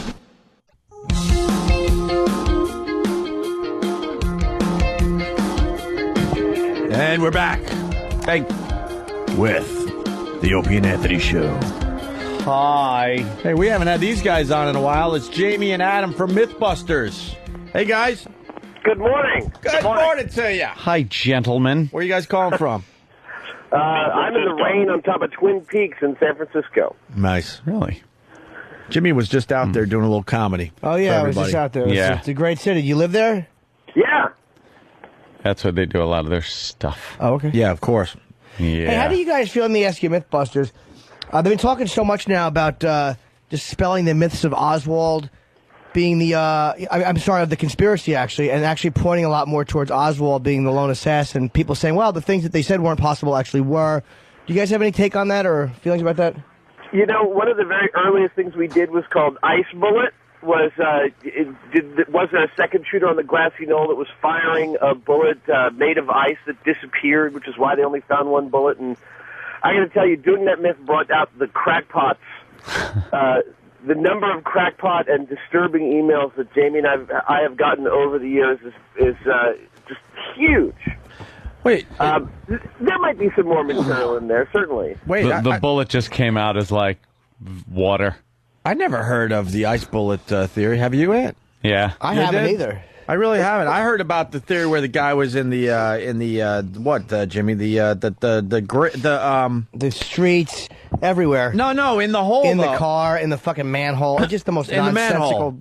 Or the fucking sewer. Yeah, the sewer where they lifted up the cover a little bit, the lid, and took a shot, shot, and then they were gone. Yeah, that's how it happens. One of my favorites, but you guys are celebrating your 100th show, right? 100th episode on tonight on Discovery Channel, 9 o'clock. Tonight on Discovery Channel at 9 o'clock. Yeah. Very cool. 100 shows. You know, we've had you guys on over the years, and we keep trying to think of myths that you guys haven't tackled yet. And I think I finally got one. And I'm all right, go for it. And I'm dead serious too. You hear about like world-class athletes, right? And they don't have sex before like a big game, or mostly you heard about it as far as fights go. And I wonder if you guys could do something to actually see if there is something to do with having sex before a big event. I love that one. Well, you understand that this is a family show. Of course, if we're typical to Mythbusters, we'd have to do this without mentioning the word sex or, what's involved with that. It'd be, we could still pull it off. Hold on, you couldn't mention sex without doing a kind of the myth about having sex the night before, about losing energy and not being able to perform physical tasks. Right. That's not dirty. Right. Well, actually, one of the ones that I wanted to do is, how there's a star, like a sports star that gets caught doping or some chemical in his bloodstream, and he makes an excuse, like he says, I got a massage with some kind of steroidal cream. Well, one of the things I've always wanted to do on the show is we try all of the different, excuse methods for giving a false positive and see how reasonable they are. I like that. Rat them out. Yeah, absolutely. You guys are working on MacGyver myths? Yeah, that's the one on the plate tonight. We finally start tackling Angus MacGyver and his thing. Yes. Now MacGyver always coming up with wacky gadgets and stuff made out of nothing. Well, that's us. Yeah, yeah, that's pretty much what you do. What's one of the odd things that MacGyver came up with that you guys are trying to put together? Well, one of the ones on the upcoming episode is that he supposedly blew a hole in a wall using, I believe it was pure sodium in a little gelatin capsule that dissolved in water, giving him enough time to put it in a bottle and get away before it blew up and blew a hole in the wall. And so, of course, true to form with us, we end up using ridiculous quantities of the metal and taking it as far as we can go. Well, that's what I like. If the myth doesn't quite work and it's busted, they have to blow it up anyway. Well, what I noticed about the show is that you guys don't really take too many chances. Well, it's kind of hard not to. I mean, we have had our share of close calls on the show, and we've learned from that. So we do the best that we can to vet these things out, and at this point we've done so much of this that it's we've got a pretty good sense of like if we feel like running, we're going to run. Yeah, we've seen you guys on fire. Commensurate with that, if you see us on the street and we're running, you should follow us. Yeah. Oh, absolutely. Now, okay. What surprised me in one of the myths you were busting, it was that vomit chair, that you sat in the motion sickness chair. How quickly you guys got sick from that? Adam got sick. Yeah, Adam got sick very quickly. Yeah, man, that chair, I still get chills when I think about that one. Do you get seasick on boats? I grew up on the East Coast. I spent a lot of time in Cape Cod on boats, but never in anything like Pacific swells or, real water. And so we didn't find out until we were shooting the first Shark Week episode that, I am really prone to getting seasick on boats on wavy water, man, and it sucks. Any good video for the gag reel of you puking over the side? It's not on the gag reel. It always makes it into the show. We were in South Africa last year my wife is on the boat, and we're all filming, and my producer says to the cameraman, "Hey, Tim, Adam's spewing." And my wife thinks, "Oh, that's sweet." But then she realizes, no, she just means film him. Yeah, watching out for you. Exactly. That's true love, though, right there. If you think about it. Hey, Mike Mariano from Boston has a good question. I know you guys try to keep it fun and all, but I'm sure you've heard all the 9/11 conspiracies. Have you ever thought of doing a show on some of those conspiracies with the building? We totally have. Sorry, go ahead. No, I was just going to say one of the problems is that that's one where we really like to not just demonstrate concepts. We like to prove it to the people who are the most resistant to believing it. And the problem with that is figuring out the scale to do it in that's big enough and convincing enough to change some minds. Right. You know, and we have actually talked back and forth about that over the years. Anthony's and Jimmy, they're really good at talking to these people, and they just don't have the answers to the basic questions of what happened that day, because they're really convinced that it was an inside job. And Anthony brings up a great point that they would have to be drilling holes for weeks on end, and no one's noticing that this is going on around them in a work environment. Yeah, absolutely right. Yeah, I don't think people have seen what it takes to actually do a controlled demolition of a building.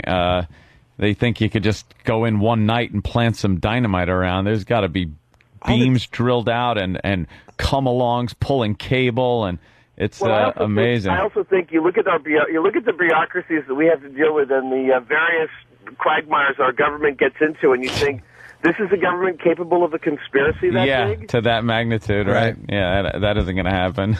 One of the myths we're working on right now is busting whether or not the Apollo moon landing was a hoax. We've actually been dealing directly with conspiracy theorists about this and attacking whether or not the photos are faked or fudged, whether or not the way the astronauts moved doesn't work right. That's one we've been wanting to do for a long time. Do you find them to? I'm sorry, Ant. Do you find them to be rational, or are they just irrational babies who are trying to prove a point regardless of evidence? That's often the case. Yep. Whenever these conspiracy theorist people are, they don't. We've ended up getting feedback when we've done some of these things where they go ahead and list all the reasons that they don't believe it, which that we've done, which are the exact same reasons that we've used to prove that that this particular thing was true or false. They're not listening to the evidence that you're presenting to them. They're just, hammering on about their own idea. Yeah, they want to be a part of it somehow by proving it or disproving it. And it's like the theory is there's a conspiracy. Now I have to prove it. Like, instead of saying, let me look at the evidence and be objective about it. Right. Exactly. Okay. They're shitheads. You're right. And Adam, I must pass on my condolences to one of the first people you worked with, Mr. Whipple. I do remember watching that video. You ever see that one? No. What's that? Adam in Please Don't Squeeze the Charmin commercial. No kidding. He's a stock boy. No kidding. It's classic. You look hysterical. Even now we have to work to keep him out of the bathroom because he's in there squeezing the Charmin. It seems that Adam burns himself a lot more than Jamie. It only seems like that because I react so well. The problem is that when Jamie gets hurt, he just stands there and then says something like, "That's horrible." But I think he and I get hurt just as much as each other. Yeah. Whenever you're in the shop itself doing something with even the littlest bit of explosives, I go, "Oh, this isn't going to be good." When you're outside, it's fine, but in the confines of the little shop, it's a little dangerous. We've actually had various city officials show up after watching an episode to come yell at us. Yeah, you can't do that. Yeah. Who else is in that strip of? Because I assume it's in an industrial park. We're in San Francisco proper. It's not. It's in a light industrial area. It's not really an office park. It's a reasonable place for us to be because we're located right. We can get access to just about anything really quickly here. But do you have neighbors that are glove warehouse people or Well, yeah, there's a little bit of a problem with the neighbors. We've actually got two shops, and the second one, because I own the building here at where we normally work at, and I've got pigs buried under my sidewalk. We're out in front of the shop with people driving by, and we're trying to do small explosions and things. It just wasn't happening. So we got a second shop, and the first thing, within about 6 months, we got kicked out of that one, and then we got another one that actually is a little bit at the end of a cul-de-sac. So there's not that many neighbors around to complain. Our neighbors have a good sense of humor at this point. We got a taxi company, a salami company, an embroiderer, an air conditioning company, and at this point, they all know us. They all know, that if we're running, they should follow us. And yeah, the salami company in particular is kind of funny because we end up using salami, like we've used salami for the rocket, the rocket engine experiments, and they're kind of into it. That looked like you guys had to do that again because that kind of looked like it worked, but then there was a little controversy. Yeah, the salami turned out to be a little more energetic than we thought, and I'd love to have another go at that because I think if we handled it properly, we were having problems as a rocket fuel because it was sort of blown out as chunks rather than burning off evenly, which was really disgusting looking, by the way. These big chunks of flaming salami flying out of the rocket. Well, the chunks were clogging the nozzle and making for the whole thing to just blow up before it got really up there. Well, Jamie wants to do a rocket powered by, crushed mice or cockroaches. Really? Well, and then there's the hydrocarbon like any other. Yeah, there's also the rocket powered by poo. Because, and believe it or not, NASA's actually looked into this. Because, if you're out there, on your way to Mars or something, if you could reuse, it's not like you're going to recycle your poo back into food or something else useful like you can urine. Right. You could probably safely extract water back out of the urine, but the poo, they just go, well, let's see if it works as rocket fuel, and the fact is any hydrocarbon handled in the right way would. So I don't know whether they've actually, how far they've pursued that, but they did consider it. That's something. Yeah, absolutely. And watching you guys over the years, because I've been a big fan for a lot of years, I absolutely did not think the lead balloon was going to work. Because, your previous record with stuff like that, your heart and spirit are there, but somehow it just doesn't pan out. But that amazed me that you got that much lead off the ground. That's absolutely one of our all-time favorite episodes. And there's no explosions. It's not very fancy. Yep. But in terms of the problem solving and the way we kind of wrapped our brain around it and made it work, both Jamie and I were absolutely thrilled by doing it and by the final cut. It was great. And, Adam, the method you used to untwist the actual balloon to keep the weight from ripping itself apart was really ingenious. That's something. It was, again, one of those ones where right up until the moment it happened, we were totally convinced it could go either way. Yeah. And those are the most fun to do. Are you guys starting to run out of ideas? Like, how are you going to keep this successful show going? Hell no. We're still going strong. I mean, the show's about a lot more than just urban legends, as you can tell. We get into about anything that we can muck around with and get challenged by. And I mean, basically, if you look at what the show is doing, it's the crazy stuff where man meets technology. And that's a really deep well to as a source. Yeah, it started out pretty much as urban legend, and then you guys delve into action movies and the myths that are in action movies, and now MacGyver. Yeah. So you definitely have a lot of subject matter to cover. Yeah, you're certainly keeping it going big time. Hey, we talk about this guy on our show, Stan Meyer. Do you guys know anything about him? The guy that came up with supposedly the car that runs with water? Oh, yeah. And then he was killed by the government there's a rumor. After it was discovered that he had this invention. Yeah, I think is it the Joe cell that he built? I'm not sure. Yeah, I'm pretty sure that was what it was called. Yeah, and it just ran on water. I've got one behind my desk. They don't work. Yeah. They don't work. I built one to the exact. We did this as part of a free energy episode. I think about 30 or 40 episodes ago, where we built all these different things from very specific plants, and the plans for the Joe Cell are not that complex, and they describe a very specific and precise set of parameters, and we followed every one of them, and it doesn't work at all. I like when you get those ideas and the like free energy, and you send, it looks like in the back of an old magazine, and you get, or the internet, and you get something back, and I just look and go, why are they even bothering assembling this thing? Yeah. Well, and you said an old magazine. I saw just the other day in a brand new issue of Popular Science. There's an ad. They want you to spend $1,000 for a device that's among other things includes something like a Joe Cell in there, and it's just that's now. Yeah. So people are still trying to swindle people with that thing. Stay away from the free energy experiments, please. As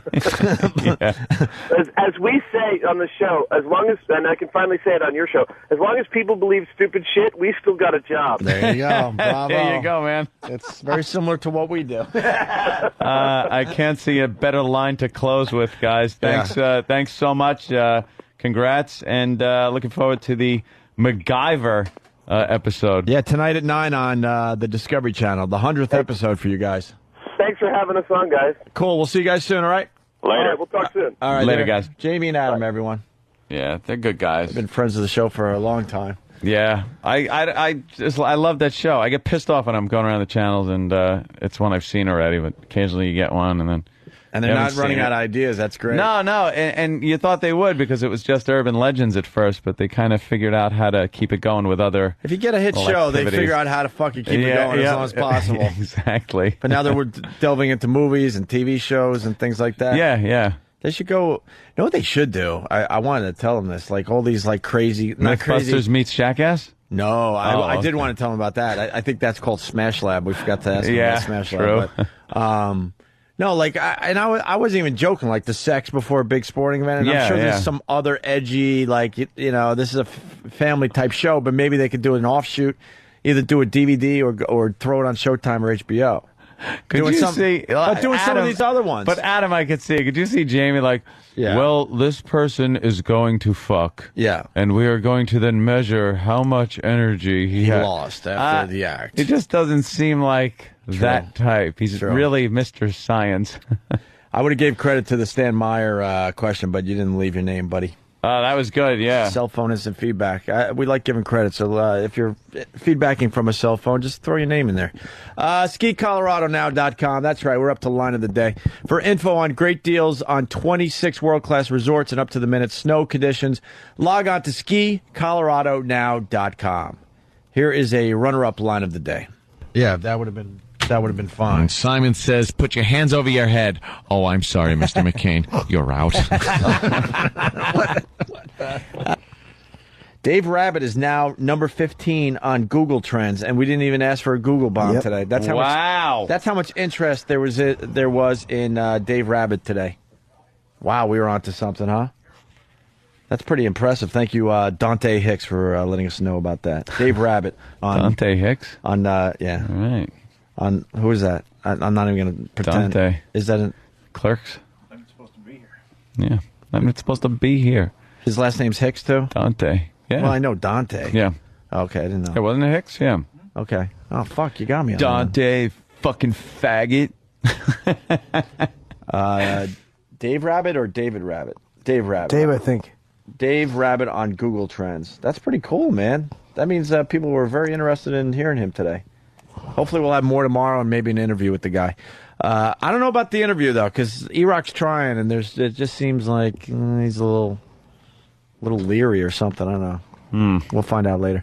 Here's another runner-up line of the day. Certain part you have that disgusts him. That makes him go, ew. He looks at that the way most of us look at garbage juice at the bottom of the truck. Yeah. Very good. Vagina and garbage juice. Yeah, I thought of that because I was on my way in today in the cab, and the garbage truck was off to the side, and they were crushing bags, and some orange stuff just burst and started shooting out of the bag. It must have been like a full container of orange juice or something. Yeah. dude. My rat book. That's that attracts the rats. All that garbage. No juice. shit, they love it. When a fucking What rat book do you have? when a truck runs over a bag of fucking garbage and you get all that juice. Oh, the man, the juice. rats are Why don't rats go alerted. yuck? Good rat juice. How do rats never just go, that's terrible, I don't want to eat that? They're amazing creatures. The book is it's all right. What's the book called? I think it's just called Rats. The cover is Manhattan in the shape of a rat. Oh. It's pretty much. Is it pictures of rats? No, but they explain them, and it's pretty interesting. Well, I want to look stuff. at pictures of rats. I don't know what to do. That's scary. Who's that guy? What guy? No. Did he come to kill us? Who the fuck was that? I don't know anything about anything. Here's another runner-up line of the day. Can you tell that he only had one testicle? Yeah, because it's on the side of his face. But in photos, they airbrush it out. Good old Louis Black. Fucking miss him, man. We got to get some of the old friends back on this goddamn radio Well, if show. there's a What are they merger, waiting hopefully it for? would be great to have Brewer come back on. It'd be great to have Jim Brewer. Brewer, class act. I was talking about Brewer over the weekend. Oh, yeah, what was he up to?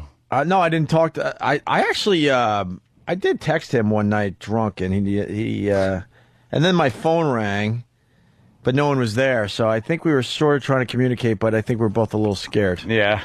Because he works for them. Works for the enemy. But I was talking about him because a lot of people, they leave this radio show to do other things, and they fucking turn their back on us, which just amazes me still, whatever. But not whatever. It really pisses me off. But the thing I have to say about Brewer, we had a heart-to-heart. XM wanted him. Sirius gave him a better offer. He kind of wanted to do his own thing. He didn't want to be under our shadow. And he's doing his own thing. He's very successful. And not once did he have to fucking badmouth us to get stuff going on. Yeah. Going. Well, Jim was actually also there What a before. class act, man. He was there before this show signed, too. Like, you know what I mean? Remember, Jim went to Sirius before. It was close. Yeah. It was close because we were all negotiating at the same time, going back and forth. But he's a class act because he didn't have to go down that road. No. Talks nicely about us when it comes up, and that's it. He does his thing. Other guys, like, remember Scott Farrell? He used to be a friend of the show. He turns his back like that as soon as he's not associated with us anymore. Gab. And the list is fucking long as hell. The latest being, you know who, the old fucking producer. That's smart. Trash everyone just before you want to try to get something going in radio. What a dope. You and your family. Here's another runner-up line of the day. It's in Pansy to do the weather here every day. Yeah. Steve. No, that's General. He's been promoted. He sure has. I've gotten a promotion. General Fruit. With I'm a weather. 4-star pansy. Let's go. He got new stripes on his knee pads. I got gold clusters, but they turned out to be warts. Let's. All right. Steve Gay jokes. I didn't mean that. I was just kidding. I have to admit something. Oh, no. When was that break? Oh, that was over at CBS. I hear myself laughing. I don't remember that. Was that from another show? Holy shit. And I'm trying to listen better, too. Wow. Sometimes you're in the middle of doing something and you look up and miss something. Well, and you listen to the replay. Or you're thinking, sometimes I'm trying to think of a good line and I'm missing the other ones that come out, and then it's real good when you then repeat one line that came out while you were thinking of a line. Well, it's tough because we're all doing our thing and trying to listen at the same time, and sometimes those worlds collide into a fucking clusterfuck. Thanks, Bill K, for whatever. I don't know. Thank you, Blue Healer. All right, we'll do this today. Scott Bryant from Indy, thank you. Instant Feedbackers, Paul Shirehorst from Bohemia. What's that? That's what a comfortable, nice name that is. Jason The Shire Horse are arriving shortly. The Shire Horse. Happy anniversary, Mr. Shire Horse. How about Jason Matkowski? That's why I would never be a good teacher. I wouldn't be able to pronounce half the fucking names in the class. Hector V from Georgia. You got Mike Hawk from Michigan. You got Craig Sorelli from Scranton, PA. Nick C. from Pittsburgh. Conspiracy Nuts in Toledo. Hoffman. And that's it. I'd turn off the screen. Is that line of the daytime? Jimmy in Albany at the Egg. Get your fucking ticket so we don't have to listen to him plug. Thank Please. you. Here's your line of the day. Please. Here comes the line of the day. Line of the day.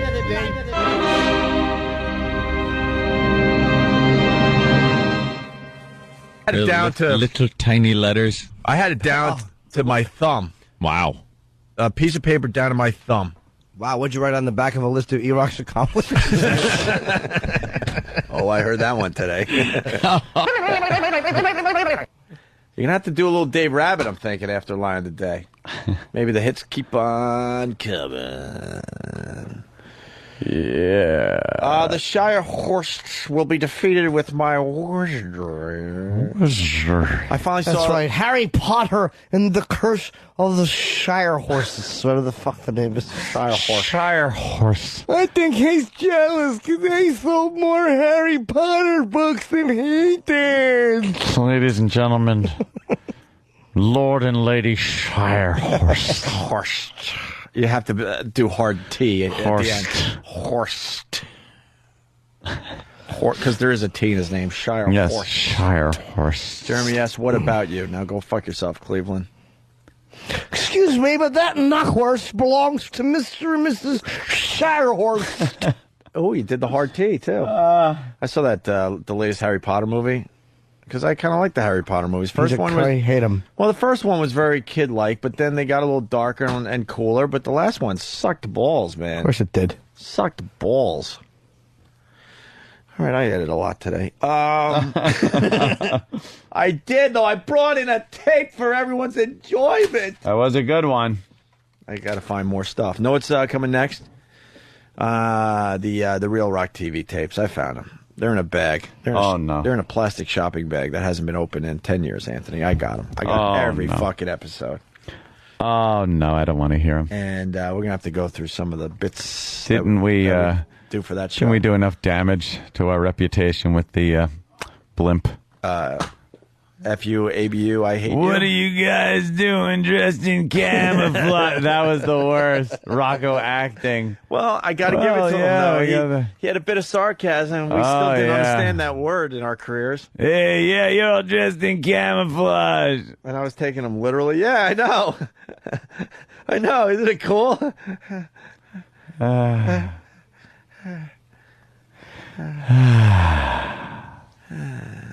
Yeah. Do you guys just cut out the nonsense at the end of every show to make us sound like smooth broadcasters?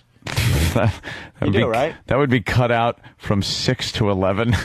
Oh, that's hurtful now. Professional broadcasters, 9. Bill K saying, we demand Spuds Buckley. I can't find that fucking cassette. There is one, and I will find it. I'm not trying to make excuses, but that'll be the day that I call in sick.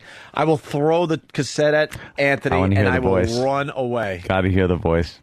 Just think Jerry Lewis on Healy. That's what I mean. Can you do Spuds real quick? No, what you can remember. No, I really can't. He does these impressions. It sounds just like Spuds He does Buckley. these impersonations. You wish you'd never heard it. I got a polyp. I got a polyp. I can't do it anymore. I got a little polyp on my vocal cord. Oh, come on. I could barely say Shirehorst. Shirehorst. Hey, why don't you put these Did you put these pictures up? No, yeah, we're waiting for your okay. I don't give a shit. I told you could put these up. Yeah, stop jerking off to me, Rook.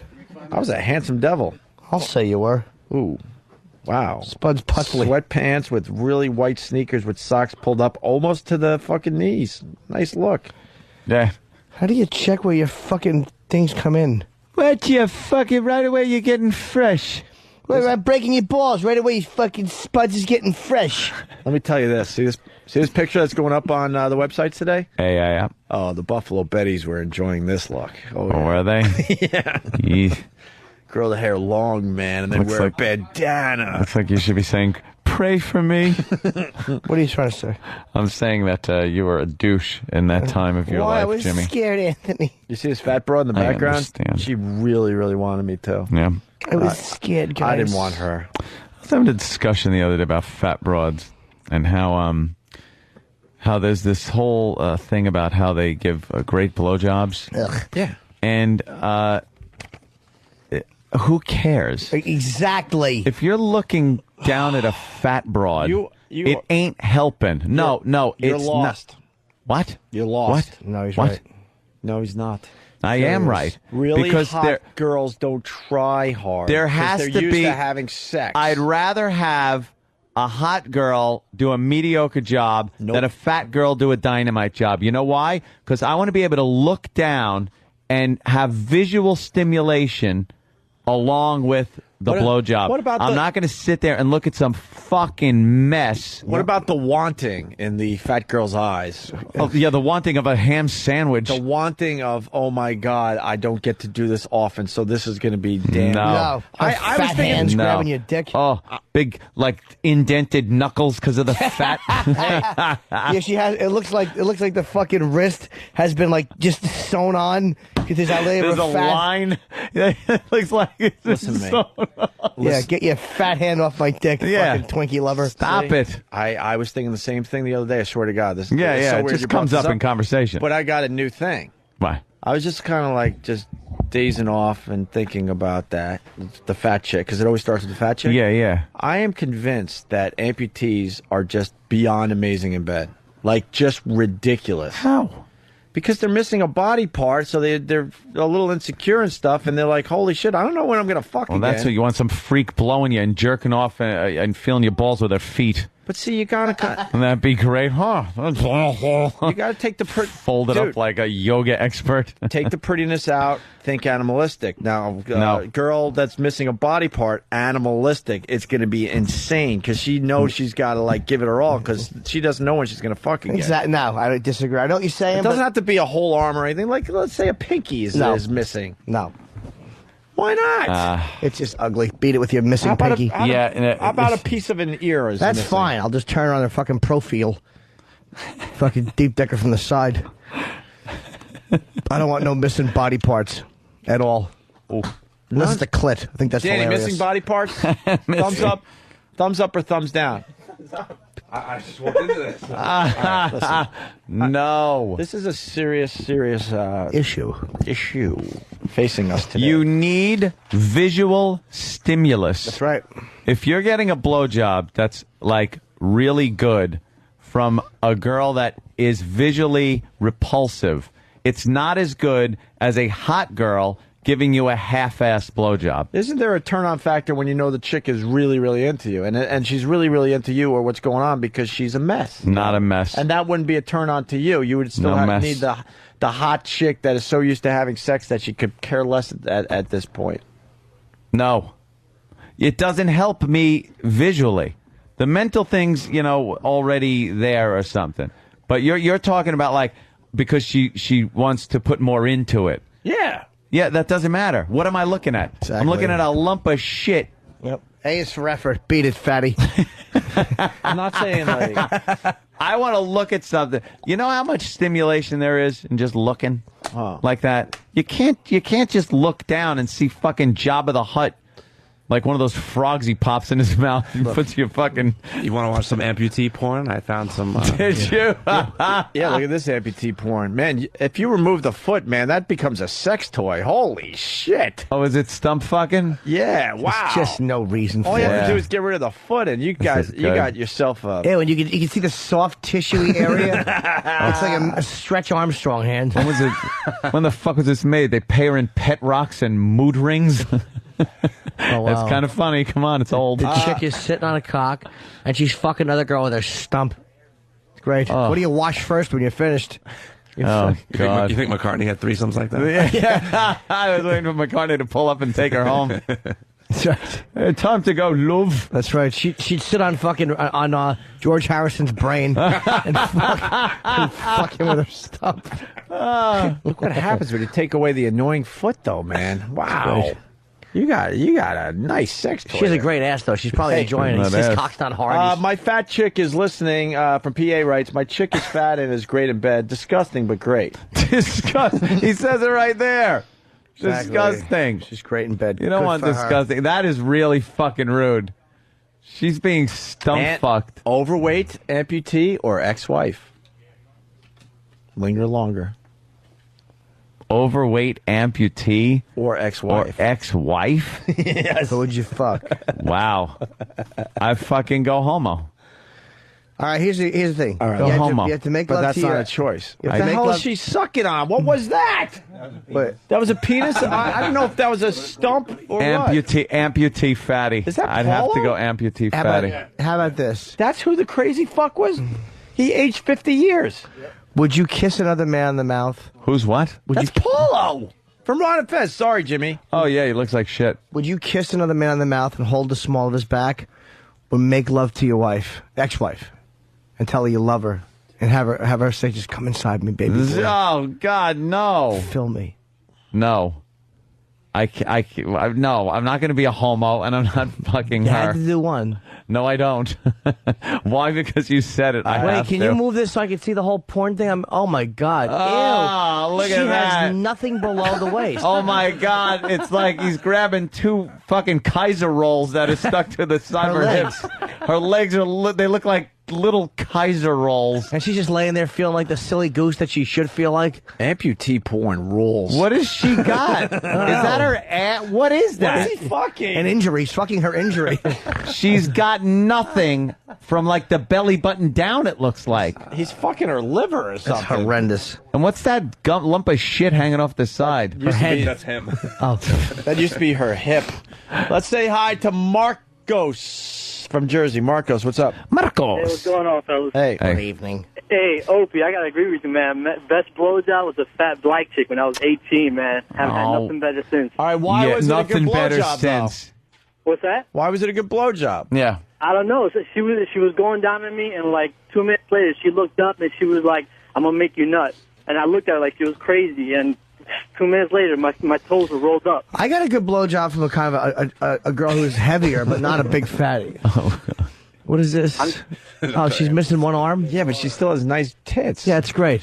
Stand outside and poke your tits through the window. I can just tie the curtains around them and not look at you. Oh, shit. What the fuck? Amputee porn rules. I got to keep saying it. Let's go to Rob on Long Island. Rob. Hey there, Rob. Hey. How are you guys? Good.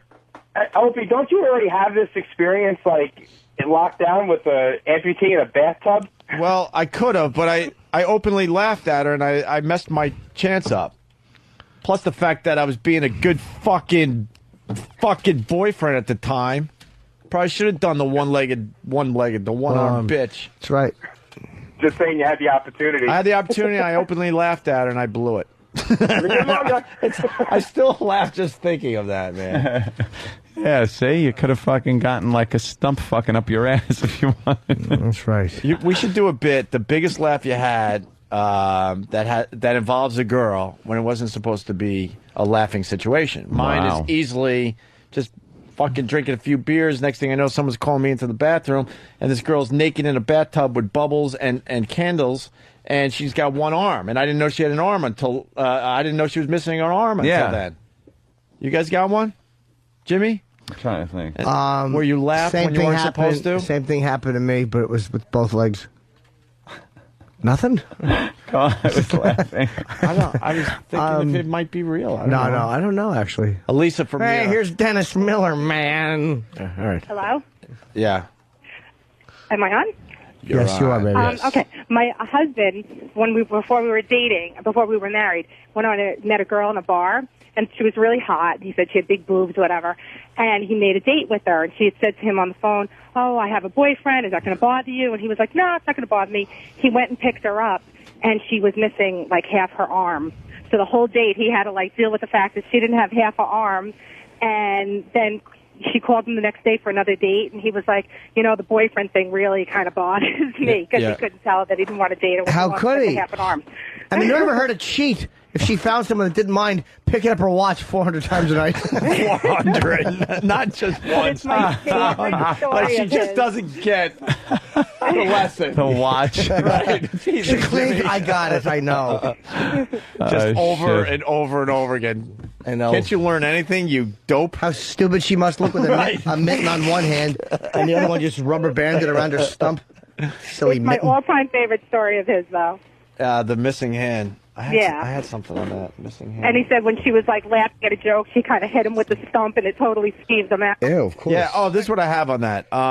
Like I see guys, unfortunately because of Iraq, walking around with the one leg and stuff, and they got the fake leg figured out. Yeah. No one wants to have a fake leg, but if you're going to lose a body part, that's a good one to lose because they got it kind of figured out.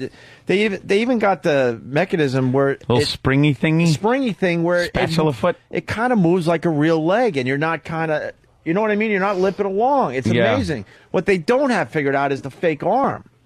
Going back to the one arm pitch. They can't do the open and close of the hand very well. And no, so this girl, I think she had an arm that was supposed to make her look good in public. Yeah. But remember how it was like a mannequin's arm? Yeah. It just looked creepy, and then there was like a bracelet around the mannequin arm. Yeah, she had a bracelet on awful. it. It's like, don't Fake show sling. attention to it. Right. Yeah. Huh? Just drawing attention to it. Yeah. Jewelry. It's got like jewelry on it. Yeah. It would slide though, like that made a plastic sound whenever she walked.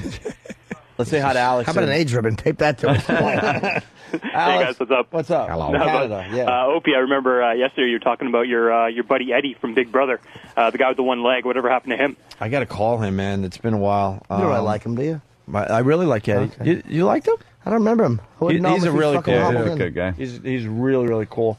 He's an animal too with one leg, man. Did you find what he did with the money? Yeah, with a trap on the other one. Dude, he's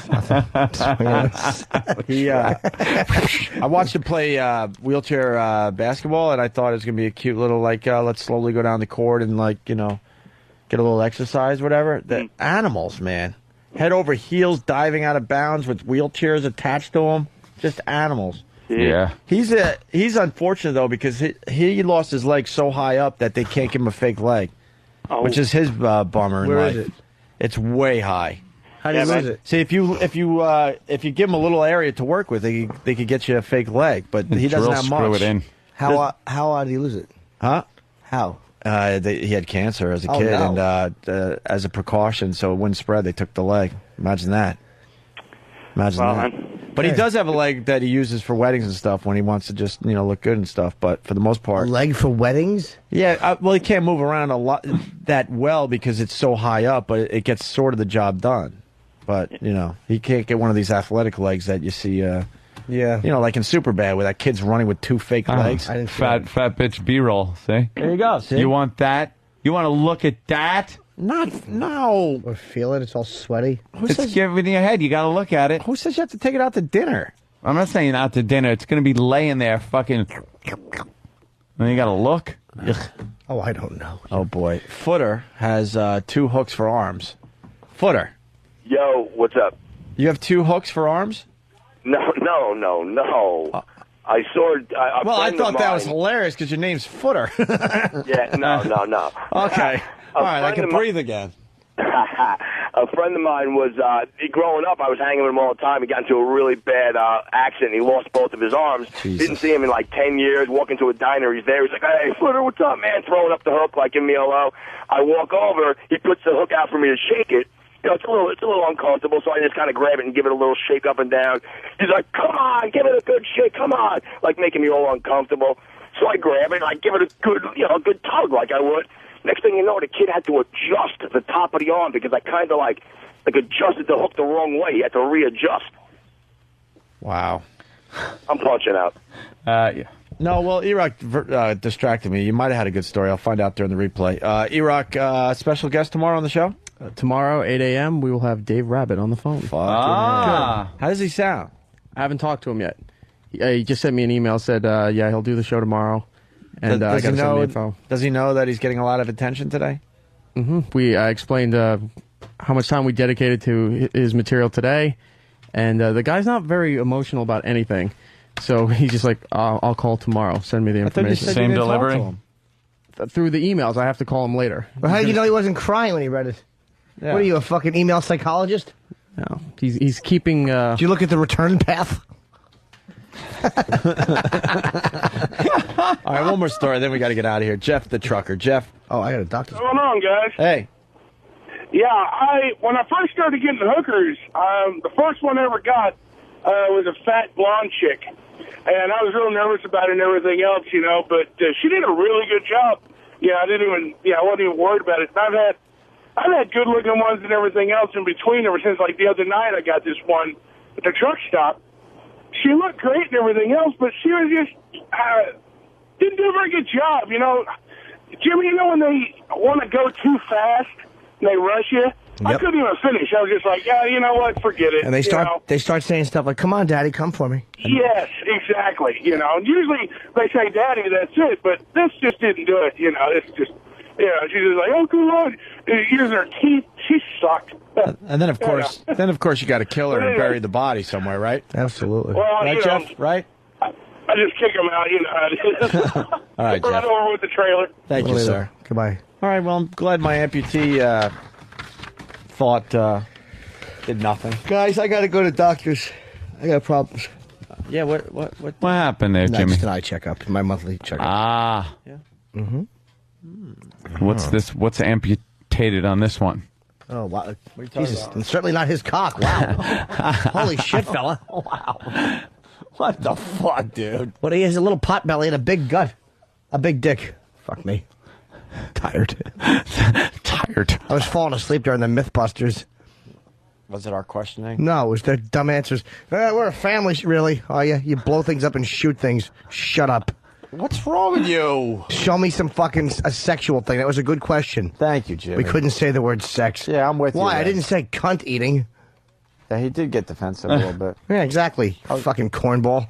I was ready to blast him with some of my attitude. I know, I talk a lot of shit an hour later, don't I? Oh, yeah. Meanwhile, I just sat there like sleepy boy and listened. Okay, good point. They're long gone. They've done 10 interviews since this one, and now you're saying something. They're all right. Fucking creeps. Oh, just hit that button. We're tired. That's how we end.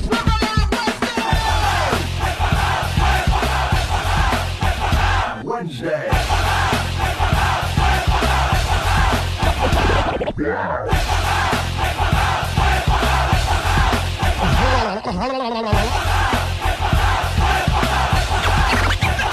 my God. B-double-O-B. Boob. There's a lovely young lady showing her breasts. Boob. Boob. Boob. Get naked. Chuck them. Girls all over the country flashing their lovely boobs. Guess how many boob nights are there? Cans? I don't have those. You are spectacular.